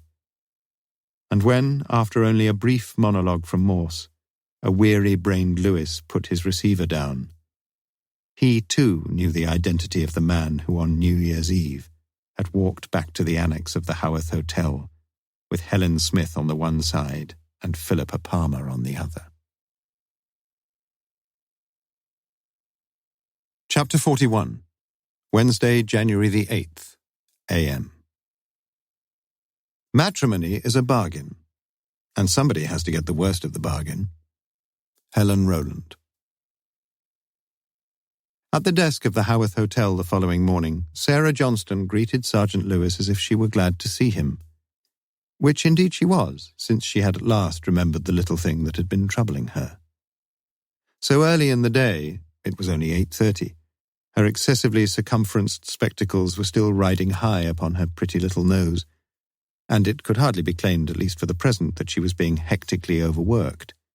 In fact, Lewis had already observed her none too convincing attempt to conceal beneath a pile of correspondence the book she had been reading when he had so unexpectedly walked in, on Morse's instruction, to interview her once again. It was just a little corroboration, Lewis had pointed out, that was needed, and Sarah found herself once again seeking to stress the few unequivocally certain points she had made in her earlier statement. Yes, she did remember, and very clearly, the man coming out of the gentleman's lavatory just before the New Year's Eve party was due to begin. Yes, now that Lewis mentioned it, perhaps his hands hadn't been blackened over as convincingly as the rest of him. Yes, the two of them, Mr. and Mrs. Ballard, had kept themselves very much to themselves for the greater part of the evening, certainly until that hour or so before midnight when a series of eightsome reels, general excuse-me's and old-time barn dances had severed the last ties of self-consciousness and timidity. And when Mr. Ballard had danced with her, his sweaty fingers leaving some of their dark stain on her own hands, and on her blouse. Yes, without a shadow of doubt, that last fact was true, because she remembered with a sweet clarity how she had washed her hands in the bedroom wash-basin before going to bed that night, and how she had tried to sponge the stain off her blouse the following morning. A middle-aged couple stood waiting to pay their bill, and while Sarah fetched the account from the small room at the back of reception, Lewis turned his head to one side and was thus able to make out the title on the white spine of the book she had been reading. Millgate, Thomas Hardy, A Biography, O.U.P. The bill settled, Sarah resumed her seat and told Lewis what she had remembered. It had been odd, though it didn't really seem all that important now. What had happened was that someone, a woman, had rung up and asked what the New Year's Eve menu was. That was all.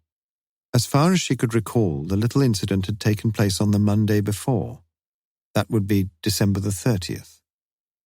Knowing how pleased Morse would be to have one of his hunches confirmed, Lewis was on the point of taking down some firm statement from Sarah Johnston when he became aware of an extraordinarily attractive brunette standing beside him, shifting the weight of her beautifully moulded figure from one black-stockinged leg to the other. "Can I have my bill, please?" she asked. Although the marked Birmingham accent was not, as he heard it, exactly the music of the spheres, Lewis found himself staring at the woman with an almost riveted fascination. The whispered voice in his ear was totally unexpected. "Take your lecherous eyes off her, Lewis." "Thank you very much, Miss Arkwright," said Sarah Johnston, as the woman turned and left, flashing a brief but almost interested glance at the man who had just come in. "Good morning, Miss Johnston," said Morse. "Oh, hello." There was nothing about her greeting that could be construed as even wanly welcoming. "Is she the same one?" asked Morse, gesturing after the departed beauty. "The one who was due for the new year?" "Yes." "Well, well," said Morse, looking quite extraordinarily pleased with himself and with life in general, and quite clearly pleased with the sight of Miss Doris Arkwright in particular.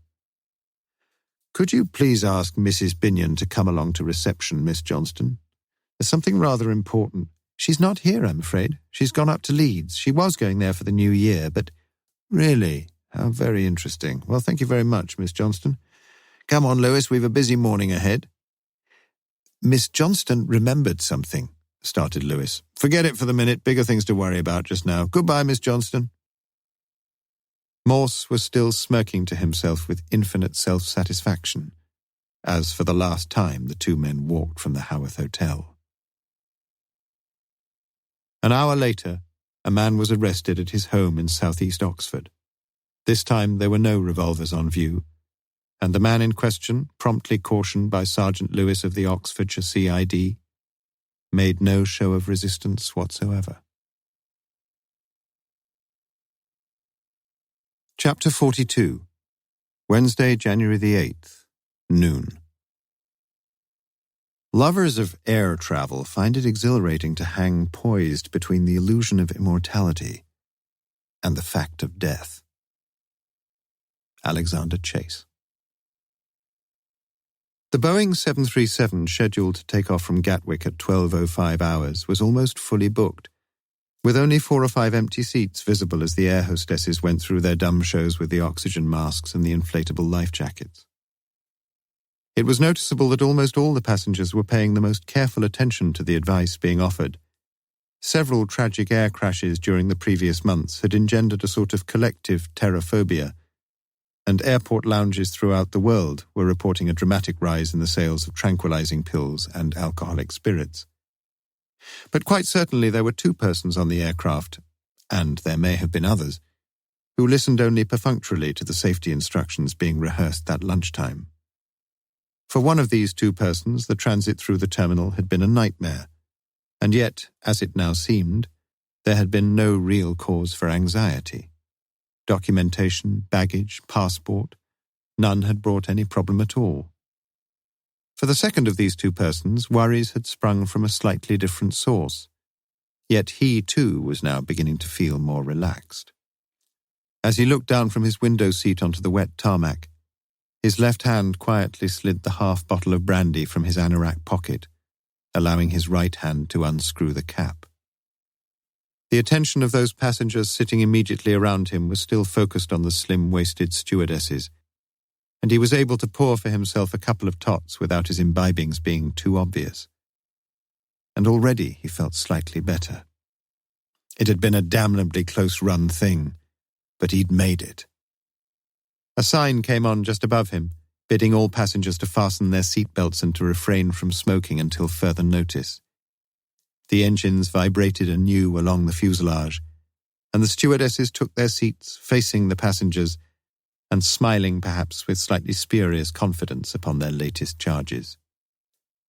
Gradually the giant plane moved forward in a quarter turn, took up its proper station, and stood there for a minute or two preparing like a long-jump finalist in the Olympic Games to accelerate along the runway. The man seated by the window knew that any second now he would be able to relax, almost completely. Like so many fellow criminals, he was under the happy delusion that there was no extradition treaty between Spain and the United Kingdom. And he had read of so many criminals, bank robbers, embezzlers, drug peddlers, and pederasts, who were even now lounging lazily at various resorts along the Costa del Sol. Suddenly the aircraft throttles were opened completely, and the mighty power seemed almost a tangible entity. Then the engines seemed to die a little, and then they seemed to die completely. And 2 members of Gatwick's security police boarded the aircraft. For the man in the window seat beside whom these men stopped, there appeared little point in even thinking of escape. Where was there to escape to? The Boeing was only very slightly delayed, and 5 minutes behind schedule it was shooting off the Earth at an angle of 45 degrees and heading for its appointed destination. Very soon, passengers were told that they could unfasten their seatbelts. Everything was fine. And 6 rows behind the now empty window seat, a woman lit a cigarette and inhaled very deeply. Chapter 43. Wednesday, January the 8th, p.m. No mask like open truth to cover lies, as to go naked is the best disguise. William Congreve. Morse sat in Superintendent Bell's office in St. Aldate's awaiting Lewis, the latter having been deputed the task of taking down in his rather laborious longhand the statements from the man arrested earlier that day at his home in southeast Oxford. "Damned clever, you know," reiterated Bell. Morse nodded. He liked Bell well enough, perhaps, though not overmuch, and he found himself wishing that Lewis would get a move on. "Well done, anyway," said Bell. "The Chief Constable will be pleased. Perhaps he'll let me have a day or two's holiday before the end of the decade. We're very grateful, though. You know that, don't you?" "Yes," said Morse, honestly enough. It was a highly euphoric Lewis who came in at 1:15, thrusting a statement, 4 pages of it, on the desk in front of Morse. "Maybe a few little errors in English usage here and there, sir, but on the whole a splendid piece of prose, I think you'll find." Morse took the statement and scanned the last page.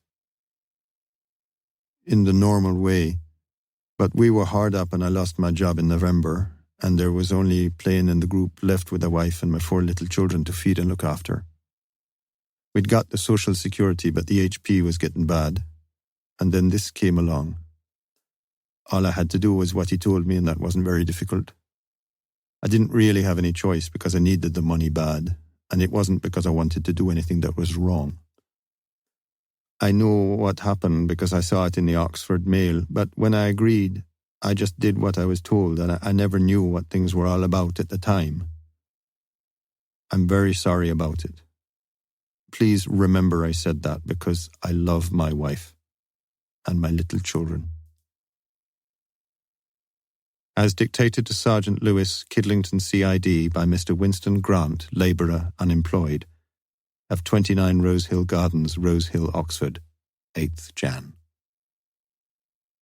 "The adverb from bad is badly," mumbled Morse. "Shall we keep him here?" asked Bell. "He's your man," said Morse. "And the charge, officially?" "Accessory to murder, I suppose, but I'm not a legal man." "Party to murder, perhaps?" suggested Lewis, who had seldom looked so happy since his elder daughter announced her first pregnancy. Back at Kidlington HQ, Morse sat back in the old black leather armchair, looking, for the while, imperturbably expansive. The man arrested at Gatwick almost 2 hours earlier was well on his way to Oxfordshire, expected, Morse learned, within the next 15 minutes. It was a time to savour. Lewis himself now knew exactly what had happened on New Year's Eve in Annex 3. Knew, too, that the murderer of Thomas Bowman had neither set foot inside the main hotel building, nor bedecked himself in a single item of fancy dress. And yet, as to how Morse had arrived at the truth, he felt as puzzled as a small boy witnessing his first conjuring performance. "What really put you onto it, sir?" The key point was, as I told you, that the murderer tried desperately hard to persuade us that the crime was committed as late as possible, after midnight. But as you yourself rightly observed, Lewis, there would seem to be little point in such a deception if the murderer stayed on the scene the whole time from about 8 that night to 1 o'clock the next morning. But there was every point if he wasn't on the scene in the latter part of the evening, a time for which he had an alibi. But, sir, there were 3 clues in this case which should have put us onto the truth much earlier than they did. Each of these 3 clues in itself looks like a pedestrian little piece of information, but taken together, well. The first vital clue came largely from Sarah Johnston, the only really valuable and coherent witness in the whole case. And it was this, that the man posing as Mr. Ballard ate virtually nothing that evening. The second vital clue, also brought to our notice, among others by Miss Johnston, was the fact that the man posing as Mr. Ballard was still staining whatever he touched late that evening. Then there was the third vital clue, the simplest clue of the lot, and one which was staring all of us in the face from the very beginning. So obvious a clue that none of us, paid the slightest attention to it. The fact that the man posing as Mr. Ballard won the fancy dress competition. You see, Lewis, there are 2 ways of looking at each of these clues, the complex way and the simple way. And we'd been looking at them the wrong way. We'd been looking at them the complex way. I see, said Lewis, unseeing. Take the food business, continued Morse. We almost got in some hopelessly complex muddle about it, didn't we? I read carefully what dear old Max said in his report about what had been floating up and down in the ascending and descending colons. You, Lewis, were bemused enough to listen to what Miss Johnston said about someone ringing up to ask what the menu was. Why the hell shouldn't someone ring up and ask if they're in for another few slices of the virtually inevitable turkey? And do you know what we didn't do amid all this cerebration, Lewis? We didn't ask ourselves a very simple question. If our man had eaten nothing of the first 2 courses, shouldn't we assume he might be getting a little hungry? And even if he's been told he'd better go through the evening secretly sticking all the goodies into a doggy bag, you might have thought he'd be tempted when he came to the next 2 courses on the menu, especially a couple of succulent pork chops. So why, Lewis, just think simply, why didn't he have a mouthful or 2? Like you say, sir, he was told not to because it was vital. No, you're still getting too complicated, Lewis. There's a very simple answer, you see. Rastafarians aren't allowed to eat pork.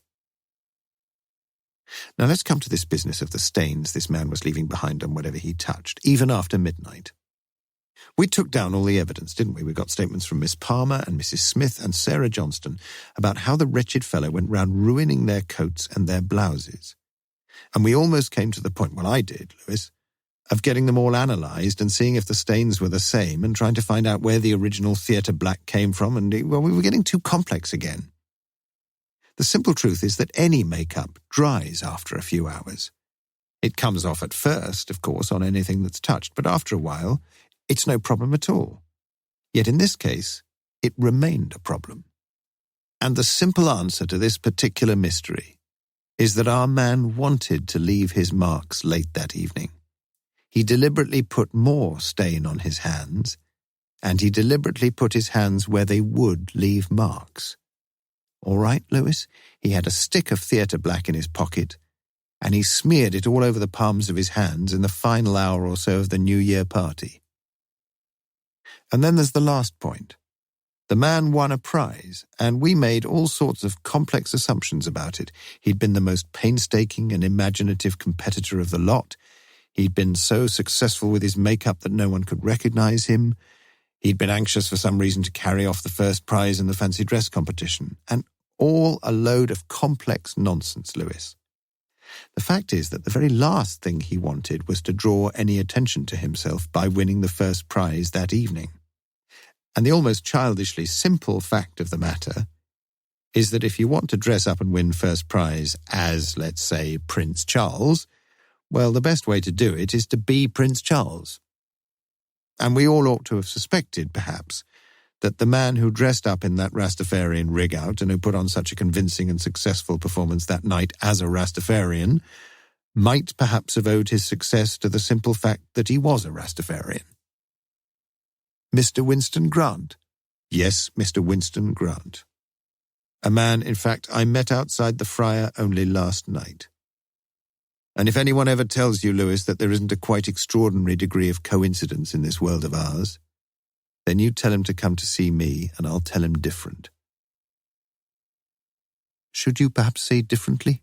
Asked Lewis. This man had been a builder's labourer. He'd worked on several sites in Oxford, including the locals. He'd lost his job because of cutbacks in the building industry. He was getting short of money for himself and his family.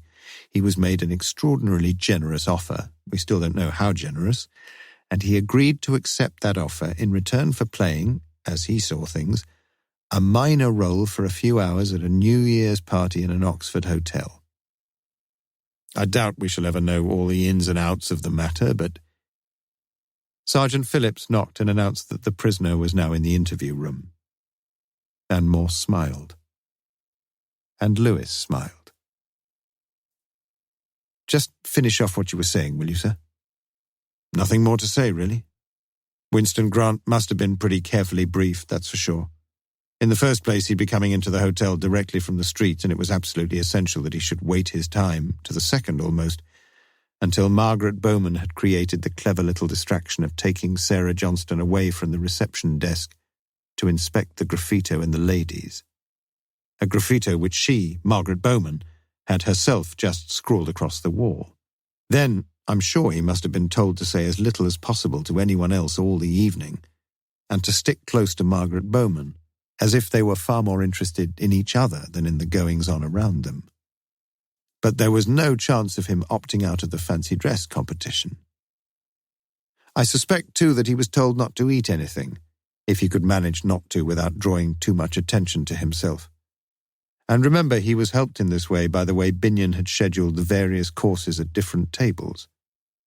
But it may well be, Lewis, that we're overestimating the extent to which the plan was completely thought out. Above all, though, he had to carry through that final, extraordinarily clever little deception. He was to make every effort to pretend that he was a black man, even though he was a black man. And there was one wonderfully simple way in which such a pretense could be sustained, and that was by rubbing dark stain onto his hands that were already black, so that everyone who came into physical contact with him should believe that he was not a black man, but a white man. And that, Lewis, in the later stages of that New Year's party, is what he did, making sure he left a few indelible marks on the most obvious places, like the shoulders of the light-coloured winter mackintoshes worn by both Miss Palmer and Mrs. Smith, and the white blouse of Sarah Johnston. Cream-coloured, actually, said Morse. For Sergeant Phillips, it was all somewhat déjà vu as he resumed his vigil at the door of the interview room, his feet still aching, his eyes scanning the bare room once again. The wooden trestle table on which stood a white polystyrene coffee cup, full, and an ashtray, as yet empty. And behind the table, the same fairish-haired, fresh-complexioned man who had sat there the previous evening, Mr. Edward Wilkins. Chapter 44, Wednesday, January the 8th, p.m. Felix qui potuit rerum cognoscere causus. Virgil Georgics. At 5 p.m, Mr. James Pryor, security officer at the locals, put on his bicycle clips and prepared to leave. Before he did so, he had a final look round reception to make sure that everything that should be locked up was locked up. It was odd, though, really, to think that the only thing the police had been interested in was the one drawer that wasn't locked up.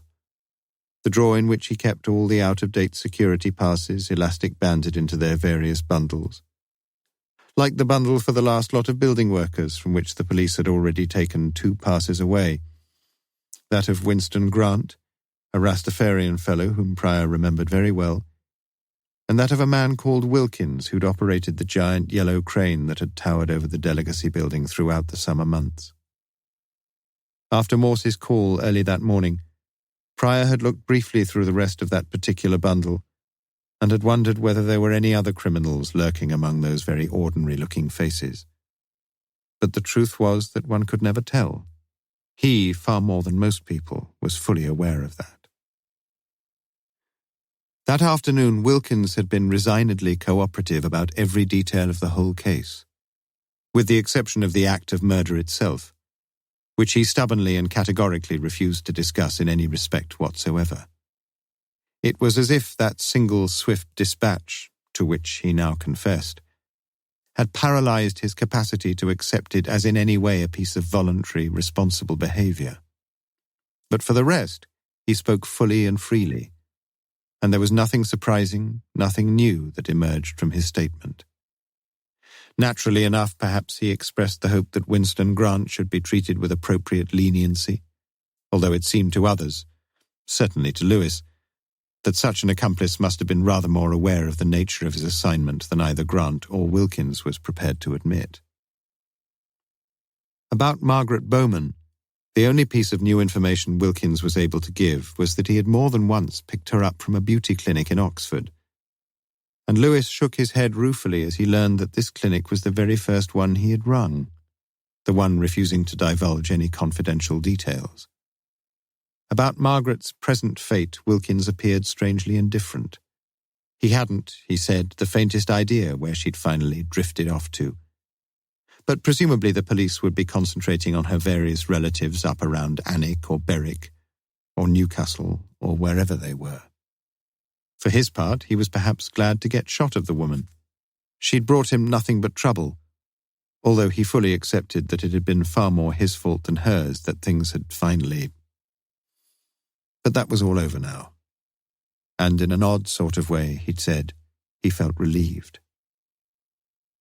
It was just after 6:30 p.m. when Sergeant Phillips escorted Wilkins down to St. Aldate's, where temporarily, together with Grant, he would be held, awaiting, in the short term, the provision of alternative custodial arrangements, and, in the long term, the pleasure of Her Majesty. Morse insisted that both he, himself, and Lewis should call it a day, and Lewis was just closing the box file on the Haworth Hotel case when he noticed a letter which he had never been shown, one beginning, "This is a love letter." He read the first few lines with some mystification, until he came to the quite extraordinary statement that the anonymous correspondent had been reading a biography of Thomas Hardy. Should he tell Morse? He read the letter through again with the greatest interest. Well, well, well. At 7 p.m., Morse, Lewis thought he'd gone, came back into his office once more. "Listen, Lewis, this Wilkins is one of the cleverest buggers we've ever had. You realise that? He's pulled the wool over my eyes about the most central issue of the lot. And you know what that is? That he, Wilkins, is hopelessly in love with this woman, Margaret Bowman, and that did do anything to keep her. In fact, he murdered her husband to keep her. And likewise, Lewis, the fact that he'd do anything to protect her now. You remember what he said last night? Just get the transcript, Lewis, the bit about the passport." Lewis found the document and read aloud. "I advised her to get on a boat or something and sail off to the continent away from everything. But she didn't take your advice. No, she couldn't. She hadn't got a passport, and she was frightened of applying for one because she knew everybody was trying to find her. God, I'm a fool, Lewis. I wonder how many lies he has told us. That she was at his house last night, that she was up with her sister in Newcastle? Has she got a sister, Lewis? Oh, dear. She hasn't got a passport, he says, and we believe him. So we don't watch all the boats. Or the planes, added Lewis quietly. I don't believe it, said Morse softly after a pause. What's worrying you, sir? Get a telex off to Gatwick straight away. Get the passenger list of flight number, whatever it was. You don't think... Think? I'm almost sure, Lewis. When Lewis returned from the telex office, Morse already had his greatcoat on and was ready to leave. You know that letter you had from one of your admirers, sir? How do you know about that? You left it in the box. Oh. Did you notice the postmark on the original letter? London, so what? London, really? Lewis sounded like a man who knows all the answers. You get a lot of people going up to the London sales from all over the country, don't you? I mean, anyone from anywhere, from Oxford, say, could go up to the January sales and drop a letter in a postbox outside Paddington. Morse was frowning. What exactly are you trying to tell me, Lewis? I just wondered if you had any idea of who'd written that letter to you, that's all. Morse's hand was on the doorknob. Look, Lewis, you know the difference between you and me, don't you? You don't use your eyes enough. If you had done, and very recently too, you'd know perfectly well who wrote that letter. Yes? Yes. And it so happens, since you're suddenly so very interested in my private affairs, Lewis, that I'm going to take the particular lady who wrote that particular letter out for a particularly fine meal tonight. That's if you've no objections. Where are you taking her, sir? If you must know, we're going out to the Springs Hotel near Wallingford. Pretty expensive, so they say, sir. We shall go halves. You realise that, of course. Morse winked happily at Lewis and was gone. Lewis, too, was smiling happily as he rang his wife and told her that he wouldn't be long. At 7:50 p.m, the telex reply came through from Gatwick. On the scheduled 12:05 flight that had left that morning for Barcelona, the passenger list had included, apart from a Mr. Edward Wilkins, a Mrs. Margaret Bowman, the latter giving an address in Chipping Norton, Oxfordshire. At 8 p.m, Lewis pulled on his overcoat and left Kidlington HQ. He wasn't at all sure whether Morse would be pleased or displeased with the news he had just received, but the last thing he was going to do was to ring Springs Hotel. He just hoped, very much he hoped, that Morse would have an enjoyable evening and an enjoyable meal. As for himself, the missus would have the egg and chips ready, and he felt very happy with life. This was an audio production of The Secret of Annexe 3 by Colin Dexter, read by Samuel West.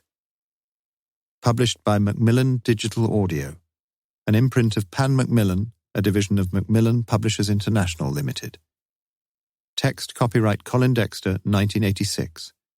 Recording copyright Macmillan Digital Audio, 2017. The right of Colin Dexter to be identified as the author of this work has been asserted by him in accordance with the Copyright Designs and Patents Act 1988. All rights reserved. Produced by Leo Wetter and recorded at Strathmore Publishing, London.